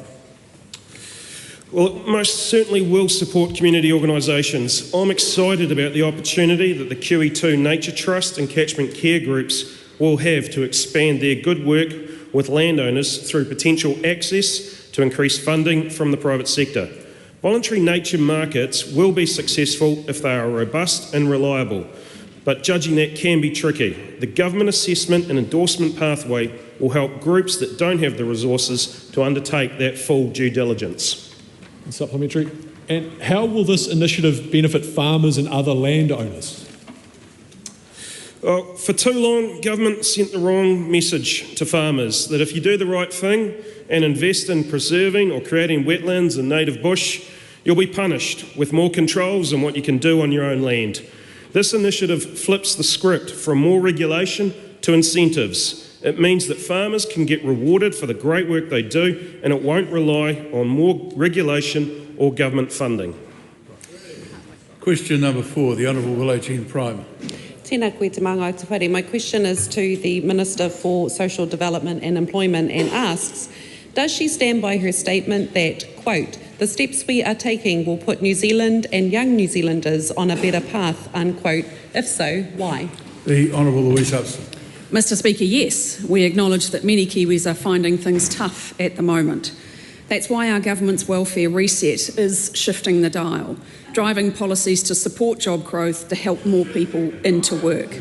Our government is focused on taking steps to putting all New Zealanders on a better path, and we know that our economy is stronger when more people are working, and as we go for growth, it's really important that as many Kiwis as possible share in the benefits of work.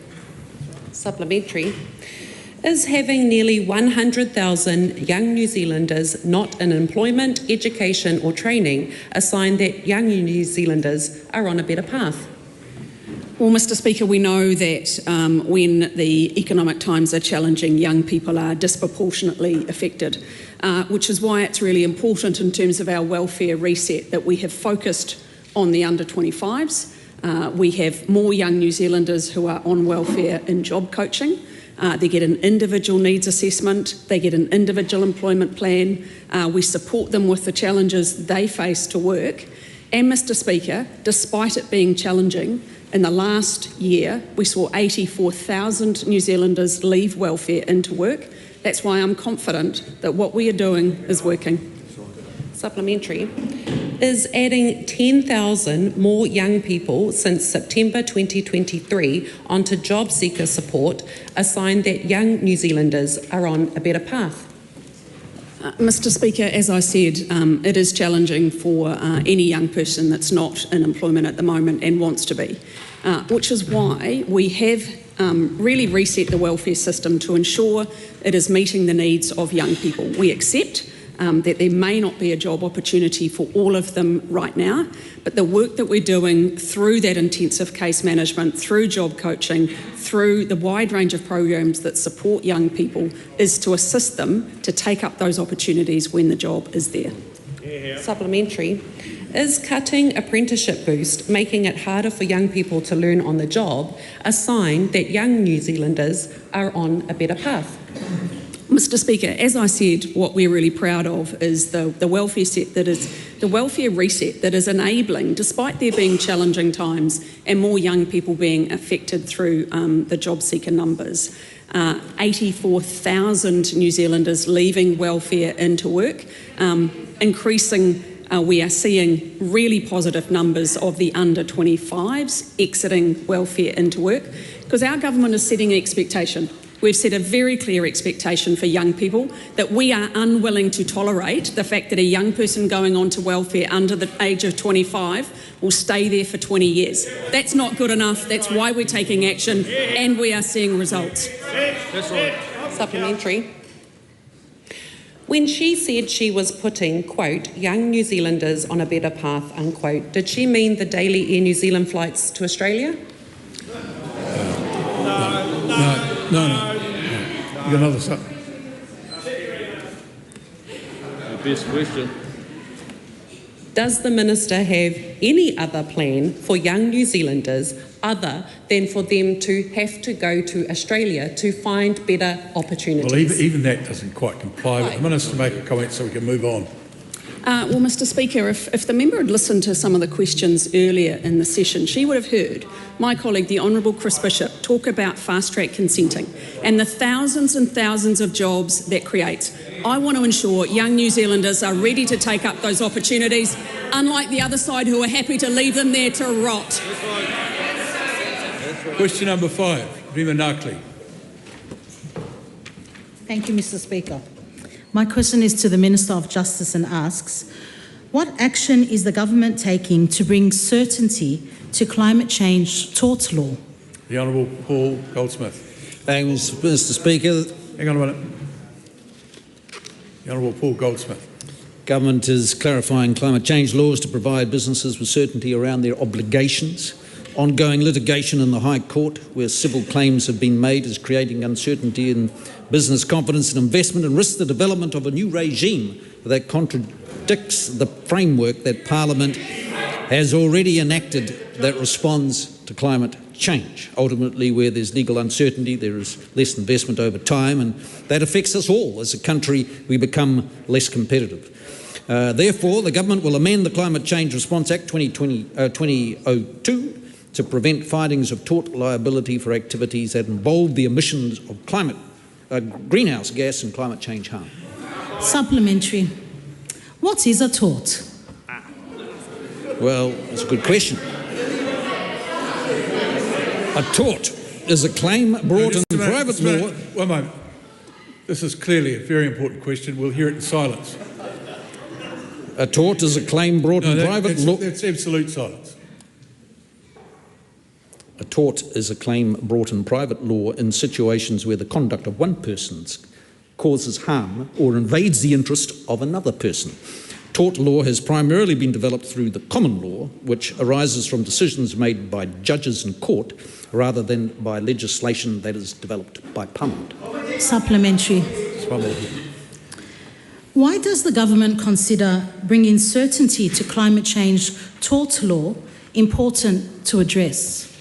Well, Mr Speaker, the changes needed to address the risk that the courts could develop a regime that is parallel to and contradictory to the Climate Change Response Act 2002, which is set by Parliament. Hang on. You're not going to have... Yeah, well, you don't have to be provoked like that. Member can surely control herself. I know she's got questions coming. Start again, please, Mr Goldsmith. Thank you, Mr Speaker. This change is needed to address the risk that the courts could develop a regime that is parallel to and contradictory to the Climate Change Response Act 2002, which is set by Parliament. Our view is that greenhouse gas emissions and climate change harm are best regulated by Parliament and the Executive, who take a whole-of-economy approach that carefully considers environmental, economic and social implications, not through piecemeal litigation in the courts. Supplementary. Clay Swarbrick. Has the Minister or his officials, directly or by proxy, engaged with any of the companies, including Fonterra, Z Energy and Genesis Energy, currently being sued in the Supreme Court for their climate pollution? I hope so. Well, obviously, ministers, members of Parliament and officials engage with those companies on a regular basis, but as is widely been counted, that there is widespread concern across the business community around this decision, and that's where we were looking at it. What change is the government making to bring certainty to climate change tort law? Well, Mr Speaker, just to conclude, in amending the Climate Change Response Act to create a statutory bar, prevents courts from issuing a certain type of finding or consider a particular issue. In this case, that a person or entity is liable in tort for climate damage or harm caused by greenhouse gas emissions. The Right Honourable Winston Peters. With over 60% of the emissions coming from China, India, Russia and the United States. We'll hear one more time. All questions. In silence. In yes. silence. I'll start again. So, With over 60%... the personal judge, that's me, not you. Yeah, good point. With over 60% of the world's emissions coming from China, India, Russia and the United States, how's the government's target going? Paul Goldsmith. Mr. Speaker, I would defer to my colleague, the Minister responsible for climate change, to answer those questions. Suffice it to say that what we're doing today does not alter the regulatory framework in which we are operating as a country in regards to climate change. We have a very good regime, and that is what we are seeking to make sure is clearly in place without confusion in this country. Will bringing certainty to climate change tort law change any existing obligations imposed on greenhouse gas emitters? Well, Mr. Speaker, no. New Zealand already has a legal framework to manage greenhouse gas emissions set through Parliament through the Climate Change Response Act 2002 and the Emissions Trading Scheme. This decision does not change New Zealand's climate targets, nor the approach of the government has set for meeting them. Businesses will continue to be required to meet their obligations under the Emissions Trading Scheme. This change simply maintains the coherence of the regulatory system and to deliver consistent obligation for greenhouse gas emitters. Question number 6, the Honourable Ginny Anderson. Thank you very much, Mr. Speaker. My question is to the Minister for Economic Growth and reads, are there more or fewer people in work now compared to when she took office? The Honourable Nicola Willis. Mr. Speaker, there are more people in work. If she was creating the economic conditions needed for job growth, then why has the unemployment forecast been revised upwards 2 years on? Well, Mr. Speaker, the member will have hopefully seen the Stats NZ result last week, which showed unemployment falling, which is very positive news. It is no secret that New Zealand has been going through a difficult economic recovery over a period where we were responding to a very overheated economy with inflation that went out of control, interest rates that rose rapidly.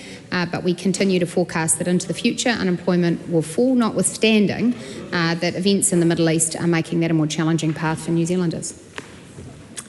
Is 47% of unemployed people being out of work for 6 months or longer part of her economic plan, given that it's the worst it's been since the 1990s?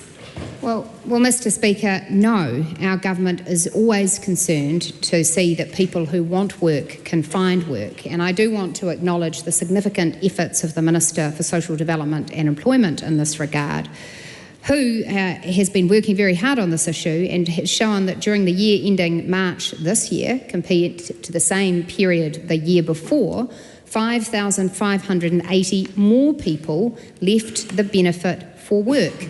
We also saw the number of people receiving job seeker support decrease by 8,289, alongside the number of working age people on a main benefit dropping by 17,661 people. More Kiwis off a benefit in work. Positive news. If her economic plan is working, would wage growth remain lower than inflation in real terms, meaning New Zealanders are actually going backwards? Mr. Speaker, our economic plan is to grow the economy by fundamentally tackling the barriers that have held back our productivity and growth for many, many years. And in doing that, we will create not only sustainable growth, but also more jobs and higher incomes that keep up with the cost of living. Does she regret cutting Māori trades training now that Māori and Pasifika unemployment is more than double the national average? Mr. Speaker, in fact, what our government did was rescued the Apprenticeship Boost scheme, which the last government left unfunded with a massive fiscal cliff. So we rescued that program, and I am certain that many Māori and Pasifika will have benefited from that wise decision of ours. Question number 7.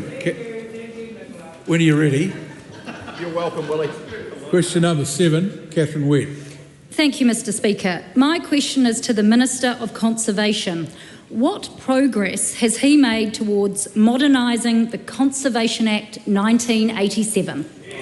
The Honourable Tama Potaka. E te maanga o te whare that this government has introduced the most significant reform of conservation legislation in nearly 40 years. 40 years modernising a system that has become too slow, too complex and frustrating for businesses, iwi, conservation groups and communities alike. We cannot protect a modern conservation estate with a loosey-goosey 1980 system wrapped up in red and green tape. This bill is good for nature, it's good for regional economies, it's good for international manuhiri, and good for the long-term sustainability of conservation responsibilities. Importantly, stakeholders acknowledge that the current system is no longer working, and good conservation is not measured by the size of the statutory book, but by the durability of conservation outcomes. Supplementary. Just a moment. Just a moment. Carry on. Supplementary. Why is the Conservation Act in need of reform? It's maanga o te whare. It's nearly as old as me. It's 40 years old. Its outdated rules have created unnecessary costs and massive delays. More than 1,600 businesses already operate on conservation land, contributing an estimated $5.3 billion to our economy each year. But area planning, as well as the current decision-making process, is just too slow, it's too complex and too difficult to navigate. This is not just the government saying the system needs updating. People like New Zealand Ski have said the current framework has struggled to keep pace, while the Tourism Industry Association has welcomed reforms that better align tourism, conservation and regional growth. And Naito absolutely appreciates the work that this Conservation Minister has done to progress more efficient decision-making in places like Milford Sound, Pio Pio Te, Tihei Moriora. Supplementary. With regard to the opening comment, the Minister's answer, he needs to be very careful not to mislead the House. Catherine Webb. How will the amendments boost the economy whilst protecting nature? E te maanga o te whare. Good conservation is not just intentions and bumper stickers, long on talk and short on delivery. It relies on systems that can deliver in the real world. The bill will support economic growth on conservation land. It will deliver improved regulatory efficiency and faster processes. It will enable new revenue streams to be generated to support conservation and visitor experiences, and of course provide more clarity about the government's treaty obligations. Supplementary. Catherine Webb. How will iwi and Māori interests be provided for the amended Act? E te maanga o te whare. Section 4 of the Conservation Act requires conservation laws to be interpreted and administered in a way that gives effect to treaty principles. This bill seeks to describe in more detail how to implement Section 4 in processes like area planning. And to the question from the chief seats about settlements, this government in addition has committed to upholding treaty settlements in a simple redress space in two ways. First, we have set out nearly 75 pages of the bill that upholds simple treaty redress through minor consequential changes. Second, there is more cordial to come. Over the next 2 years, we've provided space and place for those engagements with treaty settlement iwi who have complex redress and need to have that provided for in the new system. The Honourable Marama Davidson. Will his Conservation Amendment Bill make it easier for the government to get rid of conservation land?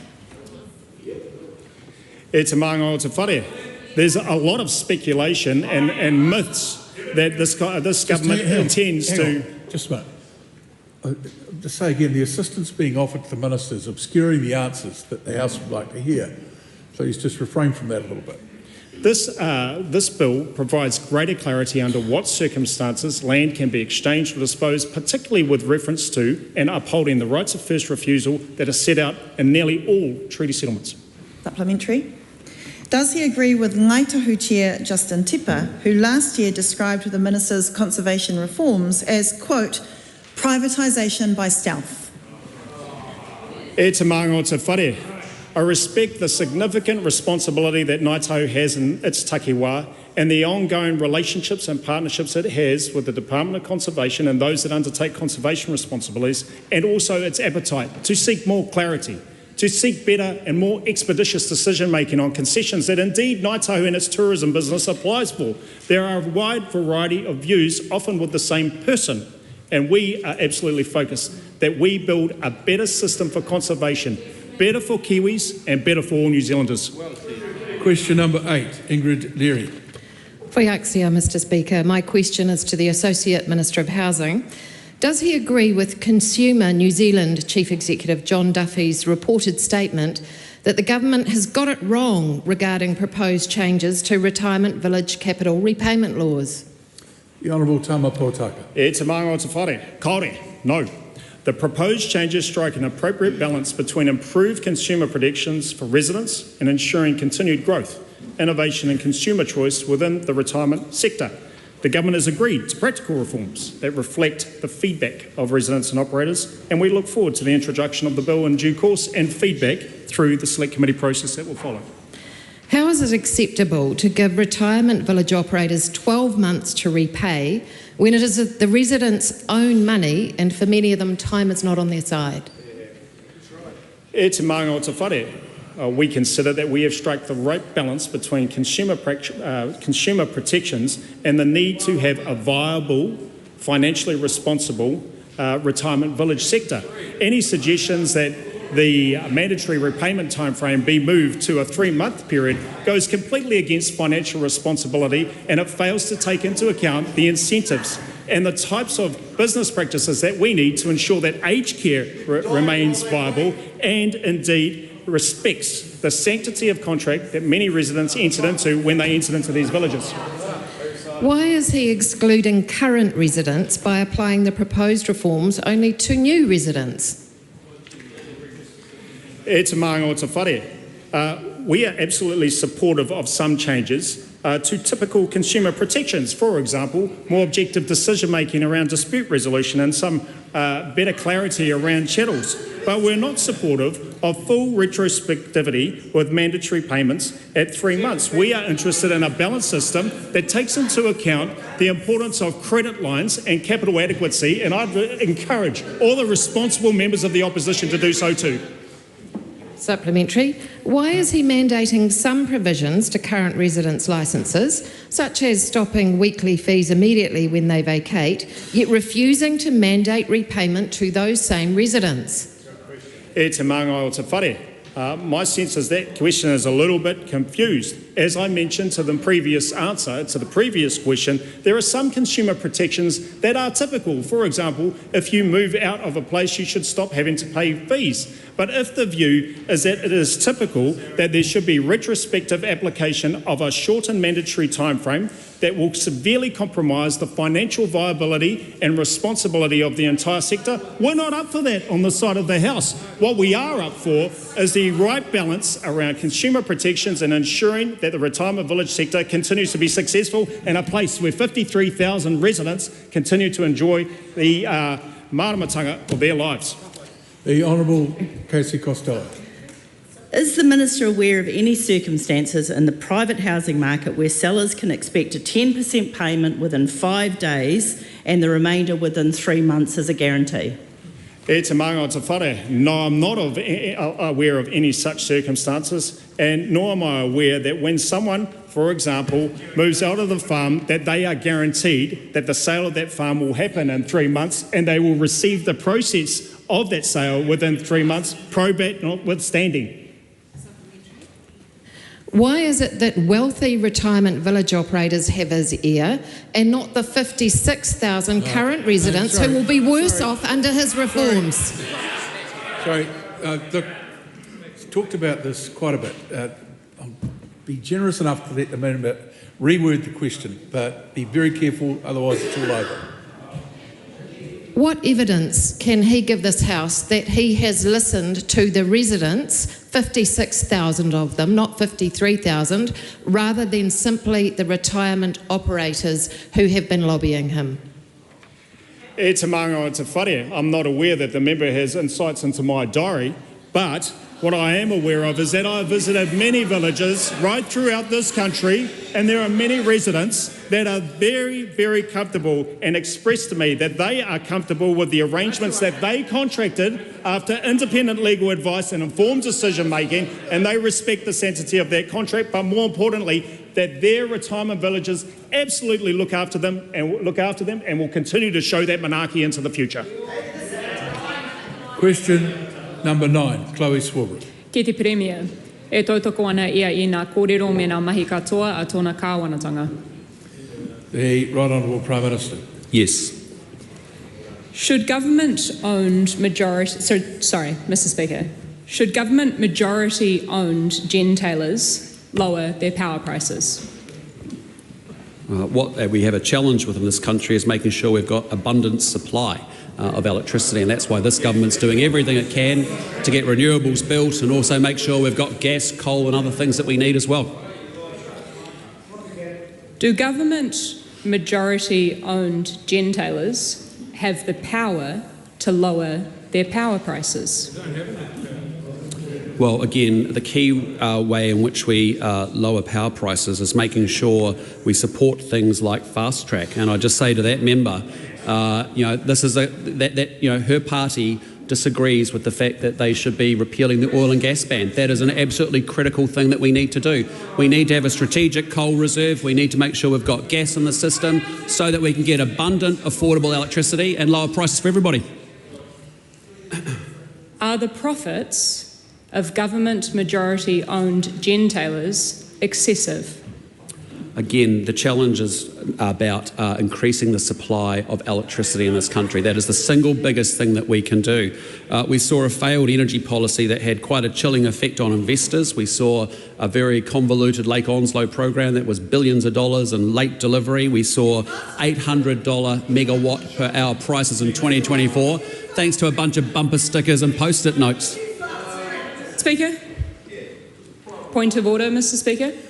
Point of order, please, Robert. I understand that usually, there's a leniency with regard to addressing the question, but in that answer, the Prime Minister did not even address the terminology of profit.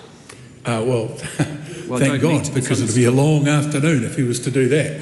I think also, if you think about your question, you ask a question that it would be practically impossible to answer. When you ask what was excessive, that would take quite a degree of discussion. There is internationally accepted metrics on that, but Mr Speaker, supplementary. Well, then I'm sure that the member will provide that to the I'm happy to office. table them. No? If you want to, but I Supplementary. don't think there's enough room in the building to table all of that stuff. But it can be used as a backup to a written question. A question on notice. Supplementary. Will his government use their majority shareholding in gentailers to rein in their profits and lower New Zealanders' power bills? We expect the gentailers to be giving consumers a fair deal. That's why we are strengthening the EA with new powers to make sure that they can increase fine and make sure companies play by the rules. Is the Prime Minister comfortable with near record power company profits and dividends being paid out to shareholders, helping to improve the look of the government's books, while 65,000 more New Zealanders could not afford to heat their home adequately last winter? For the member to understand power prices, which we want to see downward pressure on power prices for sure, that requires us to put in place an energy strategy that makes sense and is coherent. Not just go... I'm ignoring the OECD. Okay, it's a lovely report, but we actually have our own view on how we actually put energy policy together in this country. And we're not going to do the mistake that the Labor Greens government did, where you created $800 megawatt power prices and low and middle income working people lost their jobs. Unacceptable. The Right Honourable Winston Peters. In the years 2021, 2022, 2023, how many times did Chloe Swarbrick ask those questions? That's a matter of House record, not for the Prime Minister. Question number 10. Question 10, and no one else, Tim Costley. To the Minister for Local Government, what recent announcement has he made about simplifying local government? The Honourable Simon Watts. Mr Speaker, last week Minister Bishop and I announced a new Head Start pathway to fast-track local government reform.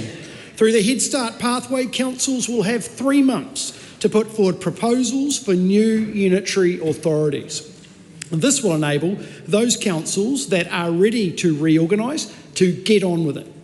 This change is part of the government's plan to streamline the complex maze that is local government so that it delivers better services for ratepayers. Why has the government created the Head Start pathway? Well, Mr Speaker, following the government's draft proposal for local government reform released last year, there was broad recognition across the sector that change was needed. Councils told us that they want to move faster, they want to have more flexibility to lead reform in a way that works best for their communities. The Head Start pathway responds to that feedback. We want to give those councils who are ready the opportunity to move faster and create the regional governance arrangements that work best for them. Mr Speaker, what happens after councils submit their proposals? Well, Mr Speaker, once the proposals have been received, Cabinet will assess them and make sure that they are practical, reduce duplication and deliver better outcomes for communities. For those that are accepted, the government then intends to pass bespoke legislation in 2027, giving effect to those proposals. For the remaining councils, they will fall into a slower backstop pathway. This will take effect following the 2028 local government elections and will replace regional councils. Well, to the Minister, how has this announcement been received? Well, Mr Speaker, very well. I am pleased to report that the Head Start proposals have been received positively by not only ratepayers, the business community, but also the local government sector. Local Government New Zealand welcomed the announcement as a step forward. Meanwhile, Alan McDonald from the Employers and Manufacturers Association called it a pragmatic step and noted that fewer layers of governance and clearer regional coordination should translate into lower costs and more coherent infrastructure and for planning decisions. Question number 11, Dan Rosewood. Thank you, Mr Speaker. My question is to the Minister for Rural Communities. What recent advice, if any, has he received regarding changes to funding levels and eligibility criteria under the Mayor's Task Force for Jobs programme for rural communities? The Honourable Mark Patterson. Mr Speaker, I have received no official advice on the Mayor's Task Force for Jobs that sits under the auspices of the Minister for Social Development. Supplementary. Did he advocate against cutting the Kaikoura Mayor's Task Force for Jobs programme, which reduced jobs from 30 to 12 a year in a rural community with few alternative employment pathways? I'm not sure that, in terms of the Mayor's Task Force for Jobs, my understanding is the funding hasn't been cut, but there has been a reallocation of resources to areas in greater need. So that's an operational decision for MSD. But what I will say is the member is looking at this through far too narrow a prism. You've got to look at the wider work program that the government's doing. Minister Upston referred to the 84,000 people that we've recycled out of welfare. Look at the major reforms Minister Stanford's doing with the NCEA and getting a vocational pathway in there to channel young people into vocational pathways, or the work that Minister Simmons is doing with polytechnic reform. I was in Telford the other day. We just put $2.5 million into upgrading the facilities there. 74 kids there now, going to 144 with ambitions under the SIT to get to 235. That's real action. Supplementary. Does he accept that tightening eligibility criteria for these programs away from school leavers risks undermining early intervention efforts that have historically kept long-term benefit numbers low in rural districts? Look, I'm a big fan of the Mayor's Task Force for Jobs. I've had involvement myself in the Clutha region with the Job Opportunities Programme. Sorry. That barrage of response before the Minister's even got one sentence out is unacceptable. Honourable Mark Patterson. Thank you, Mr Speaker. I can assure the member I'm a staunch advocate for Mayor's Task Force for Jobs. I have a periphery involvement with the Clutha District and the Job Opportunities initiative there. I do know that it works, but the key issue here is we've actually got to have some jobs for these young people to go to. you've got to zoom out a little bit. That's why you should be supporting the fast track. We've just heard of the hundreds of projects, the hundreds and thousands of houses, the mining projects, the renewable energies boom, the like, the water storage and irrigation projects we're promoting under the Regional Infrastructure Fund, the flood protection projects. Yep, good. Tighten it up. There is so much to go on with. We're actually focused on creating the jobs in the Growing for Growth program. Supplementary.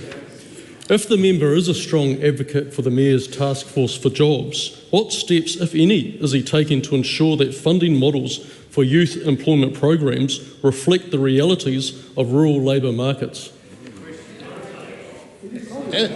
As I said in my primary answer, I haven't had any official advice because it's not something that's been raised directly with me by the mayors.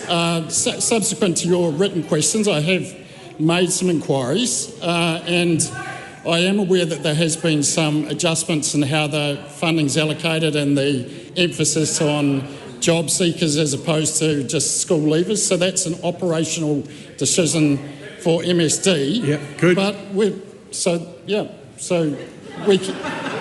Speaker, this is an important scheme. Yeah. We continue to support it, and I'm there to advocate for it.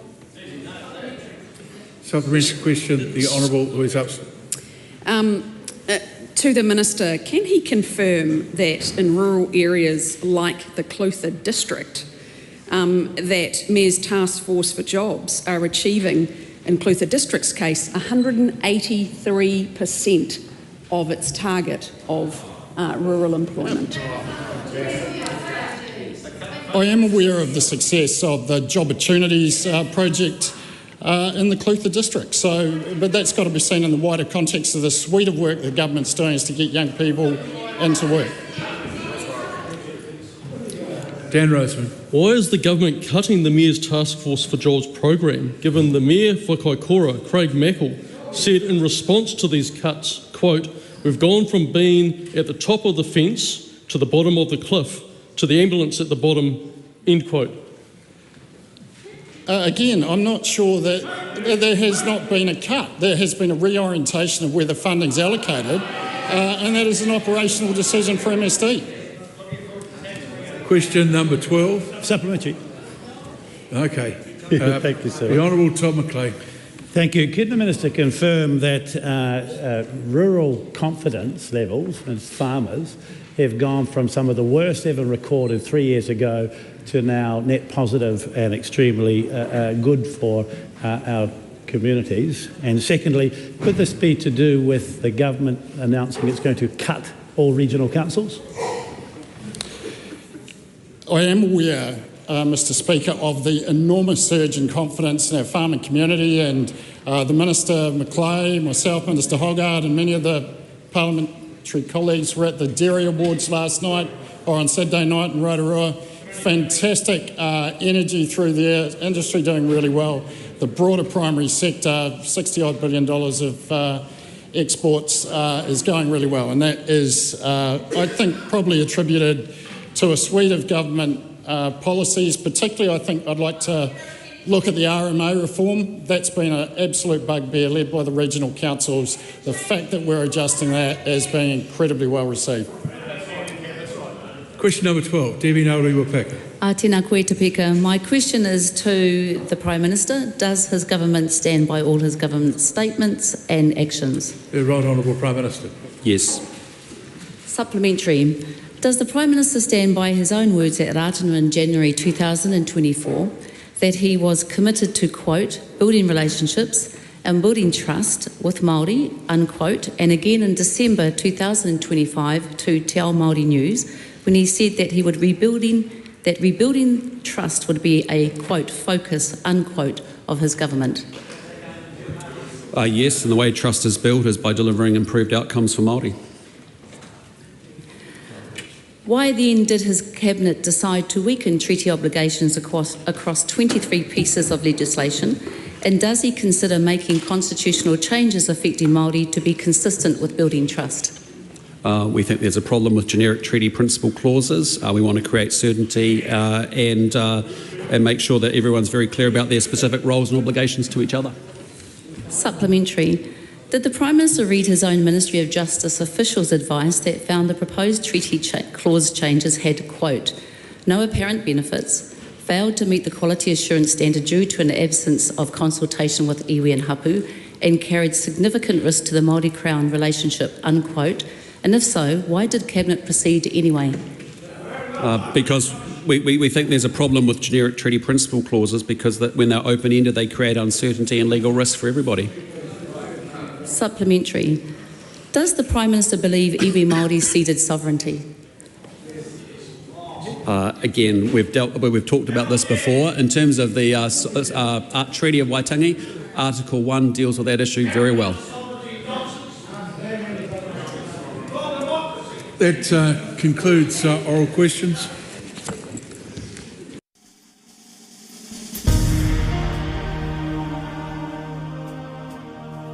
Live coverage from the House of Representatives will resume at 7:30 p.m. An uncorrected transcript of today's oral questions is available at www.parliament.nz.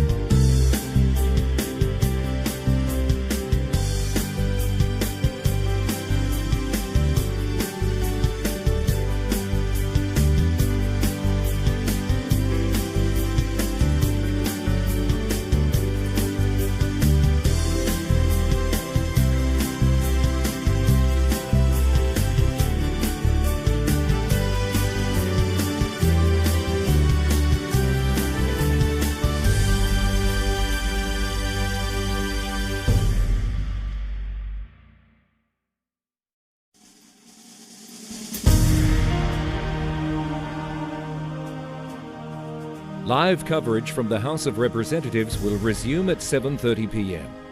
An uncorrected transcript of today's oral questions is available at www.parliament.nz.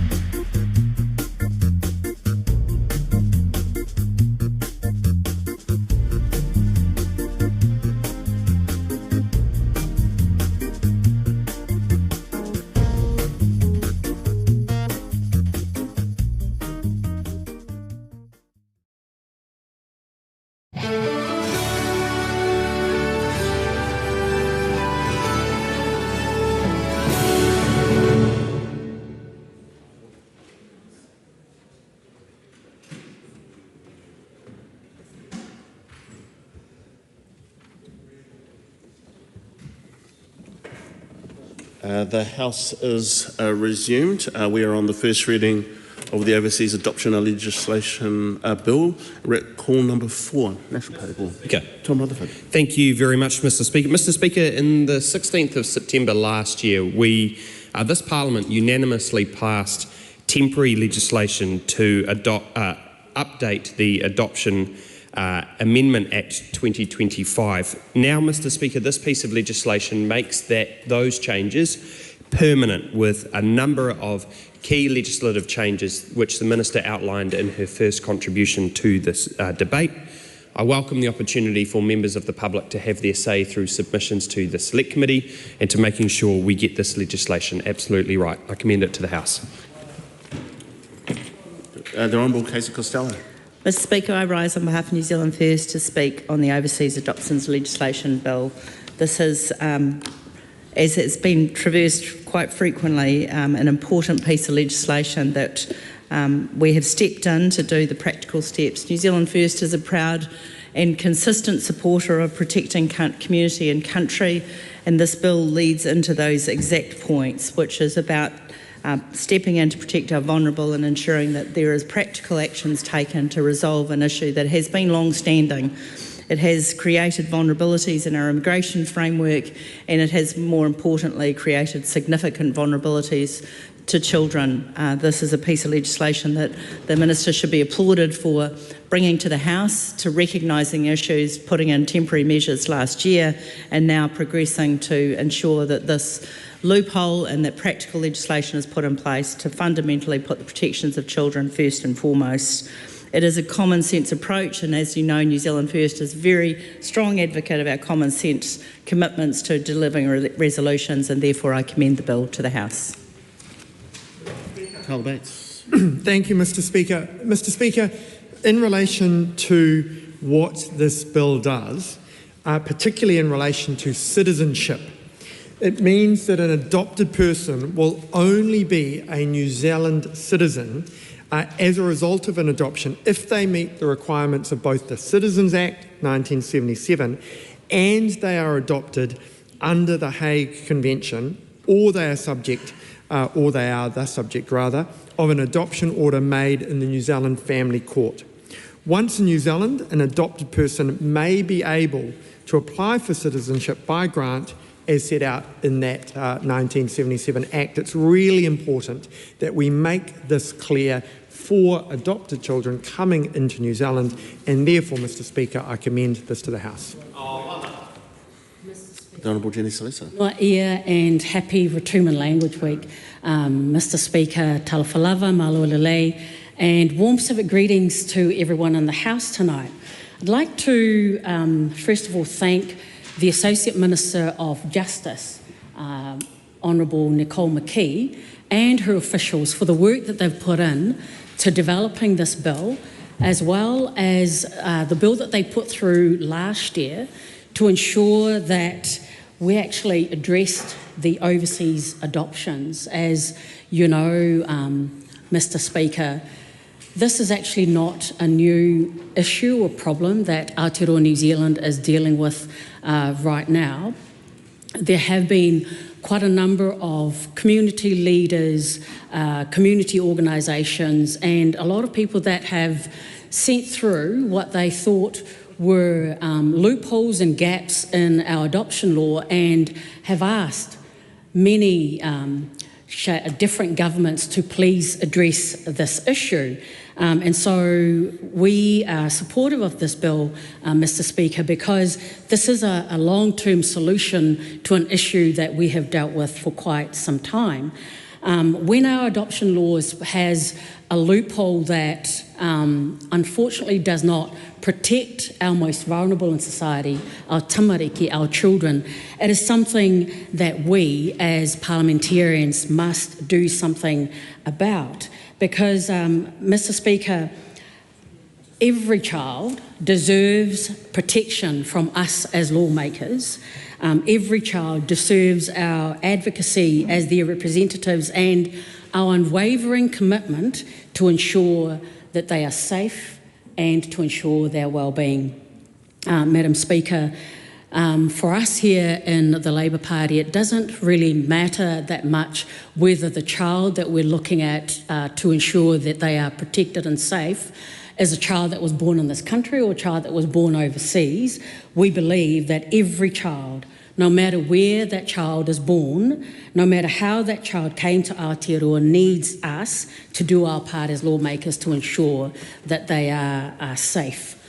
What the Cabinet paper and a lot of the documents that has accompanied this bill shows us, Mr. Speaker, is that there are some sobering stories. Some of them have been covered in the media, and some of these stories are really quite shocking for us to hear and to read about. It describes some of our frontline workers, some of our leaders coming through and asking many of us to address this particular loophole. It tells us that the Adoption Act of 1955, an act that is 71 years old, does not protect all of our children, especially those who are adopted from overseas, in the way that many of us as lawmakers would expect our laws to be able to protect.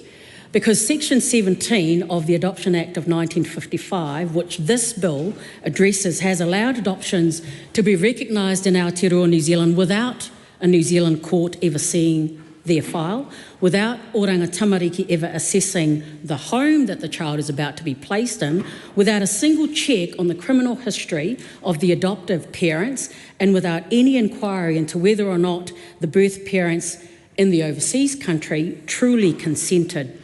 We know, Mr. Speaker, that around 1,000 children every year come through on these overseas adoption-related pathways. 1,000 children. Some are welcomed into loving homes, but unfortunately some are not. What we also know is that about 76% or so of those overseas adoption that comes through to Aotearoa, New Zealand, is from one particular Pacific country. Many of us would have seen and heard when the former bill that's currently in play right now was read through the House, a case of a man in 2020 imprisoned for 11 years after trafficking and for slavery offences in Hawke's Bay for 13 Samoan victims. 3 of them were children that had been adopted through this way. Mr. Speaker, this is a law that we absolutely stand by, and it is something that all of us, I hope, in this House agree that addressing Section 17 of the current Act is something we cannot stand by. Thank you. We support this bill.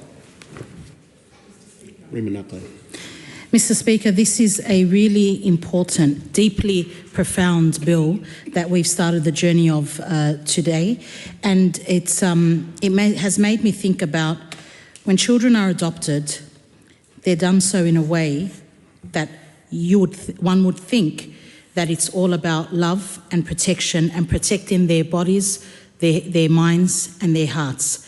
And to see what has been happening in our beautiful country of New Zealand is actually horrific. So this bill is important to address that horror, and I commend the bill. The Honourable Willow Jean Prime. Tēnā koe te māngai te whare. Thank you for the opportunity to take a call on the Overseas Adoption Bill. And from the outset, I want to say that Labour is supporting this bill to the first reading, and we welcome the Select Committee doing a full inquiry into this, and really encourage members of the public to make submissions on this important issue. At the heart of this bill, Mr. Speaker, is child safety. Child safety is and should be absolutely paramount. And as the Children's Commissioner said, children's rights must be at the centre of this bill, and that it should be done with a children's rights focus on it. And I will talk to what I hope might happen throughout the rest of this bill progressing through the House. I want to acknowledge the Honourable Jenny Salesa for her contribution and the cases that she spoke to, that prominent cases that have shone a light on this issue for wider Aotearoa New Zealand to be aware of, and has required us as a Parliament to consider it and to respond. So temporary changes initially were put in place, and as we have heard tonight, the purpose of this bill is to make those temporary changes permanent. So we've heard the awful cases where children have been adopted and then sadly gone on to be abused and hurt by the people who adopted them. So we welcome the opportunity to, through this legislation, address key risks and issues in our international adoption law, which place children at risk of harm and exploitation. As has been spoken about in the House tonight, and what I want to also put some emphasis on, is that we do acknowledge that there are customary and kinship adoption practices, and as tangata whenua, whāngai is something that we have struggled with in Aotearoa, New Zealand, to ensure that we understand the cultural and customary practice of whāngai, not akin to the Pākehā interpretation of adoption. We have a similar issue and challenge here where we are talking about the customary and kinship adoption practices of other Pacific nations. And we have to be able to strike the balance between protecting children through legal mechanisms in the law and our processes and practices, but also understanding and accommodating customary and kinship practices. And I know that there are many who believe that we are able to achieve that balance. And so it's really important that the Select Committee carefully considers that, and I would strongly encourage communities to submit and participate in the Select Committee process so that the Select Committee can be guided by that and do that work and bring that back to the House. So we support the bill to Select Committee, but we ask the government that they work with experts in the fields of human trafficking and slavery and make sure that we get this legislation right. Mr. Speaker, I can think back to the first budget when I was alarmed that cuts were being made to oranga tamariki, and they were a restructure was happening to frontline services, and one of the teams that was going to be impacted by that proposed restructure was the team that works in international protection of our children. I am pleased that oranga tamariki did not make those changes and that we still have that team in place. There are other non-government organisations who have an interest and work in this space. I think it's really important that the government works with human trafficking and slavery experts so that we get this legislation right. And as I said, we want to make sure that there's meaningful consultation with Pacific communities. Mr. Speaker, I do note that Mana Mokapuna, the Children's Commissioner, supports this legislation, supported the temporary provisions that were put in and was encouraged by further work that was being done around it. And there are a number of things that the Children's Commissioner has asked us all to consider in this process, and as I said, making sure that we're taking a children's rights approach and that we continue to work closely with other nations, especially in the Pacific region, such as Samoa, to collectively strengthen safeguards for children in international adoption so that all harm to children is prevented in this context. Dr. Hamish Campbell. It's a great pleasure to rise and speak in support of the Overseas International Adoption Bill in this first reading.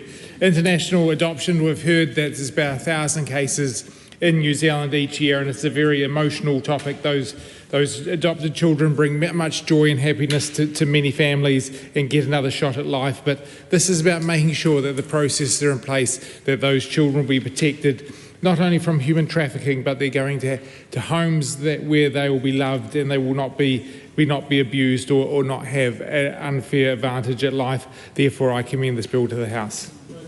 The question is that the motion be agreed to. Those of that opinion will say aye. Aye. To the contrary, no. The ayes have it. Overseas Adoptions Legislation Bill, first reading. The question is that the Overseas Adoptions Legislation Bill be considered by the Justice Committee. Those of that opinion will say aye. Aye. To the contrary, no. The ayes have it. Anyone moving something else? No? I call on Government Order of the Day number 6. Redress Systems for Abuse and Care Bill, second reading. Mr. Speaker. The Honourable Erica Stanford. I present a legislative statement on the Redress System for Abuse and Care Bill. That legislative statement is published under the authority of the House and can be found on the Parliament website. Mr. Speaker, I move that the Redress System for Abuse and Care Bill now be read a second time. The Government is committed to supporting survivors of abuse and neglect through a range of initiatives to improve the state redress system. While we can never undo the harm of the past that they have experienced, we are committed to meaningful change to address the wrongs of the past and ensure that they are not repeated. In May last year, the Government announced an investment of $533 million over 4 years to improve the state redress system for survivors. As this bill is about the redress system for survivors of abuse in state care, I want to take this opportunity to highlight some of what we have achieved over the last 12 months. Improvements have included an increase in settlement payments, the delivery of top-up payments, and the development of a clear, consistent, timely and fair approach to payments. The average redress payment was increased by 50% from $19,180 to $30,000. We've also introduced top-up payments to survivors with settled claims to ensure consistency and increased payments for new claimants. As of the 5th of May, a total of $24 million has been paid to 2,130 survivors for top-ups, with an average amount of $11,671 per survivor. A common payment framework has been implemented that ensures survivors receive a settlement payment that reflects the severity and the frequency of the abuse and neglect they experienced, irrespective of where they were in care or the abuse or the neglect that occurred. The purpose of the bill is to strengthen trust and confidence in the redress system. I want to thank the 168 individuals and organisations who submitted on the bill, including 35 who made oral submissions. Submitters included survivors, survivor advocacy groups, legal representatives and community organisations. These submissions demonstrated care and concern about how the state responds to survivors who have experienced abuse and neglect in state care. And I want to specifically acknowledge the survivors of abuse and care who submitted. Thank you for your courage and your willingness to be part of this process. I'd also want to thank the members of the Social Services and Community Committee for their careful examination of the bill and recommendations to strengthen and improve it. I know that many of the submissions you considered would have covered some very confronting and difficult ground. Thank you for the care and sensitivity you have shown, especially to survivors of abuse and care. The bill introduces a new process for survivors with certain serious, violent and/or sexual offences who have been sentenced to 5 years or more in prison for that offence. This process will be overseen by an independent decision maker known as the redress officer to determine if making a redress payment to a serious offender would not bring the scheme into disrepute. The bill also supports more meaningful personal apologies to be made by the state redress agencies to survivors by specifying that an apology cannot be used in subsequent litigation. This responds to the desire for many survivors to receive more fulsome and specific apologies than agencies are currently able to offer because the standard for abuse and care, because the standard for abuse to be taken into account as part of the redress process is different to a court or litigation type process. It is the government's intention apologies should acknowledge and take responsibility for the harm experienced by survivors and should include tangible actions that have been or will be taken to prevent similar harm occurring again. The committee recommended that the bill pass and recommended several amendments. The amendments strengthen and refine the procedural steps set out in the bill. The proposal in the bill that generated the most feedback from submitters was the presumption against the payment of financial redress to serious offenders who have been sentenced to 5 or more years for that offence. Many submitters were concerned that this proposal ignored the connection between abuse and care and offending later in life, or that it diminished the level of responsibility the state has for abuse and care survivors. This aspect of the bill is in no way intended to diminish the abuse and neglect survivors suffered. Instead, its intention is to protect the integrity of the state redress system by ensuring a payment of financial redress to a serious, violent or sexual offender does not bring the system into disrepute, and it is a similar provision in other countries as part of their redress scheme. It is expected that the provision will impact a very small number of people. Of the survivors that have completed the declaration and criminal record checking process to date, less than 2% have been identified as being in the scope of the provision. All survivors within the scope of presumption will still have access to other forms of redress, such as an apology, access to care records or wellbeing support. They may also apply to the redress officer to have this presumption overturned, and in other countries that happens in many occasions. It is also expected that many survivors who apply to have the presumption overturned will ultimately be awarded financial redress on the basis that doing so would not bring the system into disrepute or adversely affect public confidence in the redress system. Two changes that have been made to clarify the scope of the bill. A new clause provides the bill does not apply to redress for torture, recognising the response to torture as a separate process relating to New Zealand's obligations under the Convention Against Torture. Abuse and state care claims relating to the Lake Alice Psychiatric Hospital Child and Adolescent Unit have also been excluded from the scope of the bill to preserve the long-established separate process for those claims. Improvements have been made to the redress officer appointment process. These include specified appointment length, allowing their removal in cases of incapacity or inability to perform their role, ensuring their independence from redress agencies, and allowing the Minister to appoint an alternative redress officer where the redress officer is not able to act. The competencies required for the redress officer have also been strengthened to require them to understand the impact of abuse and neglect in care on survivors, as well as having the ability to work effectively with people from diverse cultures and backgrounds. Several submitters raised concern the offence provisions in the bill would act retrospectively. The bill has been amended to remove the retrospective application of the offences consistent with good lawmaking principles. The decision-making framework in the bill has been refined to ensure that it is clear and consistent with natural justice requirements. These changes clarify the test to overturn the presumption, clarify the weighting of factors considered by the redress officer, ensures the right of the applicant to make submissions, and requires the redress officer to communicate their decisions in writing with reasons. The redress officer can also now consider more than one reapplication by a serious offender to overturn the presumption against financial redress. This would be where there has been a change of circumstances that could reasonably be expected to change the outcome of a previous decision to not award financial redress. The committee also recommended changes to protect survivors' personal information. Redress agencies will be required to dispose of any information obtained as part of the criminal record check if the survivor is not a serious offender. The bill also provides for the avoidance of doubt that criminal record information must not be used in relation to any assessment of a survivor's redress claim. Two amendment papers at the Committee of the Whole House stage to make further changes to the bill have also been released. The first amendment paper gives effect to the government's recent decisions around redress for abuse in state mental health facilities. As I previously announced, the government has extended the state redress system scheme to include claims of abuse in state mental health facilities from 1st of July 1993 to the 30th of June 2022. This is known as Charlotte's Change, and it will result in redress being available to more survivors of abuse in state mental health care. Previously, the state redress system covered claims for abuse in mental health inpatient settings up to the 30th of June 1993. After that point, responsibility for these claims sat with many different organisations. Responsibilities for these claims were transferred to Health New Zealand after it was created as a Crown entity on the 1st of July 2022. But Health New Zealand does not have a formal, consistent redress process in place to manage or respond to historic claims.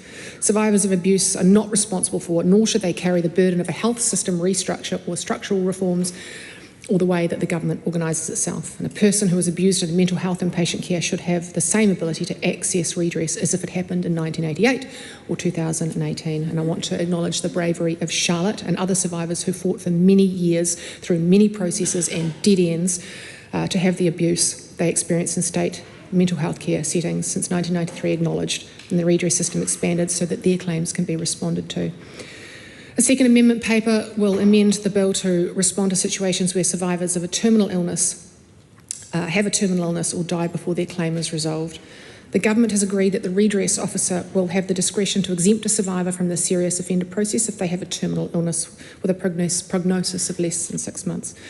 This approach ensures survivors are not unfairly disadvantaged or delayed by the procedural requirements associated with serious offenders process. It will also ensure terminally ill survivors have an opportunity to settle their affairs before they die. Finally, the bill will be amended to confirm that families and estates of survivors can continue with claims through the serious offenders process if a survivor dies after registering a claim. This aligns with how redress agencies respond to claims from survivors who are not serious offenders. Mr. Speaker, I commend the bill to the House. The question is that the motion be agreed to. The Honourable Widow Jean Prime. Thank you, Mr. Speaker. Labor remains clear about this bill. We oppose it. We appreciate the work that the Select Committee has done to make some improvements to the bill, and to the Minister for recent announcements, which we support. But the fact remains that the bill is unwelcome and ill-conceived. 92% of the submissions to the Select Committee were opposed to this bill. Mr. Speaker, the bill goes against the recommendations of the Royal Commission, the explicit recommendations of the Royal Commission, and it goes against them in many ways. First, I want to point out that there was no meaningful survivor involvement in the development of this bill.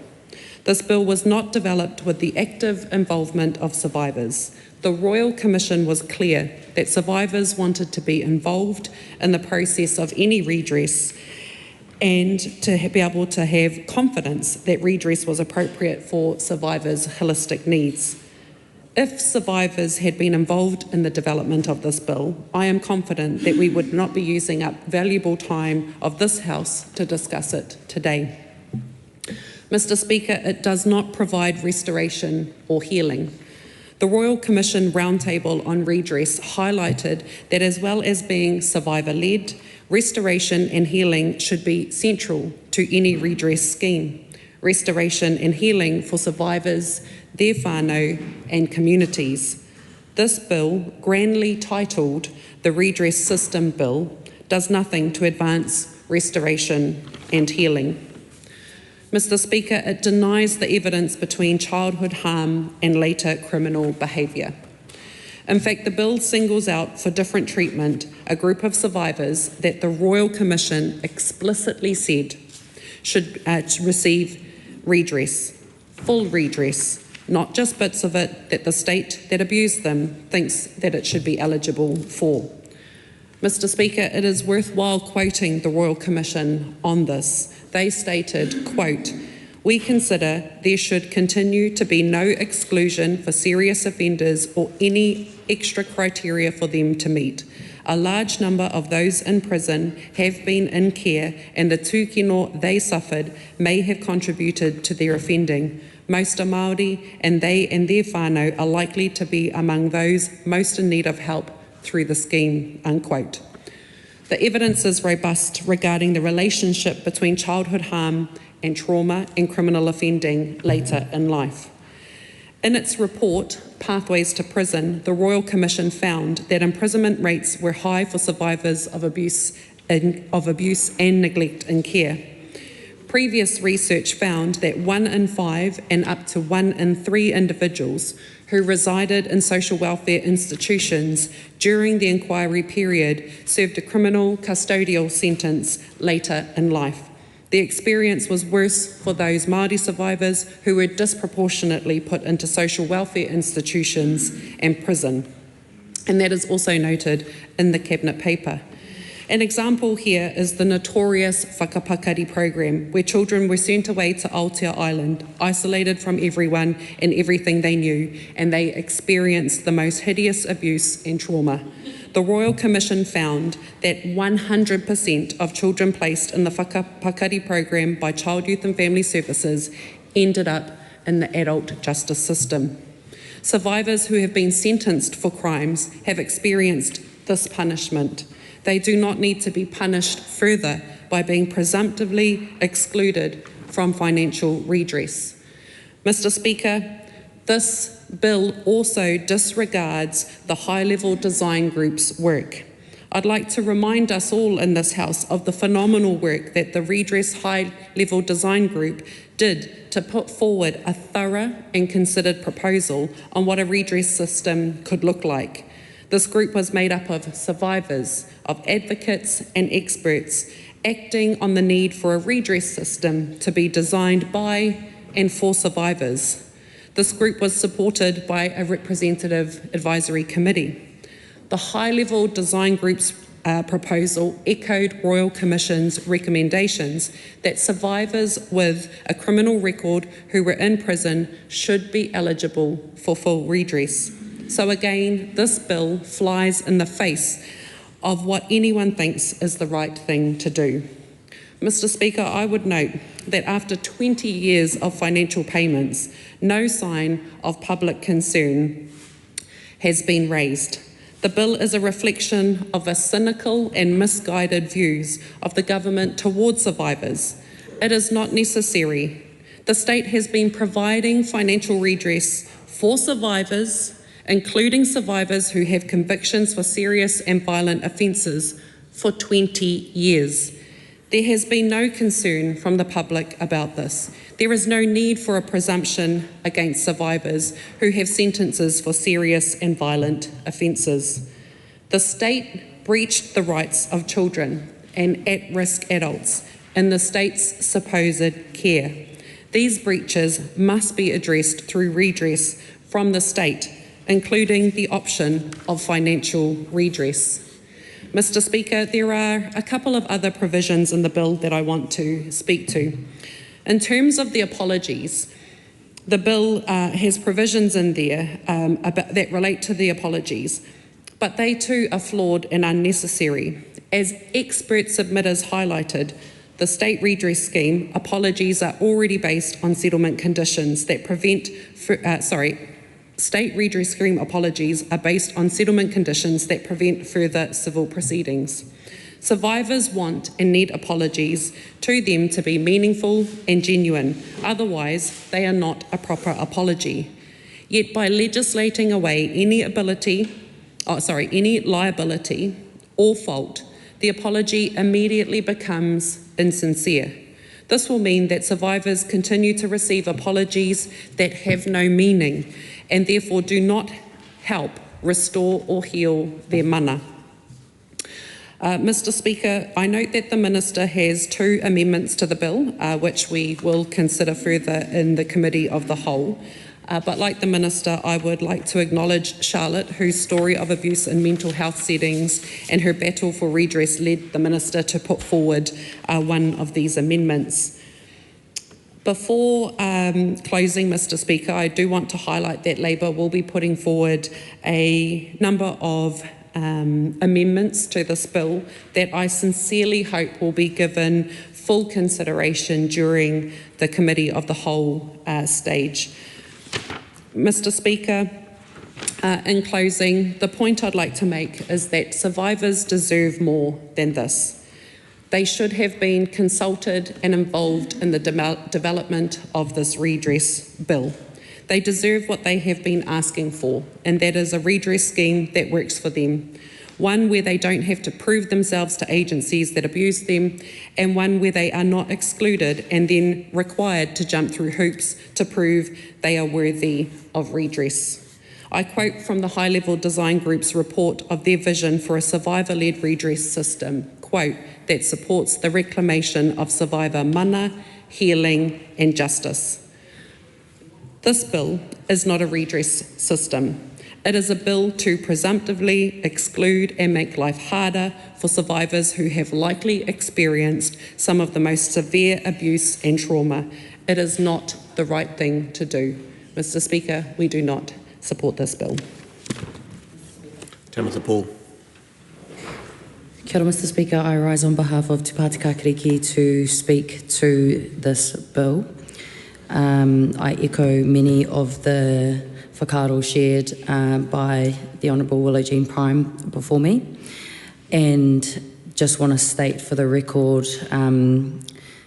this is not a bill that is just addressing the way that a system has been set up. This is a bill that was meant to be an attempt at addressing and acknowledging and owning the pain and the abuse and the torture and the harassment and the violence endured by hundreds of thousands of tamariki in Aotearoa at the hands of the state. And that's something that we all have to own in this room because we are all part of that same state.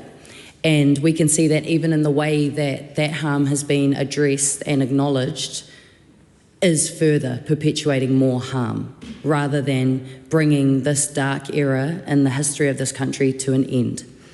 I want to begin by acknowledging some of the advocates, just a small number of many advocates and survivors in Morihu that have been such an important part of this journey. In particular, I want to acknowledge Denise Kauto, Eugene Ryder, Dr. Rawiri, Waritini Karina, Mike Sansom and Kenneth Clearwater. Those are just a few people who have been in touch with many of us in this house to let us know how we can make sure that the state implements all of the recommendations from the Royal Commission inquiry.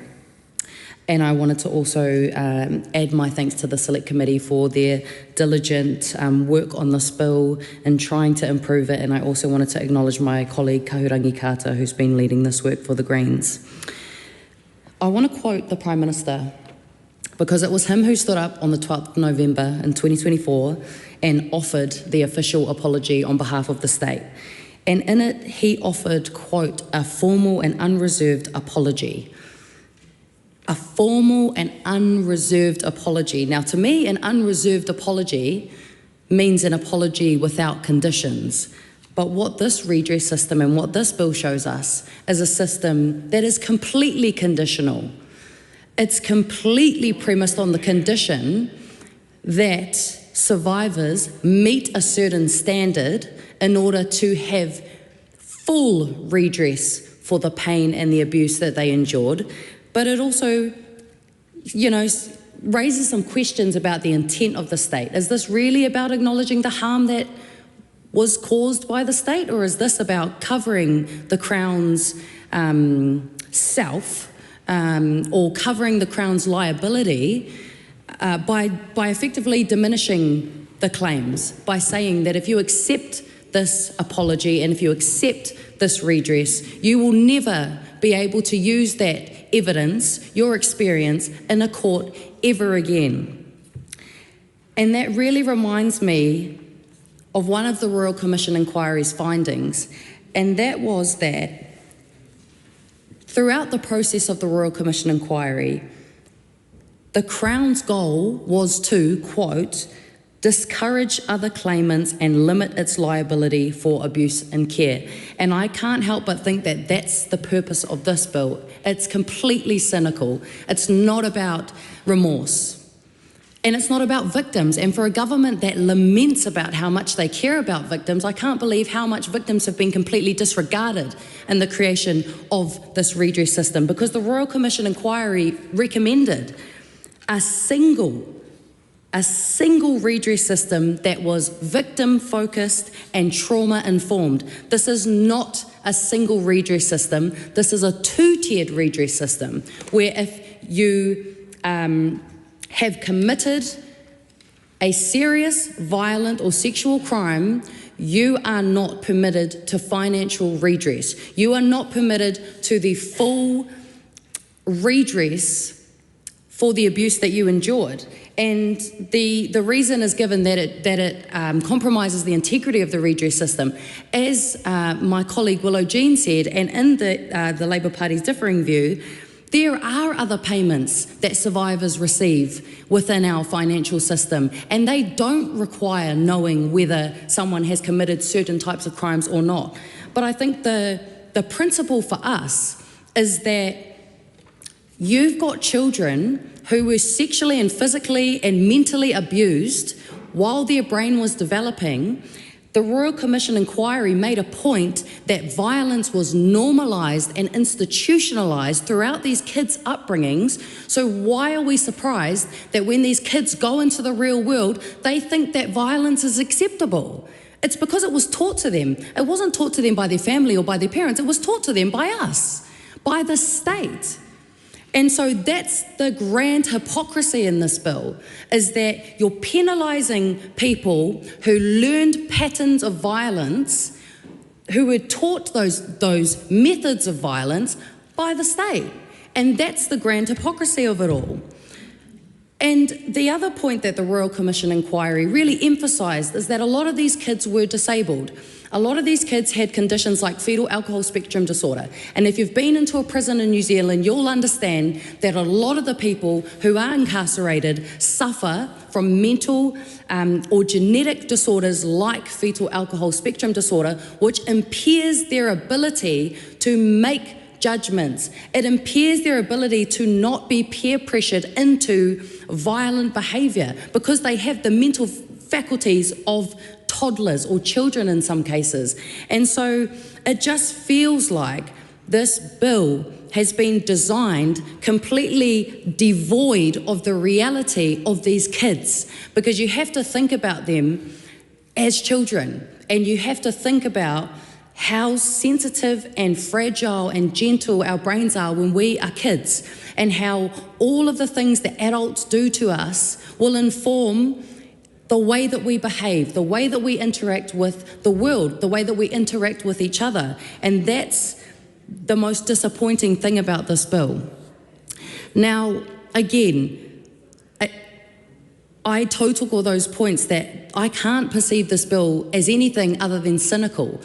To me, this bill is about the state wiping their hands and feeling like they're never going to have to talk about this again. They're never going to have to address survivors again because they've done their job, but they haven't, because they've ripped off survivors in the way that they've designed this bill. And as I said at the beginning, an apology, you apologise without conditions. If you are truly sorry or truly remorseful for your actions, you give that apology regardless of the way it might be received or regardless of what risk it poses to you in the future. Because if your apology is contingent upon what might happen to you in the future, and that you might actually be held to account for the things that you were responsible for, then that apology doesn't mean anything at all.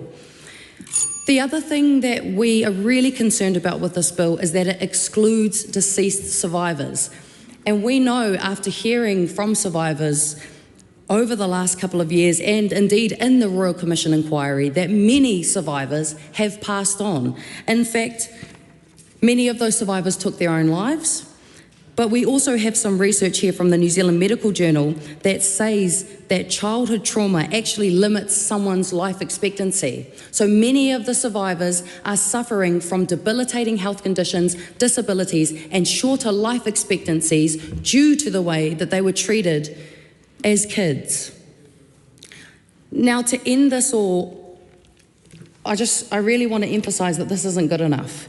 And not only is it not good enough because of the way that it's been designed and the way that it totally echoes concerns that the Royal Commission outlined in terms of the state's motivations behind this redress system, I also want to say it means nothing when you have a government who continue to facilitate the abuse of children and continue to ignore evidence that the boot camps that they're currently trialling, that were a complete failure in their first pilot and will be another complete failure, they have ignored experts, children themselves, advocates, survivors of abuse in state care, that boot camps don't work, and they continue to do them. And now they've introduced the Policing Amendment Bill, which means that police will be able to pull up kids on the road, take their photos, take their fingerprints, and have that on record, creating, again, generational cycles of harm.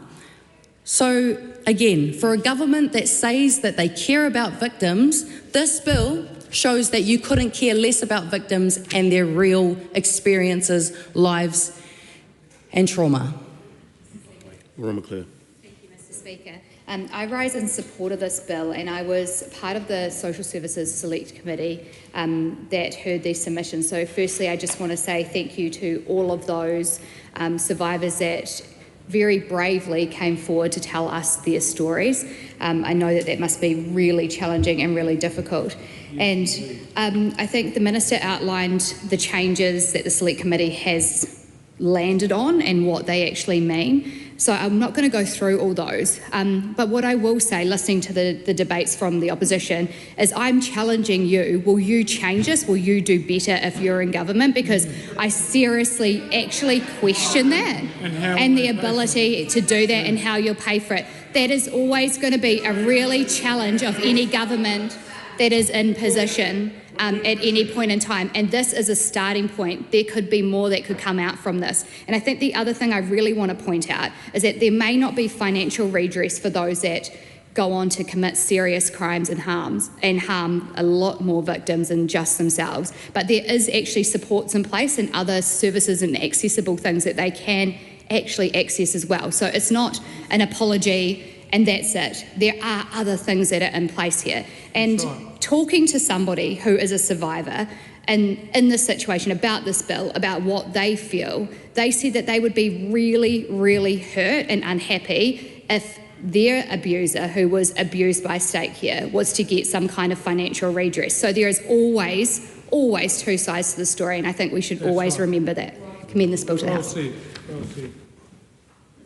Honourable Casey Costello. I rise on behalf of New Zealand First to speak on the redress system for abuse and care bill, and firstly acknowledging the trauma and the challenges that have faced so many people who were innocent and adversely impacted by a state that did not provide the level of support and care. This is a complex and emotive issue, and I acknowledge that, Mr. Speaker. This is a challenging process, but I think that we have to ensure that in our expression of emotion, we are not losing sight of the reality of the complexity of the system we're trying to introduce, that we're trying to optimise the system and deliver something that is workable, that is sustainable, and that is meeting as much as it can the needs of those individuals. Now, when there are statements made in this House that a person who has been convicted of serious violent offending cannot get redress, that is just not true. That is not what this bill is saying. There is a different process. There is a different system in place, and that is fair and reasonable to ensure, as has been said repeatedly, the integrity of this system is retained. The apologies that have been referred to as being worth nothing are not worth nothing. All of this work is being built around the fact that the state has acknowledged and will continue to acknowledge and deliver support as is needed. This is not an easy solution for anyone. There is much that has been achieved already in the delivering and improvement of the redress system and ensuring that it is run effectively and properly. There are great people with huge heart, compassion and empathy that are driving this system. And that is not to be discredited by a piece of legislation where we debate in the House and discredit the entire system. That is unfair to those that are working so hard to rectify the damage that has been caused to so many. This bill is an important step forward in clarifying systems and creating clarity. This does create some support and urgent solutions around those that pass away after lodging their claims, and it is going to be debated in committee of the whole House. This is not an easy solution, but it is not a time that this House should be debating and throwing across the House that one side cares more than another. We all care. We all hung our head in shame when this apology was issued, and we meant it sincerely. What we have to do is deliver the practical solutions with a sustainable system that will continue to meet the needs of those that have been harmed. And that's what this bill is working towards. It is not the only solution, it is not the end solution. It is working towards ensuring that we have a good and stable system to meet the needs of those that have been harmed. And therefore, Mr. Speaker, on behalf of New Zealand First, I commend the bill to the House. Rawiri Waititi. Tēnā tātou. O tira, kei te mihi ki ngā mōrehu ai tūkino hia, e te kāwanatanga me ona tari katoa, ngā hāhi i tūkino hia, e ngā tāngata, ngā mōrehu e ora tonu i tēnei rā, me te hunga kāri konei ki te rongo i ngā kōrero ko whiu ki roto i te whare nei. Kei te tangi tonu i runga i te āhuatanga o tēnei o ngā kaupapa kei mui a tata. I want to acknowledge all survivors of abuse in state and faith-based care. All survivors deserve redress for the hell that the state and the church put them through. We would be supporting this bill if it delivered redress to all survivors, but it does not. This bill will exclude all serious offenders from receiving redress for the abuse they suffered at the hands of the state, and it will provide legal protection for the state agencies that enabled this abuse. There is nothing more unjust than a system designed to punish survivors and protect perpetrators. But somehow, this is exactly what we've ended up with. It has been 7 years since the Royal Commission of Inquiry into Abuse in Care was established. Their final report, Whanaketia Through Pain and Trauma, From Darkness to Light, found that 200,000 people were abused in care between 1950 and 1999. And the report suggested 138 recommendations to provide justice to survivors to ensure that this abuse never happens again. Almost 2 years on from the release of this report, and the government has yet to implement any significant reforms to the child protection system, and now they have decided that the best course of action is to punish survivors and tell them that they are not worthy of redress or reparation. This bill goes to the heart of the justice system of this government's tough on crime agenda. Now I understand why they are so blind to the drivers of crime. They can't even see when those drivers are the very institutions they control. We cannot forget that it was the state who inflicted this trauma. Exposure to childhood trauma is one of the leading drivers of adult offending. If our redress and justice system does not recognise this, the government will continue to enable a cycle of abuse and incarceration that will impact our mokopuna for generations to come. We must be the circuit breaker. The government must amend this bill to provide redress to all survivors. If the threshold is torture, what does that look like? What is the threshold in regards to torture?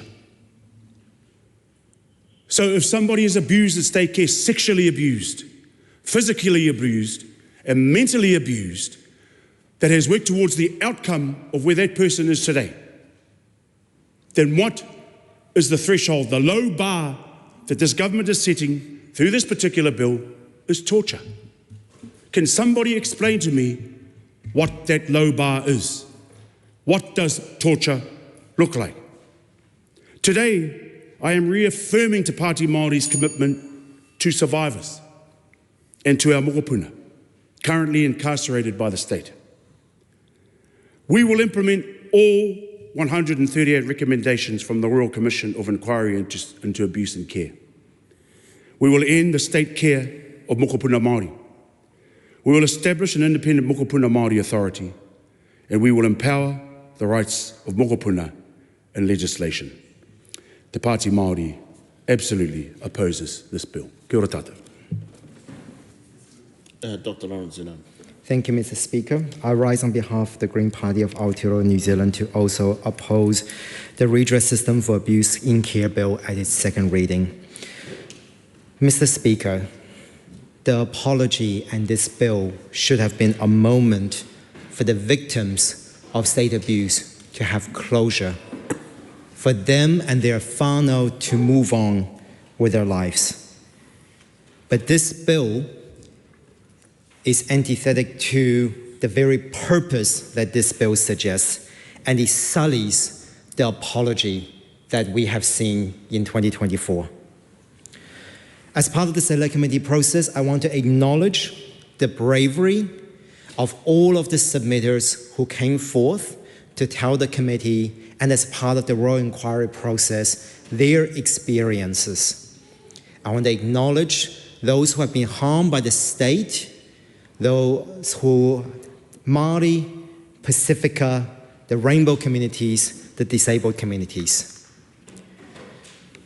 I accept the fact that as members of parliament, we are expected to read on a bill because that bill gives tangible effects to what we'll be seeing out there in Aotearoa.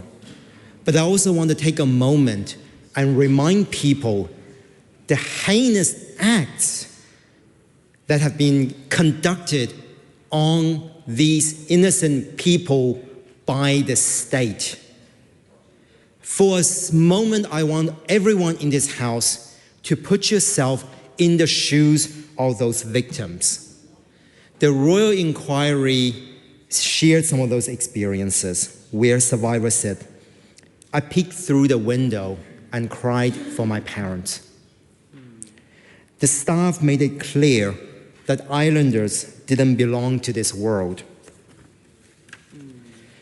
The examination told me that adults had rights to my body.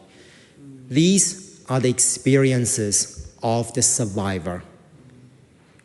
And the government, through this bill, has sullied those experiences and what people have asked. The ask is simple. For this bill and for the address to be in line with the recommendations of the Royal Commission of Inquiry. But what I've seen through the Select Committee stage is, as the bill being put together, it lacks meaningful consultation and also involvement of the survivors. The survivors are reasonable. They know what the state is able to provide. They know what is needed. They know sometimes the time it takes for certain things to happen. They're not asking for the world. They're just asking for them and their families to be able to regain and reclaim their mana, to regain and reclaim their culture, their place within our world. And this bill, the process that has been proposed by this bill, have failed them yet again. This bill and the system that is being proposed is looking to re-traumatize these victims by asking them to go to the same people who have abused them in the first place. This is not about money. This is not about funding. This is about doing what is right. They have asked for the establishment of an independent survivor-led redress system. They have asked for the process for applying for financial redress to not be punitive. They have asked for that everyone be considered as a part of this process, including some of the deceased survivors. These are reasonable asks by the survivors. Mr. Speaker, again, I want to acknowledge and thank the survivors for coming forward, because it is not easy for them. It is easy for us as parliamentarians to maybe debate on something like this, but we forget who is at the center of all of these, and that are the victims. Their ask is simple: adopt the full recommendation of the Royal Inquiry. That is what the victims want. Not empty words, not thoughts and prayers from this government. Joseph Mooney. Thank you very much, Mr. Speaker. I rise to speak on the Redress System for Abuse and Care Bill at its second reading. And I just want to start by acknowledging all of the survivors of abuse in state and faith-based care who may be watching this or may watch it later, and acknowledge and deeply empathise with them. And just the apology in state care was a big moment, Mr. Speaker, and I've heard from many, not only in New Zealand but around the world, who heard that, and it was affected them deeply, and it's an important moment, and this is another step forwards in realising what needs to follow from it, but there's more to do. But just on this bill, Mr. Speaker, it provides a redress scheme operated by a state agency, which is to recognise a person's experience of abuse and care, offer an alternative to litigation to provide for redress for abuse and care, including a financial payment, an apology, counselling or other wellbeing support. Mr. Speaker, this is a matter that is very delicate and it deserves careful examination. It has been a little disappointing to hear from the opposition that they have been focusing on the 2% who have a slightly more stringent process. 98%, Mr. Speaker, will not. 98% of victims of abuse and care will not have that more stringent process. What is that more stringent process and why is it there? It is not to minimise the trauma that those people experienced when they were children, when they should have been cared for, when they should have been safe in the care of the state, or in the care of a faith-based institution. They experienced trauma that should not have happened, and it should never happen again. There is a little issue though, Mr. Speaker, that we cannot ignore. Some of them, regrettably, went on to commit serious harm to others. And that is what the 2% is about, who can come into the more stringent process. 2%. And all I can say is not to minimise their experience. It is not to minimise the trauma they went through. It is not to take away the fact that people who have crimes committed against them as children can traumatise them and can be a contributing factor to them traumatising others. But to ensure that we keep the confidence of New Zealanders that this is a scheme that recognises harm done to all in different phases, we have a more stringent process. So if someone has committed a serious violence or sexual offence, and these are very serious violence or sexual offences, Mr. Speaker, and they have been sentenced to 5 or more years imprisonment, then this more stringent process will apply to them. I've spent years, a decade, working in courts across this country, and I'm well aware it is difficult to get a sentence of 5 or more years imprisonment for many offences. That is a very serious offence, Mr. Speaker, for someone. And I hear Mr. Bennett, who I don't think quite maybe has the same experience in the court system. You do. Well, I've worked as a defence lawyer for across Manukau District Court, the Auckland District Court, the Tauranga District Court, the Christchurch District Court, the Invercargill District Court, Dunedin District Court, Queenstown District Court, Gore District Court, and Alexandra District Court, and High Court, Court of Appeal. I've done many judge-alone trials, many jury trials. I've been a mental health advocate, a youth advocate. I know this extremely well, Mr. Bennett. To get 5 or more years imprisonment is for very serious offending.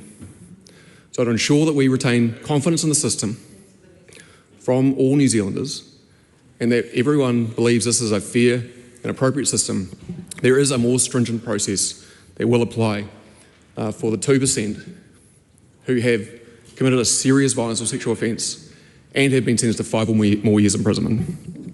It does not mean they cannot get redress, Mr. Speaker. It just means that there is a more robust process to assess their application. And so, Mr. Speaker, this is an important step forward. It is not taking away anything from anyone and from their experience of harm that they should not have experienced. This is about maintaining faith in the system from all New Zealanders, which is critical to ensuring that this is an enduring process. And we want to ensure that we have a process that properly acknowledges, properly redresses, and ensures that all people can be confident that we have got this right for all. And Mr. Speaker, I'm confident that this is a bill that has done that. So thank you. Helen White. I work with Joseph Mooney on the Social Services Committee, and I have a very different view of this matter. And I want to speak respectfully because he is right. He has been a lawyer in those systems, and my friend Glenn Bennett has looked after many children who have been affected by trauma. And I think that both of those are perspectives that are important. But I think there's a wide Sargasso Sea between the Labour Party and the National Party on this one, and I want to explain why. The first thing that I want to say is I don't think this is a grown-up response. We have people in this country who were abused in state care, and we are the guardians of that in this place. And I find it really hard to listen to people acknowledge the trauma and talk about apologies. Actually, that's what we're taught to do in media training. Acknowledge the trauma, talk to the thing, acknowledge it, and then move on and do exactly what we feel like. That's a cynical approach, and I don't expect that in this place. I don't want it in this place. In this situation, acknowledging the trauma, apologising, is something that requires us to enter wholeheartedly, because people were seriously damaged, systematically. And one of the things that we have seen, even in this very system, in this very process, is a tendency of institutions to minimise their responsibility. So we had an issue recently where we had people saying that when they took these cases to court, they were put to the test. The judge and the lawyers involved, the Crown lawyers, said that was our job. We had to minimise. This piece of legislation is also minimising. It's not paying people what they would get for the harm done to them. It's limiting the liability. And while that might need to be done for the reasons that we just simply haven't got enough money, and we cannot ever have money actually redress this kind of harm, because it just will never be enough. We need to first of all acknowledge what we're doing honestly, which is we're putting a piece of legislation through that means that people will not be able to sue. So somebody who has been traumatised, who has been hurt severely by the state, is no longer allowed to take a court action. This is what they must do. They must go through this process, which will have a limit on it. The cheque will be limited. And they are expected to accept the apology that this piece of legislation gives, which is a limited one. And what we have here with this 2%, why it's so important, Mr. Mooney, to us, is this 2% are likely to be actually the most damaged. And what we're saying to them is, we apologise, but. We're not saying we accept that the state hurt you and it actually destroyed a lot of your life. We're not doing that. We're saying, nah, we're not doing that today. We're just going to stop short of that. We will not be apologising fully. Now, I looked up a definition of apologising, etc., and I got this sort of psychological definition, and it said, what we are doing is we need to own our actions when we have done something wrong. Then we need to experience genuine remorse. And then we need to make reparations, this is the kicker, without shifting blame and excuses. We must fully accept our responsibility. And that's got no causal connection with what that person did next. I am never going to say it's okay for somebody to victimise someone else, but it's got no causal connection for us, because we as a state, we as a society need to say what we were involved in was actually evil. It was wrong and it hurt someone, and it doesn't actually matter what happened next. We must take responsibility. That's why the Royal Commission actually made that point. It needed to be one system. It needed to wholeheartedly address the abuse that had happened. That's what it had to do. That is a mature response from a mature society. Now, the second part of that, there is another part of that, is that we are in a situation now where we have a group of people who will not be compensated in that way. And guess who's keeping the money? Where do you think it's going? I suggested at the Select Committee, perhaps we could look at some sort of compromise where it went to the victims of the next crime, but no, apparently not. It couldn't do that, it was far too complicated. So actually the state is keeping the money. That's what's happening. And I can tell you, we had people coming in the submission process who were in utter despair because this undermines the very principle of the thing.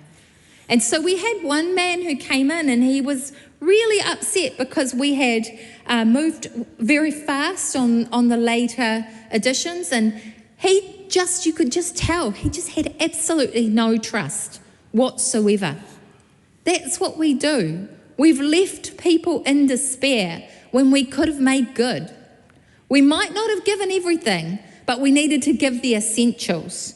And the essentials including no excuses, no shifting blame.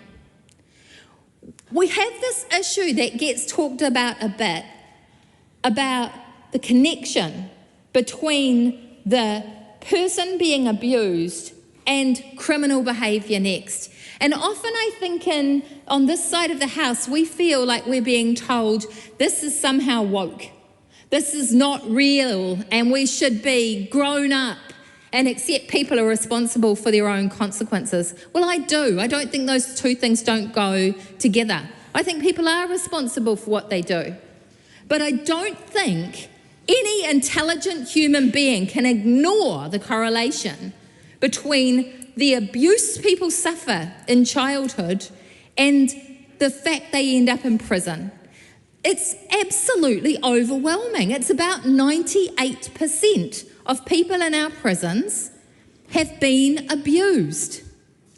And the first thing we need to do, if we are going to fix what is a sick society, is we need to acknowledge that. But instead, today we put our hands over our ears again and we say there are angels and there are demons. And demons, they don't get paid out. We won't give them the money. And we've turned this into something where we're so afraid of our own shadows that we are saying that the public won't understand us. And our reason for not giving them the money, our reason for not giving someone who's been viciously abused the same money as someone else who's been viciously abused is because it wouldn't go down well with the public, that it would bring the system into disrepute. That's what we're saying. Well, I don't believe it would bring the system into disrepute. I think that the system would be stronger and our society would be stronger if we were prepared to accept responsibility for the actions of a state that were utterly criminal. I think that would be the thing that would raise us in the eyes of the public. Because our public are real human beings and they know people who have been hurt and they're part of this. This is really important. So it's not a case where I accept that there is such a test. I think it's a ridiculous test. I think if we want a system with integrity, we start treating all people who were abused by the state, we start treating them all the same way. We give them all the same respect. And that does not mean not acknowledging. In fact, it actually means acknowledging that people who are abused, they are in our prisons. Our prisons are full of them.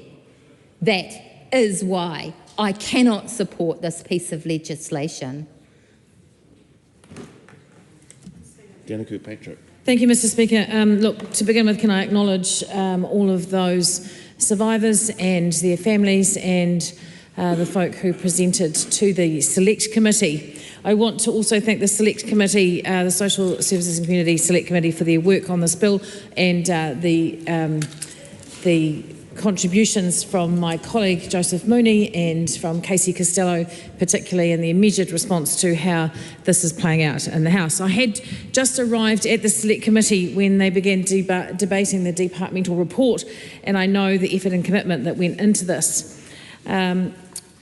The horrific and traumatic accounts from the submitters, and many of them as survivors or their families, and friends weighed heavily on committee members, but nothing is as heavy as the circumstances that brought us to this point and what the victims and survivors endured themselves, and they have fought so hard for this redress and for this moment in time.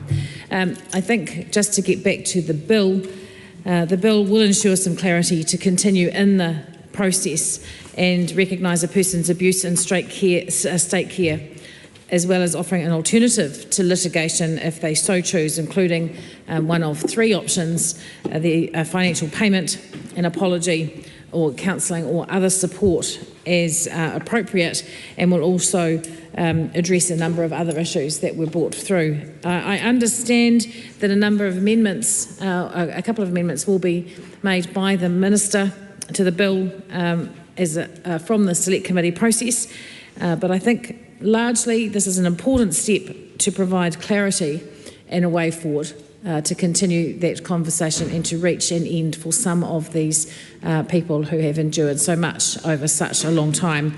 I'm sure this will be a debate that will continue for years ahead. There is still so much passion around this topic and this particular issue, but in order to keep us moving, Madam Speaker, I commend the bill to the House. This is a split call. I call Ingrid Leary.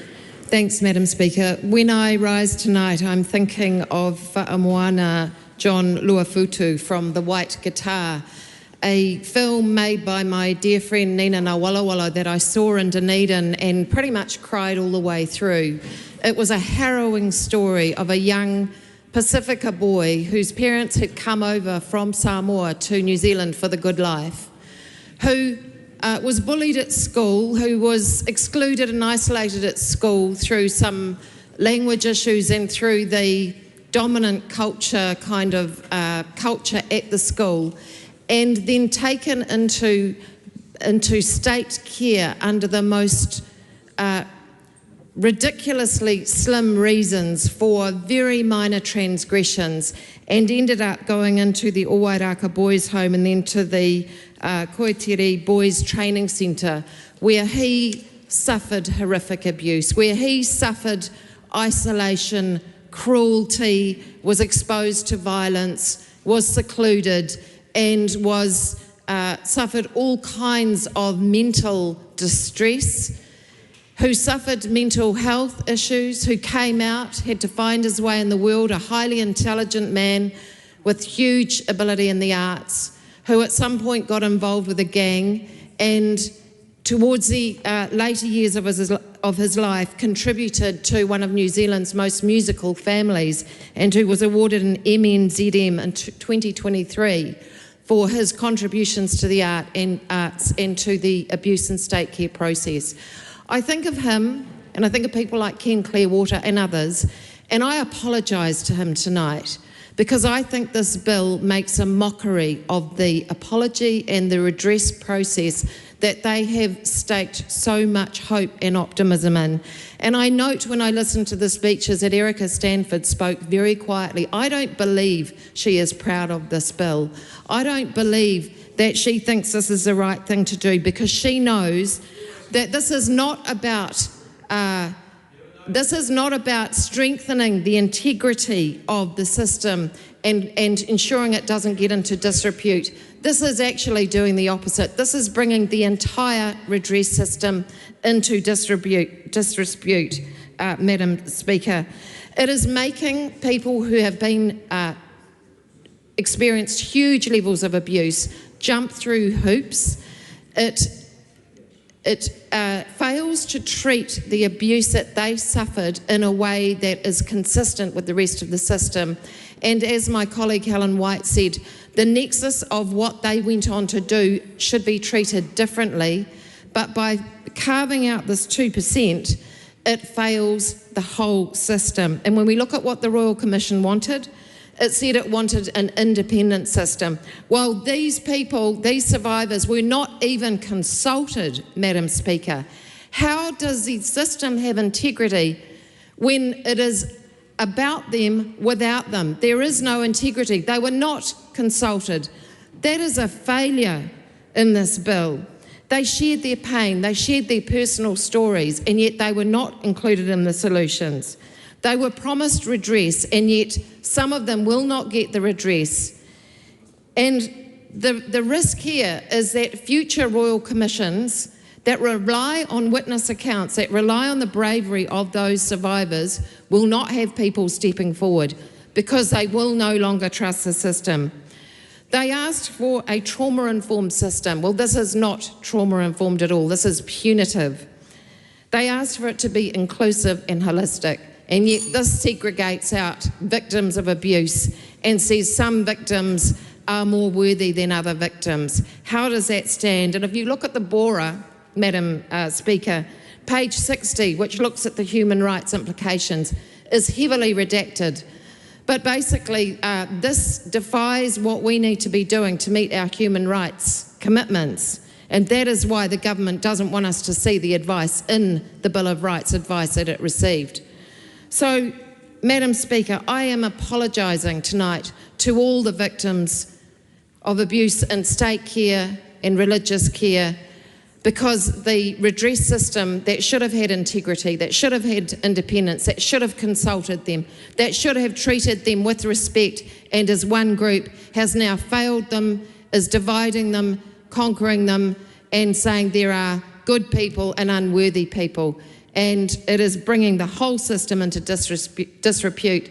It is failing them. Rima Nuckley.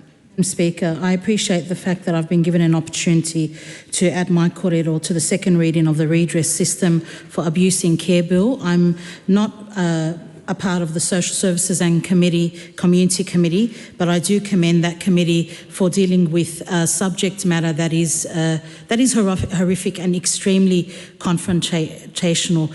Hard to accept that it's happened in our beautiful country of Aotearoa, New Zealand. Madam Speaker, given the delicacy and the profoundness of this subject matter, it pains me to hear some of the contributions from across the House that, in my opinion, skates very close to the boundaries of politicking. Because, Madam Speaker, I acknowledge there's different strong views, and I appreciate that the strong views, I'm hoping, come from a very honourable place. But, Madam Speaker, no legislation in this area is ever going to be perfect.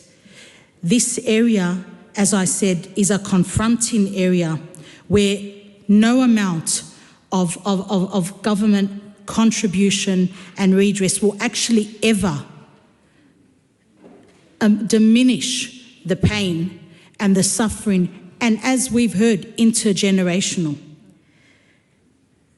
But this bill is a step, Madam Speaker, a step towards creating a clearer, a more transparent and a more consistent redress system. And what we've heard from the chair of the committee is quite compelling, that what we're hearing, a lot of the harsh words from the other side of the House is relating to 2% of victims.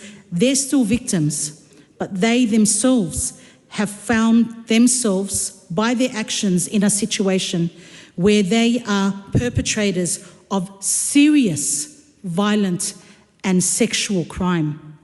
We're not talking about jaywalking, we're not talking about graffiti. We're talking about serious sexual and violent crime, and we hear this often: two wrongs don't make a right. Please, let's approach this more respectfully. We're all trying our best. I commend this bill. Glenn Bennett. Kia ora, Madam Speaker, and as I rise to reflect on this piece of legislation, I don't know people's personal stories in this House, but I imagine it feels a little bit like we are talking about a group of people that aren't in the room, and that is hard, and that is one of the challenges of the Westminster system, where we stand in this place and we pass judgment, we have our ideas, we have our thoughts, or our political ideologies, and they come into this place. And so, at the start of my contribution, Madam Speaker, I, as others have, really want to acknowledge survivors, those still living and those who have passed. I want to acknowledge their families and the generational trauma, the hurt, the harm that they experience. And And as we look at the system of state care, of faith-based care, we pause and acknowledge the physical abuse. We acknowledge the sexual abuse, Madam Speaker. We acknowledge the emotional abuse, the torture, the neglect, which no human, no matter how old, let alone how young, should ever have to experience. But we're here because of the wrongs of the past, and to look at how do we move forward to right some of those wrongs. And Madam Speaker, I want to begin by talking a little bit about attachment.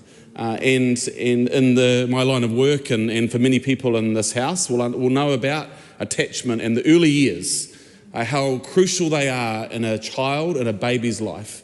In their first 1,000, 2,000 days, that does set them up for life. And if you don't have the connection, the safety, the security, the love, the nurture, then it creates huge challenges.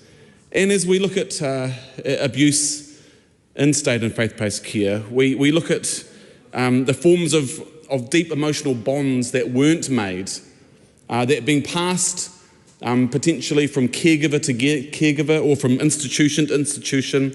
And we know that those early relationships teach a child whether the world is safe or whether the world is dangerous, whether a person is safe or whether a person is dangerous.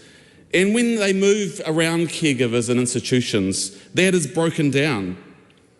And children don't get that sense of belonging, that sense of safety.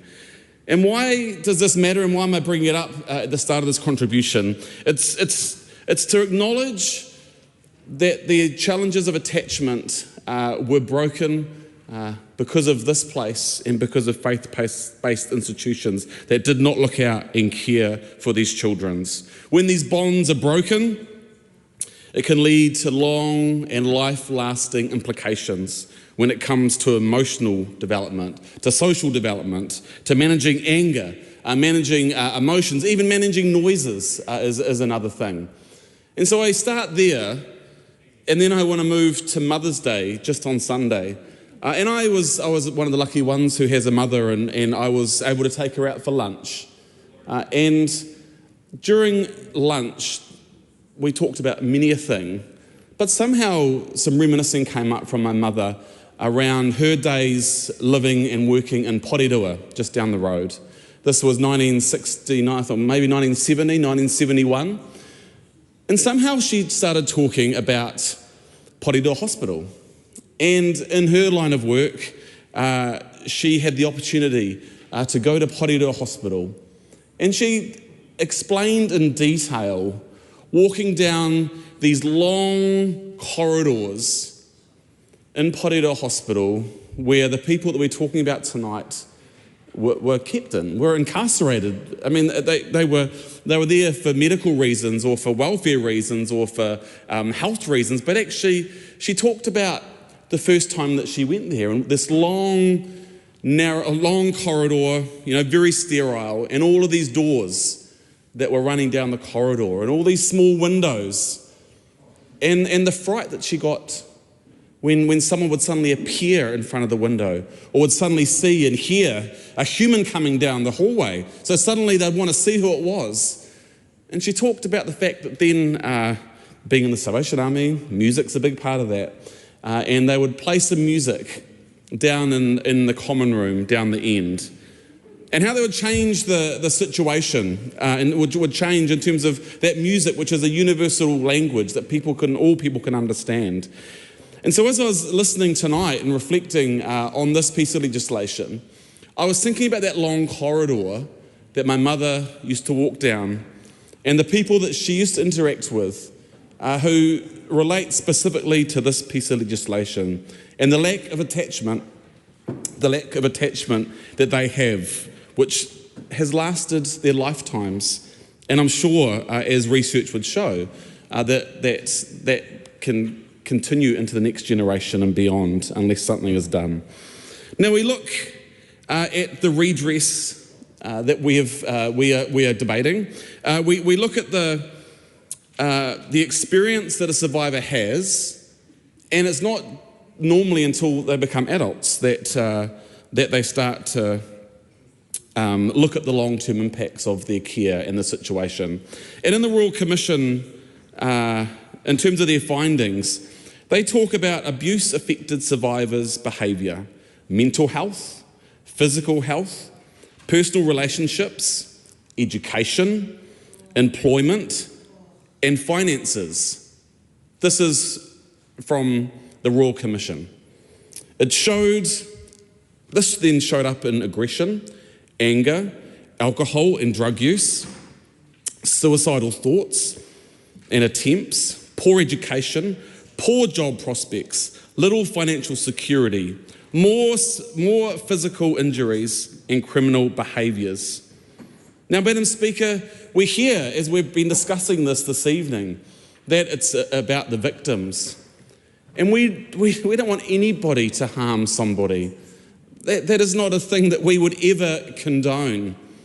But when you listen to that list that the Royal Commission had in their report, and as you think about attachment and what it means for a young person to have not had that, to not understand who they can trust or who they should fear or what is acceptable and what isn't acceptable, we come to this place where we must find a way through this. And we've discussed percentages tonight. We've heard sort of people talking about those numbers. And I get it, but an apology is an apology. An apology is an apology, and an apology should come with action. And it shouldn't be action just for 98% of survivors. It shouldn't just be for the 98% of people that we apologise to. It should be for the full 100% of those we have apologised to. That's why Labour does not support this legislation. Now, I want to continue that there is a link, and it's a proven link, between childhood abuse and criminal behaviour. I'm sure everyone understands that. The inquiry highlighted pathways, the inquiry highlighted the pathways into criminality in prison for survivors, noting that survivors are more likely to engage in criminal behaviour precisely because of the abuse they have suffered. And then the care to custody incarceration rates research report also found that people who have been in state residential care were usually about 5 to 9 times more likely to be incarcerated than people that have not been in care. Now, Madam Speaker, I want us as a parliament to do the right thing. I want us to get this right. But that does take courage. And saying sorry and apologising is around actually stepping up. And I hope, as we discuss this and as we continue, that government MPs, I hope that church leaders around the country listen and really pay attention to the fact that, yes, this is costly. It is costly to our bank balances. It is costly to the decisions that are made in this place. But I want us to remember how costly it has been for the survivors of abuse in state and faith-based care. Because we must do what is right. An apology should be an apology, and it should be what is doing what is right for everybody. Dr. Vanessa Wiener. I rise in support of the Redress System for Abuse in Care Bill and its second reading. I want to acknowledge, as everybody else has, the survivors and the incredible amount of weight of their own experiences that they've had to carry for far too long. During this whole process and during the inquiries and the commission in this, there was such an incredible amount of courage and speaking up that was shown by survivors. This bill really matters, Madam Speaker, because it is providing a clear and consistent and fair way for survivors to get an apology, to get financial or other redress, including counselling or other wellbeing things. It's very important that this is done in a sensitive way, where some people, if they were given an automatic financial contribution where they themselves have become extreme violent and sexual predators and perpetrators who've ended up in prison, giving them an automatic payment, as is given to other survivors, would be inherently unfair. So this is a way that those cases can be considered by a redress officer who is independent and can make those assessments, which will be extremely complex and very small numbers. This is not disallowing those people, it's just making it so it's not an automatic allowance. So I want to assure people that we're not creating a system where we're judging some people as worthy and others not. We are simply stating that it would be manifestly, potentially unjust and horrific for the victims of those people if they were to find out that their perpetrators had been given an automatic payment of money. It would be manifestly unjust, Madam Speaker. So this is not the end of the work. There is more to be done, and I acknowledge that this is not perfect. But this is one more step, and it's a system that is fairer, clearer, is more respectful of survivors, and I commend the bill to the House. The question is that the amendments recommended by the Social Services and Community Committee by majority be agreed to. Those of that opinion, please say aye. Aye. To the contrary, no. The ayes have it. The question is that the motion be agreed to. Those of that opinion, please say aye. Aye. To the contrary, no. The ayes have it. Is that a party vote called for? Madam Clerk, party votes called for. New Zealand National. 49 votes in favour. New Zealand Labour. 34 votes opposed. Green Party of Aotearoa, New Zealand. 15 votes opposed. ACT New Zealand. 11 votes in favour. New Zealand First. 8 votes in favour. Te Pāti Māori. 4 votes opposed. Takota Ferris. Maria Meno Kapakingi. 1 vote opposed.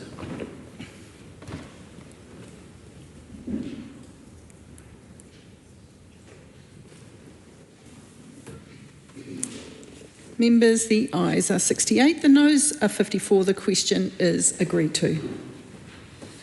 Redress System for Abuse and Care Bill, second reading. This bill is set down for committee stage next sitting day. I call on Government Order of the Day, number 7. Regulatory Systems Transport Amendment Bill, third reading. Madam Speaker.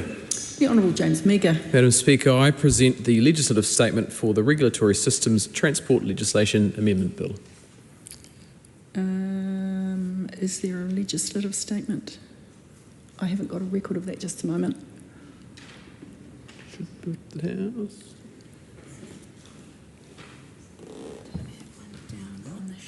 No. There is no legislative statement on this sheet. So. Very good. Well, I will move directly that the Regulatory Systems Transport Amendment Bill be now read a third time. Fantastic. Madam Speaker, this is one of those omnibus bills that does quite a lot of stuff. Now, there are many bills that pass through this House that do a few really important things. There are many bills that pass through this House that do a lot of important things and a lot of clean-up administrative things as well.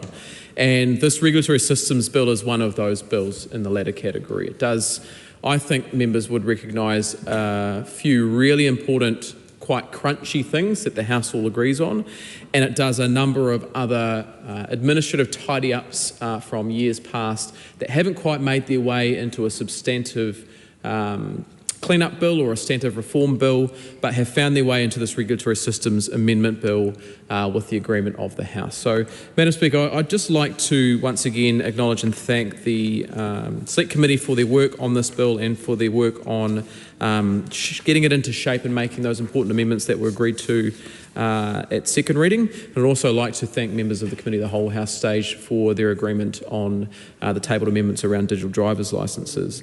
Now, Madam Speaker, this bill does do a number of things across the board, and as we found out at length at the committee stage, over many, many parts. So I'm not going to try and traverse everything that the bill does. I'm sure there are other members who will pick out their favourite parts as well.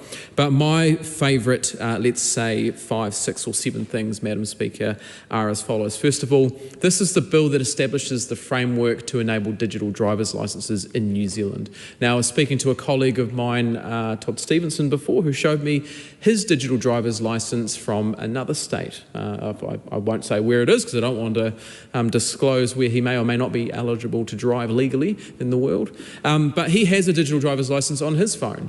And the irony of our system is that we can actually legally recognise a driver's licence, a digital driver's licence from other parts of the world, but not yet in our own jurisdiction. So this bill will enable that framework to be put in place, and then there will be further work to come down the track in terms of actually producing, enabling and processing digital driver's licences. Now, it's important to put on the record for the final time for those out there who had questions around whether digital licences would be compulsory. They will not be compulsory, they will be an option for people to choose. You will maintain your physical driver's licence if you wish, and that will continue to be a valid form of identification and also a valid verification that you hold a licence in New Zealand. So those who are concerned that this is a push towards mandatory use of digital licences do not need to be so concerned. The second key thing I think this bill does is it shifts us further on from a paper-based world to a digital world. And some of the key things it does, and we traverse this at length in the committee stage, is those what I like to call stickers that go in the front window screen of your truck or your electric vehicle if you're so inclined. There is a legal requirement to display those stickers or those pieces of paper, and if you fail to do so, you may be hit with a $200 fine. Now, this bill removes that legal requirement to display and gives you, or sets up the framework to provide an electronic version of providing those. And actually, we already do a lot of this checking. When the police check your details on your vehicle, they use their electronic database. They don't go entirely reliant on what the sticker in the window says. But again, for those people who like to use those stickers and those people who like to have that little reminder of when their rego might be due, they can still use them. They can still ask for the bit of paper, but it won't be required. And for those of us who like to rely on an electronic form of that identification, we can do so as well. The other thing it will do is it will allow NZTA to start sending out notices in a sort of 21st century way by email. So currently the agency spends about $16 million a year sending out physical notices and physical fees to people. This will enable them the opportunity to do so by email, and of course that'll mean that we can prioritise some of that funding that would have been sent on administration into key infrastructure projects, for example fixing up our roads on State Highway 6 on the west coast that I'm sure many members across the House would be enthusiastic about that being a very good use of money rather than spending all our money on stamps and postage. Madam Speaker, the third and fourth things it does is around state highways. There is a really interesting fact that NZTA, prior to this bill, didn't have very broad powers to close state highways in terms of emergencies. This fixes that and enables them to respond in times of emergency for slips, for example, to close those state highways. And another thing is that if you're on a motorway and you're a pedestrian, I think most people know that you can't actually use a motorway as a pedestrian. However, there's a quirk in the law that even if there was a footpath available or a pedestrian access available, there was lack of clarity in the law as to whether or not pedestrians actually could still legally use that even though it's been set aside for them. So this bill goes some way to fix that as well. Madam Speaker, it does a number of other things. It fixes up some administrative aspects of maritime law. It provides some protection to seafarers. It provides the Minister of Conservation new powers to regulate maritime safety in the Kermadec and sub-Antarctic islands. And as the Minister for the South Island, who is slowly claiming territory over every island south of perhaps the Bombays, I'm glad to see that the sub-Antarctics are being taken care of as well. And finally, Madam Speaker, the other major key thing in here is some additional powers for NZTA when they're undertaking rail investigations, just in order to not have to rely on the voluntary disclosure of information, but to actually be able to preserve a scene of an accident and undertake the investigations that they need to undertake to ensure that our rail system is safe and fit for purpose. So, Madam Speaker, that is what this bill does. does, in a nutshell, it does a number of other things that I'm sure many members are very excited to vote for tonight. But with saying that, thank you again to all those who submitted on the legislation, and I commend it to the House. The question is that the motion be agreed to. Tangi Utikiri. No ea, Madam Speaker, kia orana. Thank you. It's a great opportunity to take a call for the Labour Party on this Regulatory Systems Transport Amendment Bill. And just following on from the Minister who's just resumed his seat, I know there are a number of different aspects there, and that's the joy of an omnibus bill. And I was half expecting the Minister to perhaps pick out his favourite one of the 12 acts that this piece of legislation would seek to amend, but I guess we'll just have to wait for another time. Madam Speaker, this is a bill that is going to make some discrete and minor perhaps changes in the bigger scheme of things, but they are technical but important changes nonetheless. Not only in the roading and land transport space, but also in the rail space, in the maritime space, and in the air space as well. And I'll cover those off in my contribution this evening.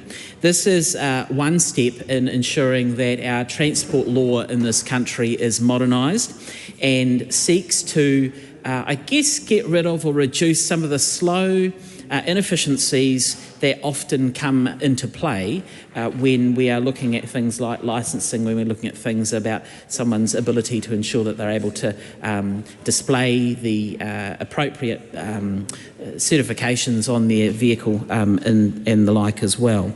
I want to acknowledge the officials who've done a fantastic job in terms of bringing this together.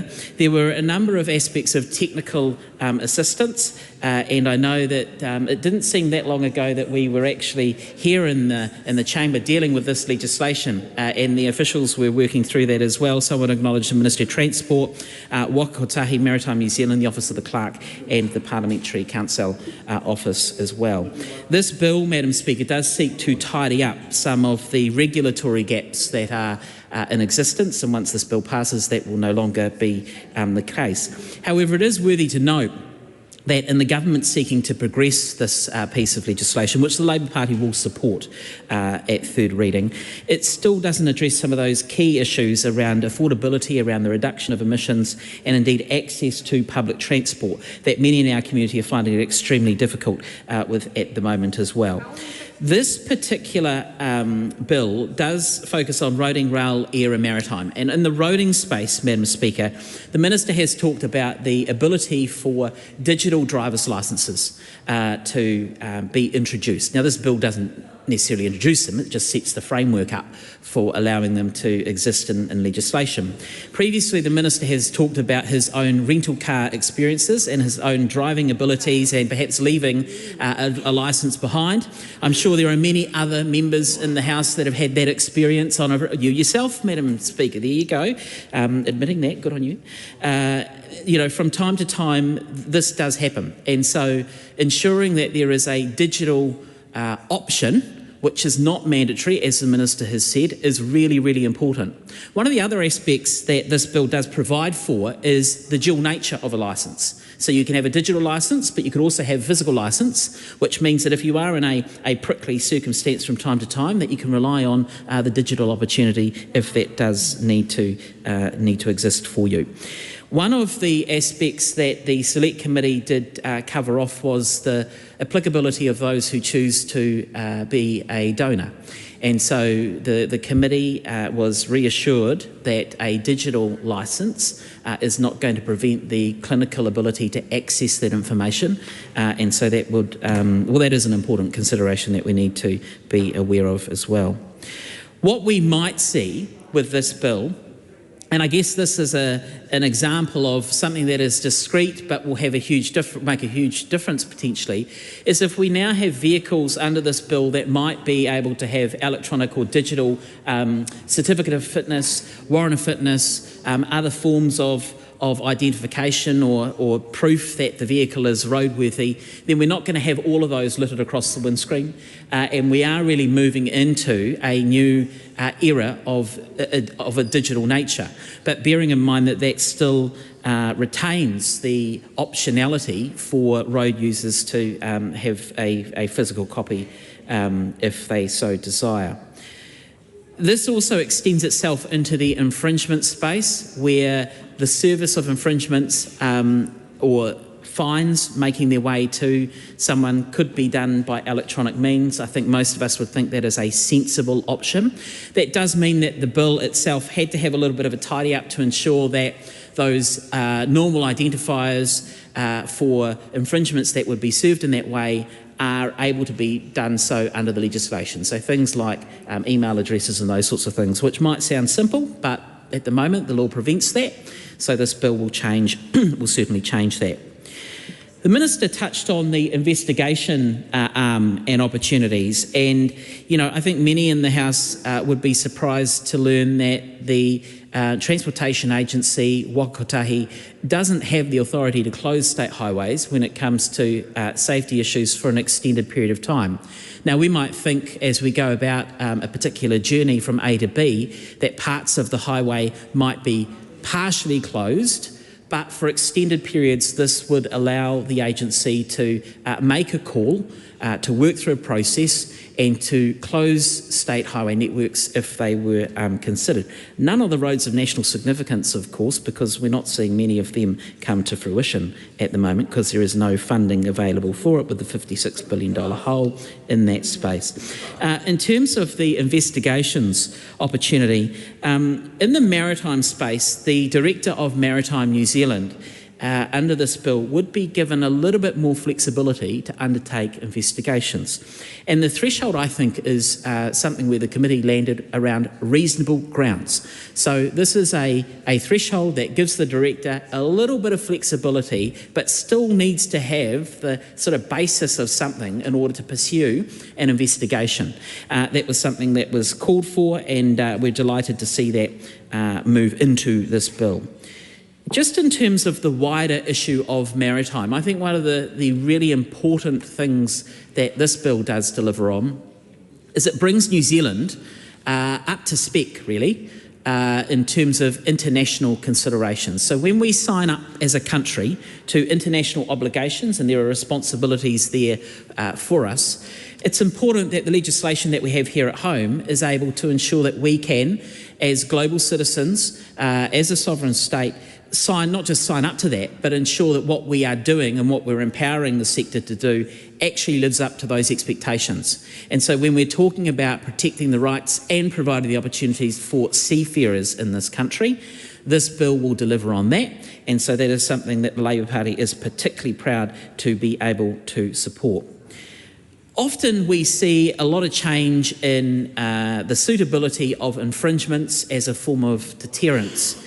And when one first looks at the changes, particularly in the maritime space, that this bill will deliver for infringement levies, or for penalties really, for an individual they may not actually seem as though they are a substantial jump, but for body corporates they are significant increases in the penalty regime and structure that are in the hundreds of thousands of dollars, and it is appropriate that that level of deterrence is what effectively has carried through in this legislation. On the rail front, the discrete nature of rail exists in this bill. That is purely related to the investigation powers for rail incidents. And I want to just also reiterate one of the issues that the Transport and Infrastructure Committee, as part of a previous review and report, talked about the Transportation Accident Investigation Commission and how their recommendations, there really is no teeth or weight that is put behind those, and I know that's something that the committee was very keen to ensure. If we are giving the investigators the tools to be able to undertake this work and they prepare a suite of recommendations, then those recommendations need to go somewhere in a meaningful way that the government of the day can consider and do something about it. So while that's not something that is delivered on this bill, because it's not really appropriate, I think it is still nonetheless important that we acknowledge that those recommendations do need to have a safe place where they actually land. So, Madam Speaker, we are delighted to support this bill. It's been a collegial and what seems lengthy process to get to this particular point in time. The final point is around aviation. This bill does also allow for Wellington and Auckland airports to effectively undertake activities that would be consistent with other airport operations. That is the fair thing to do. They have been constrained for some time because of bespoke legislation that for many years has allowed them not to operate as they should. It's an easy fix. The Labour Party supports this bill this evening. The Honourable Julianne Genter. Tēnā koe, Madam Speaker. Tēnā koutou e te whare. This bill is one of those rats and mice bills. It's got a lot of really important but relatively minor changes across a whole range of issues. As the previous speaker pointed out, 10 different bits of legislation amended by this bill. And so, you know, we're supporting the bill. It's not particularly controversial. It's also not what's really, you know, you have to do this work. Obviously, the government has to do this work and make sure that things are being kept up to date. But probably right now what the country needs is a little bit more bold action in the transport space so that people and goods can move with less energy, less imported fossil fuels. All of that's directly related to productivity. No, actually, the chair of the committee, Andy Foster, should well know that the way to move people and goods more efficiently is not by expanding road capacity. It's investing in rail and passenger rail. It's investing in public transport. It's having time of use pricing in our cities. It's making it possible to, well, no one's actually, there's not a single council that has proposed to do time of use charging yet, unfortunately. Would love to see Wellington bring that to the table, but yeah. There's a significant number of amendments to the Maritime Transport Act 1994, and that's good. But again, I would say that coastal shipping is going to become more important than ever because the cost of moving goods around the country is going to become a lot more expensive. And currently, our rail link between the North and South Island has been severed, and the surcharges for people trying to get goods between the North and South Island is suddenly much higher. And so if people want to be able to move goods around the country, having more coastal shipping would be good. So some of these are really minor changes around seafarer employment agreement, employers' duties in relation to seafarers of New Zealand ships on overseas voyages. You know, it's little things, but we're not seeing the action on the big thing, which is ensuring that we have a domestic fleet of coastal ships and people who are able to operate them so that we can move goods at lower cost between the two islands, particularly because we're missing the ferries right now. For some strange reason, the ferries that might have been here are not here. There was a project to improve the wharves, and now we're finding out that the government's going to have to find some way of improving the wharves for the new ships as well. So it's just going to be 3 to 4 or 5 years later at much higher cost. So it was a Labour government. The Greens were not actually in government with Labour. New Zealand First was, but Greens have never been in a coalition with Labour. Oh, that's the thing. This whole House, Madam Speaker, is like people saying things that are just like the opposite of reality, constantly reinforcing it so the public thinks that's reality. But it's all right. I will continue to say and correct the record and say what actually happened, even if it's inconvenient for members opposite. Yeah, I mean, there's not a lot of content in here. The railways changes, pretty minor. About investigating accidents and incidents, pretty minor. Totally support closing the state highways when necessary to deal with problems. But fundamentally, we're at a point in time when it's becoming clearer than ever. I mean, it was clear to some of us 20 years ago, that our transportation system was highly vulnerable to oil price shocks and generally not using land efficiently and not using vehicles efficiently, and that all of that costs households and businesses more money to move things around. And saving 5 or 10 minutes on a 2-hour journey is not actually a productivity improvement, but reducing the need of households to spend thousands of dollars a year running a car is actually a productivity improvement. Reducing congestion by investing in alternatives is a productivity improvement, because then those households and businesses can spend more money in the local businesses because they're not spending so much money importing cars and filling up their petrol or diesel tank at the pump. And I know members opposite love a good culture war line on transport policy, but like having more energy efficient vehicles that rely less on petrol and diesel and, you know, use batteries and electricity is practical and a productivity improvement, because it means we're spending less money and less energy to move goods and people around. And that's what the Greens have been saying this entire time. And I look forward to someday the government realizing, when I say the government, I should say, I look forward to someday the National Party and maybe the New Zealand First Party, maybe the ACT Party, understanding that genuinely all New Zealanders would benefit from a more efficient transport system. And the way to get that is to invest in the missing modes, the things we haven't invested in. And the way to get more efficient vehicles in the country is to have fuel economy standards and a price incentive at the point of purchase.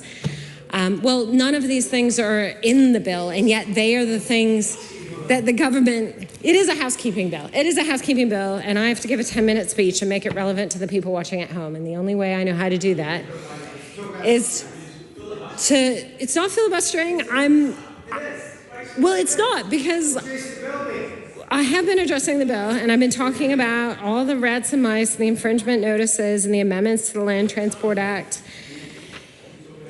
the amendments to the Maritime Transport Act, the amendments to the Land Transport Management Act, Part 5, amendments to the Railways Act 2005, amendments to the Road User Charges Act 2012, Part 7, miscellaneous amendments. And I think the thing is that the elephant in the room is that our transportation system is highly inefficient because of many decades of governments ignoring the thing that would actually benefit people, engaging in unconstructive culture war debates, getting rid of things like the clean car discount and the clean car standard, which would have meant we'd have a lot more EVs right now and fewer highly inefficient diesel utes, which now cost a fortune for people to run. I just remind the member that if it's not related to this bill, it's not relevant to the debate. This is a regulatory systems transport amendment bill, and while it may do some necessary things, it is far from sufficient to deal with the fuel crisis we're currently facing and the productivity issues that our transportation system is facing. And it would be great if the government could try to do some work on that. And by government, I of course mean the three parties in the coalition, National, ACT, and New Zealand First, who have all at various times said that they want a more productive and efficient transportation system, but have yet to follow through with any funding or policy that would actually deliver that. Madam Speaker. Mrs. Fine. Simon Court. Thank you, Madam Speaker. Well, it was a great shock and surprise, frankly, that the ACT Member of Parliament, the Honourable Julian Genter, gave up so easily. And there's so much more to describe about the benefits of the Regulatory Systems Transport Amendment Bill. Julian, we miss you on Transport Committee. We miss your energy. And tonight the House missed that energy. And it'd be appropriate to use a member's full name. Thank you, Madam Speaker. ACT supports this bill. It's an omnibus bill, and it fixes transport legislation that would otherwise be holding New Zealand businesses and workers back. It provides clarity about transport service licensing. What is that? Well, those are the licenses that truck and bus operators need so that they can deliver people to their destination on public transport, for example, or deliver food to the supermarket. Really, really important that legislation and regulations around transport service licensing is tidying up, because that means that truck and bus operators will be able to be more efficient, probably pay their workers better and deliver better services. It's small things like that that improve New Zealand's productivity and will let the New Zealand boat go faster, or bus go faster even. The rail safety provisions are another really important piece. It gives NZTA clearer investigative powers following rail incidents and accidents. That should improve responsiveness and accountability. We do have serious problems with people being harmed in the workplace. And obviously the rail corridor is somewhere where even a small mistake can lead to absolutely awful consequences. It's important that we have a rail safety regulator that can get on with the job, make findings, and then make sure that their recommendations are taken up. But there's something else that's just all act. That is a digital registration for your car, replacing the paper-based system. Now, I don't know if you've ever got one of those floppy plastic tickets in the mail to stick on your trailer. Honestly, they always fall off, particularly after a few months in the rain. And having a digital vehicle registration for my trailer on my phone will be the best thing, because I regularly take loads of green waste to the tip when I'm clearing out my section. In fact, this weekend I'll be helping a neighbour when they move house take all their rubbish away. I'm like a community rubbish service for friends and family. But every now and again, I notice that the little plastic tag has fallen off. And I have to get on NZTA's website and I have to order another one, and then they send me an email saying, don't worry, Mr. Court, if you get pulled over, you can show them this email, but what I will have is a digital registration on my phone. So that is really fixing what matters for a lot of Kiwis, particularly those of us who are often off to the transfer station or the green waste tip on the weekend. And then, of course, there's a digital driver's licence, which many people have said we're concerned. We wouldn't want to have to be forced to have a digital driver's licence. We don't want to be forced to have digital ID. Many people are concerned that that is too much like the long arm of the state, knowing where they are and where they've been, and they don't like it.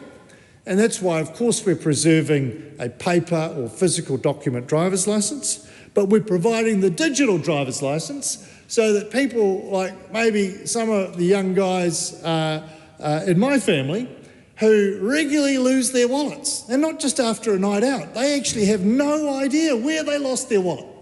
And the number of times that I've said to them, well, just show them your licence. And they said, oh, lost my licence again, lost my wallet again. They will be able to have a copy of their licence on their phone. Because there's one thing, well, if they do lose their phone, they can go down to the phone shop and they say, could you map everything on my phone to the next phone? And so yes, and I'm sure that going down to the phone shop at the local mall to get their documents transferred will be much easier than trying to go to VTNZ and get a copy of their licence. So it's all about improving productivity. It's about giving Kiwis more flexibility and more tools. That is why ACT supports this bill. We love being in this coalition government when we get to fix what matters. Madam Speaker, thank you. Andy Foster. Madam Speaker, thank you. I rise on behalf of New Zealand First to speak in support of this bill. And when it went through Select Committee, of course, everybody agreed with it from all the parties, which was really, really good. I just was sort of contemplating the conversation that's been going on here in the House about, you know, we've kind of missed a trick possibly during the committee of the whole House about the name of the bill, because it seems to me that for some people it's the sort of digital ID, whether it's a digital ID for the vehicle or a digital ID for the person. Or whether it's a New Zealand Post extinction bill, because clearly if Simon keeps on losing his various certificates and it doesn't have to have them sent through the mail, it will do New Zealand Post business no good whatsoever. But Madam Speaker, in all seriousness, I just remind the member too that we we're obliged to use the member's full name. Oh, did I not do that? I apologise, Madam Speaker. We're all friends here. Madam Speaker, look, the couple of things I did want to mention which actually are in the bill as opposed to things which are not in the bill, and I'll come to that momentarily. The first one of them is the digital licences and also digital identification effectively of vehicles, whether it's rucks or WAFs or whatever it might be as well. One thing that is really, really important for many, many people is that it is not a compulsory requirement. There is no intention of having a compulsory requirement to have a digital driver's licence, and there is always the option there. You can have a digital licence, you can have a hard, if you like, hard copy physical licence, or you can have both if you want to do that. So that is there. Why is that there? I guess that is a reflection that some people simply do not trust the state. And often the state gives them very good reason not to trust them, and so I think we should reflect on that.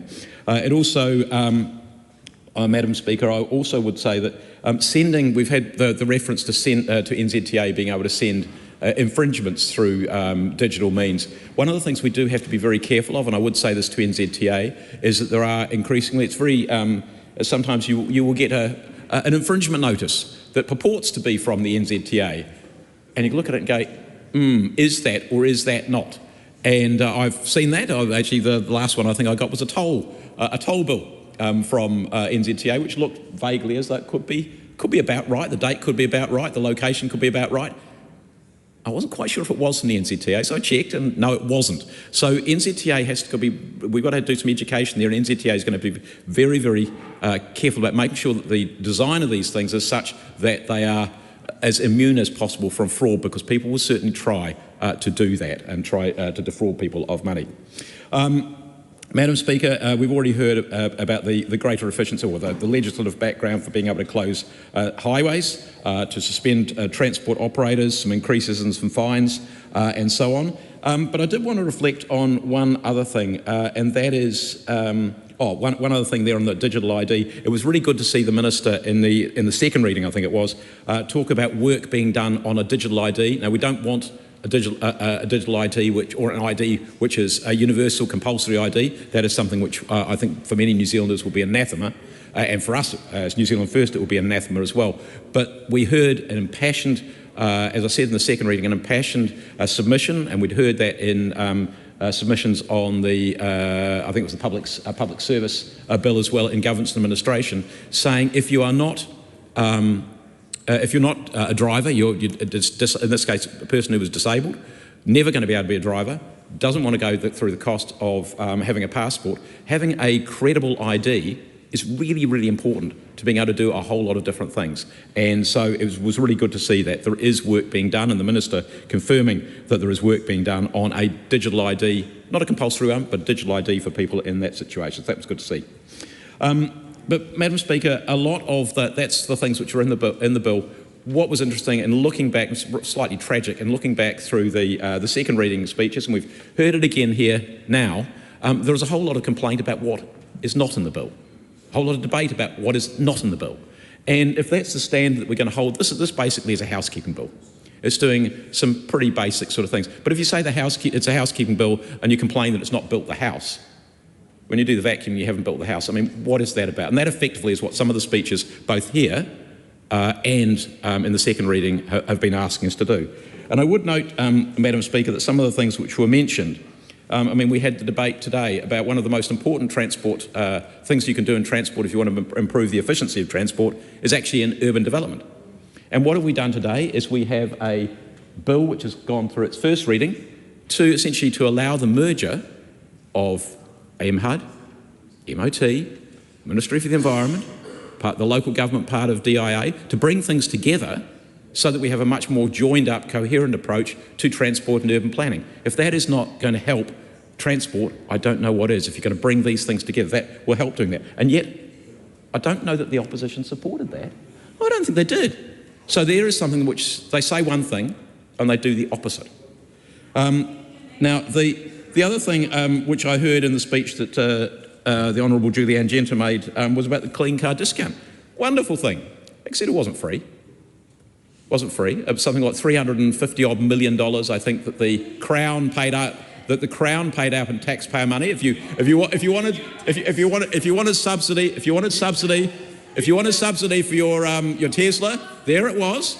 the Crown, the taxpayer paying for that. Oh, and also our hard-working tradies, our hard-working farmers, they were paying for it as well. So I think, it's very nice to say this about clean car discounts, but it wasn't free. And if that's what they're going to say, the opposition is going to say, they have to acknowledge that that is the case. So, Madam Speaker, I think I will leave it there, but just to say, oh, you want me to keep going? Well, okay, look, what this bill doesn't do, it doesn't fix the clean car discount. It doesn't sort out whether ferries were going to come or not and what time they were going to come. And by the way, it was always a heroic proposition to say that there was going to be one ferry arriving in 2025. I know that when KiwiRail said, hey, look, and this was the old KiwiRail, if you like, when they said that they were going to turn up with a... If it's not relevant to the bill, it's not relevant to your debate. Well, Madam Speaker, but I'm merely responding to some things which you allowed before, so I don't know what you're going to do with that. I've given you enough latitude, Mr. Foster. But all I'm saying, Madam Speaker, is that there were many things which were raised in this debate completely irrelevant to it. I'm going to stop there, but I would appeal to the opposition. Please, can you stick to what is in the bill as opposed to what is not in the bill? If that's chastisement, you've got it. Mike Davidson, this is a split call. Thank you, Madam Speaker, and it's a pleasure to rise on behalf of the Green Party on this split call, talking in support of this, as was described, housekeeping bill, the Regulatory Systems Transport Amendment Bill, which I noted that we support. It's a pretty straightforward bill that's not controversial, and so I won't focus on the amount of stuff that it does miss that could have actually fixed our transport system for the better. I'll stick to the bill itself, which obviously we know covers a lot of different acts and will change, I think it's 12 acts, some of them being the Land Transport Act, the Maritime Act, Aviation Act, Railways Act and Government Road and Powers Act.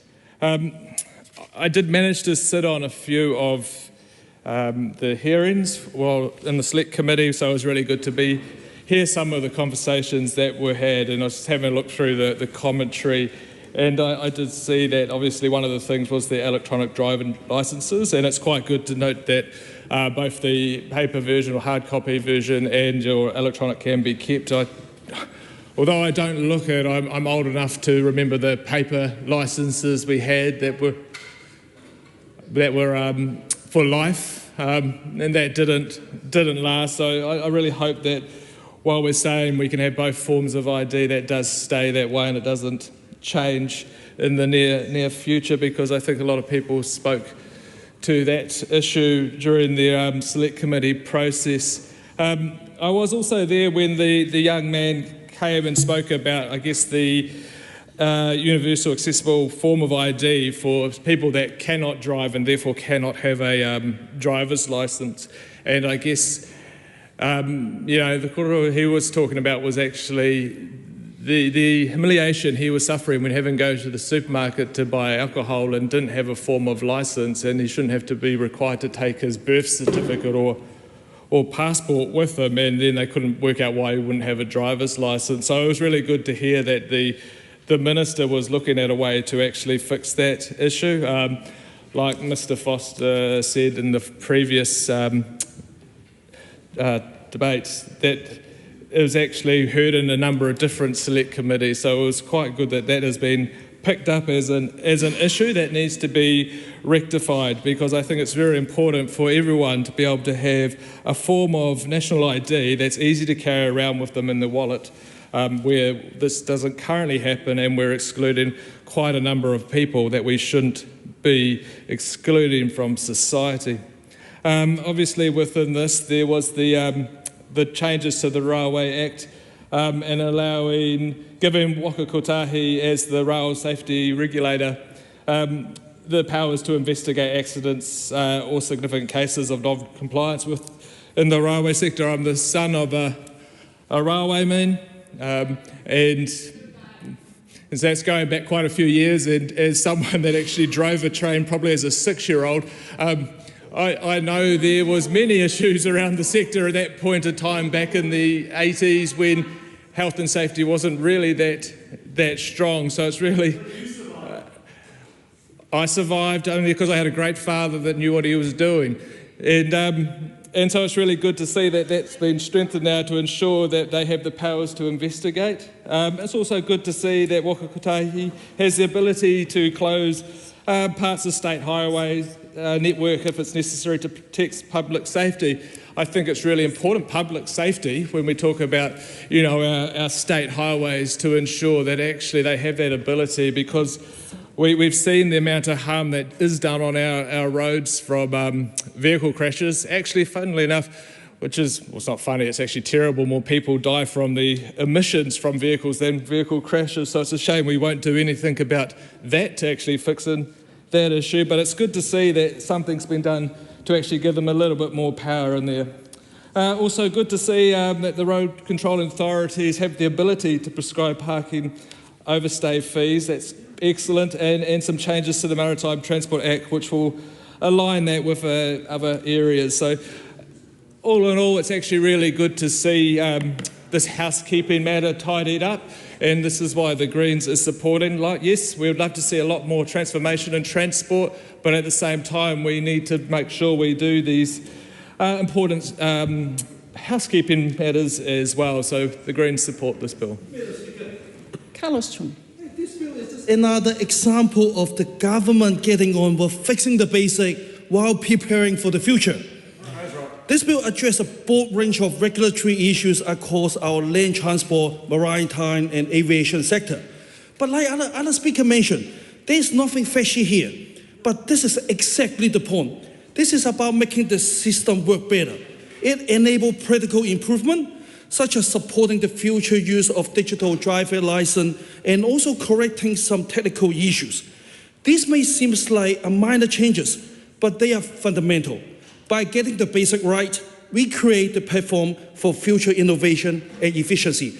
This government is fixing the basic and building the future. I commend this bill to the House.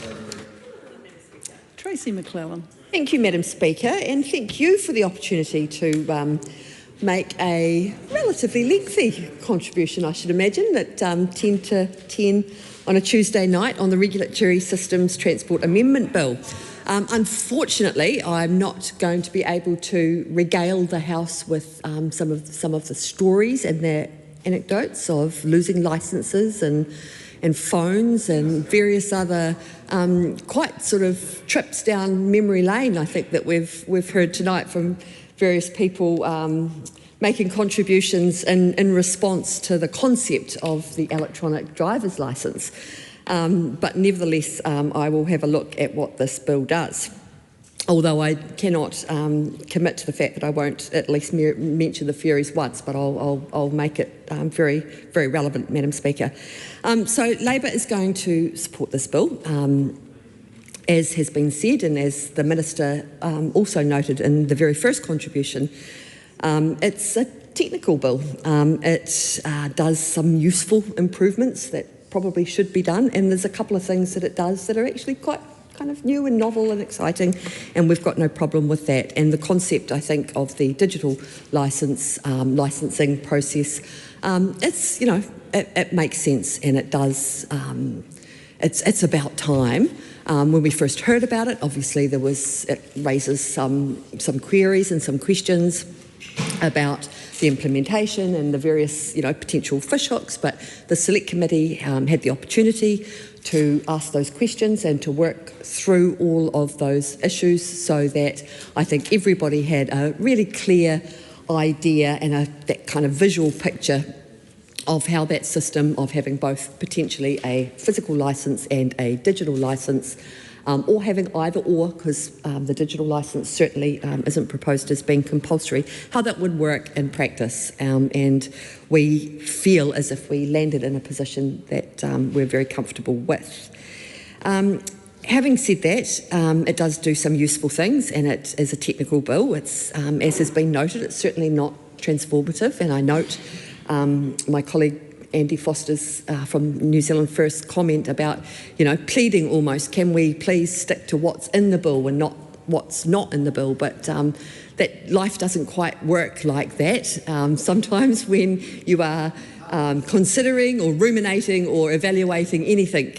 It's the devil is in the detail, and what is missing or what could have been there is a lot, a potential for a lost opportunity. There's opportunity costs and all sorts of factors to consider, and I think it's perfectly reasonable to lament somewhat the fact that there could have been additional things in this bill that we could have felt a little bit more excited about tonight. Having said that, it tidies up some regulatory gaps. It doesn't tackle those bigger issues like affordability, emissions reduction, and we would have really loved to have seen a few bits and pieces in the public transport sphere that could have easily been fixed up along with maritime aviation and the various rail and the various other applications of this. It essentially just reduces unnecessary paperwork, and that's all right. That's nothing to get excited about. It's a little bit boring is what I'm trying to say. But let me go straight on to the enabling digital driver's licence, clauses 7, 15 and 16, and providing for that electronic warrant of fitness, certificates of fitness and certificates of loading. And I do agree with Simon Court from the ACT Party. We don't always agree on things, but we always surprise ourselves that there are some things that we do quite readily agree on. And I think when they're sensible and they're about common sense and usability and functionality, then we do find ourselves feeling and thinking the same way. They allows infringement notices and reminders to be served electronically, and I think we mentioned this at second reading in particular. That always sounds good on the surface, and we, for those of us who have been on the Justice Committee or spent any kind of period of time on the Justice Committee, it's tends to be something that's coming up a little bit more frequently, included in various bills there. And it's not always as simple as it sounds on the surface. There can be some actual fishhooks in there that can render things somehow a little bit unfair if not implemented properly and if the policy doesn't land in the right place. But it feels as if this bill is the benefactor of several attempts at getting that right. When we talk about strengthening safety and enforcement, as has been mentioned, it certainly gives NZTA the authority to close unsafe highways, and I concur. I think it was Tangi Utukiri who said that I think most people would be a little bit bewildered to find or to note that NZTA didn't previously have the authority to be able to do something, and we could all imagine situations, often dangerous situations or chaotic situations that can arise where the ability to be able to do that seems like that is well overdue. It also provides the Director of Land Transport with immediate suspension powers for unsafe operators, which again, in relation to Clause 21, is something that is a technical but very worthy part of this bill, and it expands investigation powers for rail accidents and incidences, as Tangi Utukiri said. Really important when we think about the transport system, which is a system and should be relatively cohesive, that some of those powers of investigation in particular are extended across those various domains. And it increases maximum penalties for infringement fees and land transport offences. With regard to the aspects of this bill that touch on the maritime sector, it raises maritime fines to align with international standards. And as we've heard both through various readings and through various stages of this bill, we do have a long and very uncelebrated history of signing up to conventions and signing up to obligations without necessarily doing the work at home to make sure that those are workable and functioning the way that they were intended to do so. So this is a very small example of making sure that those are aligned properly. And I'm going to skip over the part where I said that I was going to very briefly mention the ferries, because with the benefit of some hindsight and with Madam Speaker looking at me intently, I'm less confident that they are as relevant as I started off thinking that they may have been. So, Madam Speaker, at the end of the day, it introduces some flexibility for regulators. These were all kind of lessons some of which were learnt through the COVID experience, when people had to sort of do things differently and pivot and be a little bit perhaps more creative. It's not the word that should spring to mind, but look at doing things operationally a little bit different, and we have no problem with where we've landed on that. I would like to acknowledge the Select Committee and potentially, and especially, I should say, all of the advisors. Just because a bill is a little bit boring and is very much focused on those technical fixes, it by definition means that quite a group of advisors have had to traipse through the process and sometimes repeat answers to those questions over and over whilst people get their minds around all of that technical information. So I want to acknowledge them, the Select Committee, and it's a housekeeping bill. It certainly lacks ambition and doesn't include all the things it could have included, but Labour will continue to support this bill. The question is that the motion be... No, it's not. No. The debate is interrupted and is set down for resumption next sitting day. The House is suspended until 9 a.m. tomorrow.